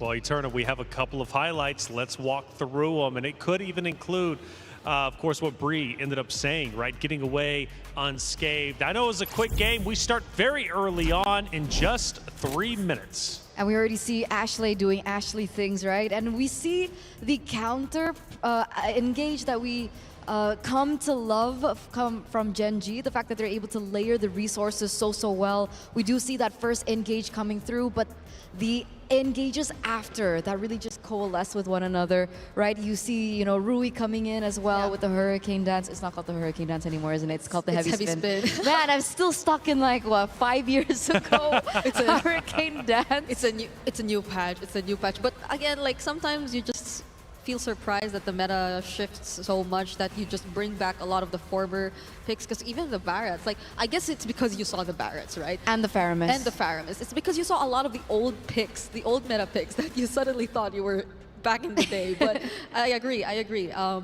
It's great to see that teams have, or at least the 2-0 teams have shown such great level of mastery. But hopefully for those who failed to get at least a game today, they do get to recover and just bounce back because they're facing elimination matches the following day. Yeah, it's hard. That's when the pressure really starts to peak. And speaking of pressure, might have had all 2-0s on Stream A. Stream B, we finally go the distance. We're going Game 3, Falcon Daisies versus Falcons Minna. This is going to be a fun one, and I'm curious how this is going to end up unfolding. I think this might be a replay. I don't know if this is actually live. But if it is, though, it looks like Falcons Minna are actually looking pretty good. You know, we discussed, obviously, Falcons Minna, a team that needs to perform well because Falcons Indonesia find themselves in the lower bracket, which means Falcons, for club championship points, they could be missing out if Falcons Minna is not successful. Of course, Falcons Indonesia will tell their story in the future days. But I believe that was the end of game number 2, and that ties it up. So going into game 3, our first one, I'm curious how it's going to end up unfolding. Well, it looked really good, game number 2, right? That was almost a 10,000 gold lead for Falcons Vega Mena, and I really liked the drafts. Very intriguing, very unique as well, utilizing their own taste. Kadita is something that I really love, and I thought that we'd see it in that match where there was the Guinevere and the Atlas, right? They went for Lilia at the end, but they could have considered something like the Kadita if they wanted to go for more burst. Yeah. So we're seeing a lot more old picks come again. And it's MWI. Old is cool, okay? it's Brigida, MWI. old is cool. Old is gold. Old is gold. I like that better than cool. Brigida, let's take a look at some of our emotions from the players out on our stage because, again, the emotions run high. I mean, how could they not, being on that stage, the fans watching you, plus you're playing, an MWI. Again, it brings elation, it brings joy, but sometimes it brings heartbreak. In this case, you get a little bit of everything. yeah, and I like how it seemed like they were in really high spirits before we started the match, and then even after, you get to see smiles on their faces, even from losing teams. One, I think I would really remember from today was from MIBR loss. I saw La La Land just clapping her hands after they lost eventually to Team Vitality, and very well done for them. They deserve to smile after what they've been able to show up against the team to beat that we've established here in MWI 2026, because they took us by surprise. We were so close to getting that Game 3 Reflections actually mentioned, because he did feel like the third series was actually the series that could have went the distance, right? I felt that. I was wrong, but I did feel that. And honestly, we could have went that way. I mean, it was still probably one of the greatest matches we'll have over the next coming days, going 26 minutes. I mean, that's an eternity. It is. It was one of the longer games that we've seen so far, and I hope we get more. Right, because the longer the games go, it means that that's the closer things are getting as well when it comes down to the competition. And we've seen certain regions dominate here at MWI for so long. Finally seeing things level up and having that being like the growth and the entire landscape of things, it's really nice because like we've been following the female scene for so long, and we finally get to see a lot of these regions out there really develop. Absolutely. And speaking of developing Vitality, questions were, are they coming in as the champions we once knew, or are they going to be coming in a little bit lackluster, maybe weaker? We do know that they have suffered losses in the past, okay? It's few, but it does happen. They have shown that they can bleed. However, at least for right now, for the MWI in 2026, seems like they are not bleeding whatsoever. In fact, they are thriving, and they had such an incredible series. Yes, they did get overzealous. We talked about it, pushing the base a bit too much, but they still locked it in, and they looked more confident than I think they ever have. And they can afford to do that. Yes. They can afford to do that, especially in the early stages, I think. As we get further and further, I think that's when things are going to get a little bit more competitive from Vitality, because they are going to start to properly execute their early game.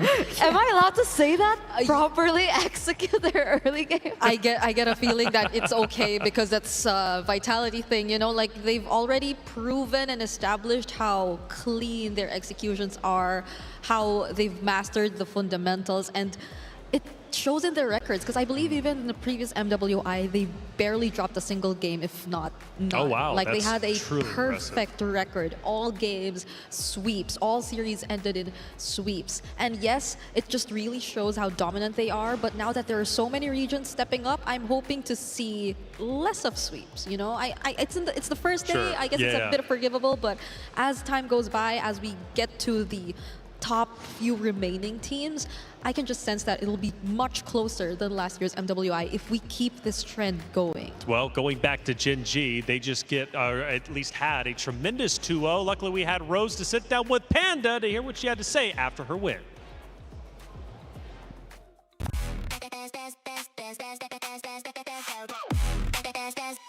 We book Esports World Cup.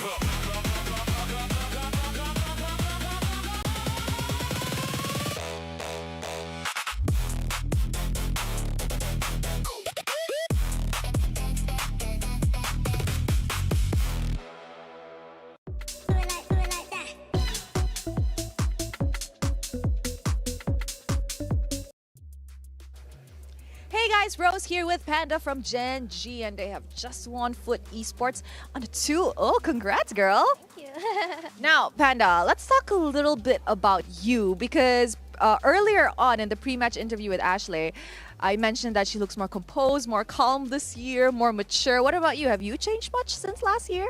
No, I feel just as excited and motivated to be here. Okay, now I know that you guys had your boot camp once again in Malaysia this year. Why do you guys keep going back there? What's with Malaysia that you guys like so much? I feel like Malaysia is more at home. We feel more comfortable there and we learn better when we're there. Oh, so you guys have much more fun. I see, I see. That's really nice. I think when you guys are having fun, then the gameplay definitely gets better. Yeah. Now, speaking about gameplay, you guys will be having a very early rematch with Team Vitality. And just now, Team Vitality was in a close call with MIBR loss. So how does that make you guys feel?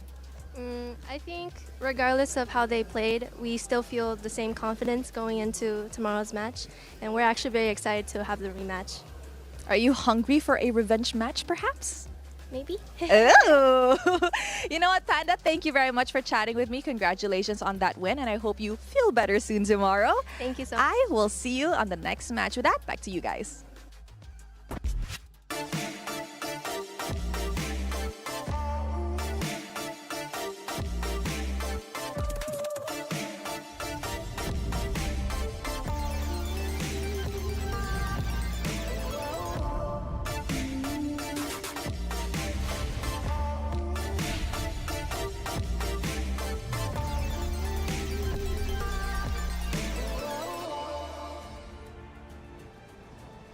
Thank you, Rose, for that great interview. Nice to hear Panda, giving us some insight, choosing to train in Malaysia because it just feels like home. That's where they feel they learn the best.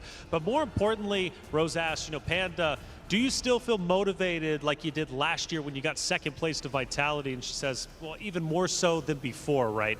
So Panda on a mission alongside that at Gen G to face off against that team right there on your screen. Vitality, the top dogs, the team to beat for sure. And they did, in fact, beat MIBR loss a little bit earlier, 2-0. They managed to get the job done. We did have a 26-minute banger matchup in game number 2 between the two teams. However, it was Vitality getting the job done. Thinking they're looking great this year. And one thing I noticed about them is they were kind of all smiles. Even when things got tense, right, Bree? They were all smiles. Yep. I mean, you did say you liked their personality a lot. I absolutely do. Especially Vivian. And it's very important that she does be that person to always smile first because she is the roamer. She is, I think, technically one of the considerably leaders of the pack of the Team Vitality, and every single one of them have been together for so long that I feel like it's much easier for them. See, you're doing it now. Umi did it first. Okay. What is she doing? What'd she do? The 6-7. Oh, gosh. Oh my God. Is that going to be a Reflections is so terrible. No, because I said at the beginning of the show, I feel like I'm the one responsible for this, or else you guys wouldn't even been thinking about it. Let's start walking through our bracket, starting with Group A. It was an exciting day for sure, and plenty of great matches ended up unfolding. Do have a message for you, however. During the pre-show, the bracket for Group B was displayed incorrectly. The previous bracket graphic was displayed in order of matches played by match start time and not on the correct order. The teams have been drawn into the bracket. Team Vitality plays the winner of Gen G versus Foot. In this case, it would be Gen G. And then, of course, Galaxy Phoenix played the winner of Falcon Daisies versus Team Falcons Minna in the upper bracket. While MIBR lost, face off against losers of Gen G versus Foot. In this case, obviously, will be Foot. And Navi will face losers of Falcon Daisies versus Team Falcons Minna in the elimination matches. And of course, we still need to get caught up on how that secondary matchup ended up taking place. And as we take a look, that bottom one still tied up 1-1. So you're going to have to catch that over on Stream B to see how that Game 3 ends up unfolding. Hey, it's Yes. true. It's happening. It's happening. Oh my goodness. We get the rematch of the grand finals of MWI 2025 early. Is this tomorrow or is this on Wednesday? Because I have to mentally prepare myself for wherever it is. We'll figure it out. We'll figure it out because today it's a relatively short day. I mean, after all, we had a lot of 2-0s. Again, Stream B is still live, okay? That matchup is still taking place. But what a start to MWI. Surprises and upsets already taking place, and it's not going to end here. We have 4 more days of action to get through. And as you take a look, obviously this is going to be that matchup taking place on Stream B. Falcon Daisies versus Falcons Minna. And right now it's at the start. We're just a couple minutes in, and it's pretty close. 2 minutes? Am I saying this right? It's just 2 minutes. And things are looking really close, as you would expect from a team that's drag the series all the way to Game 3. Carmilla Jungle. Wait. So we saw a few Carmilla bands earlier on. Was it signifying Carmilla Jungle band? No way. Because this was something I believe even Team Indonesia in the Asian Games qualifiers have been trying to pull off. Wow. Well, that's very exciting to see. Brigida Eterna, looks like we're going to have to end it here, though. No! That stream, yeah, we're going to pull it up because Stream B is still going on. Check it out if you haven't already. But for Stream A, we are done for today. But don't you worry, we're coming back tomorrow. Plenty of action to take place. The ladies will be kitted back up on that stage for MWI Day 2.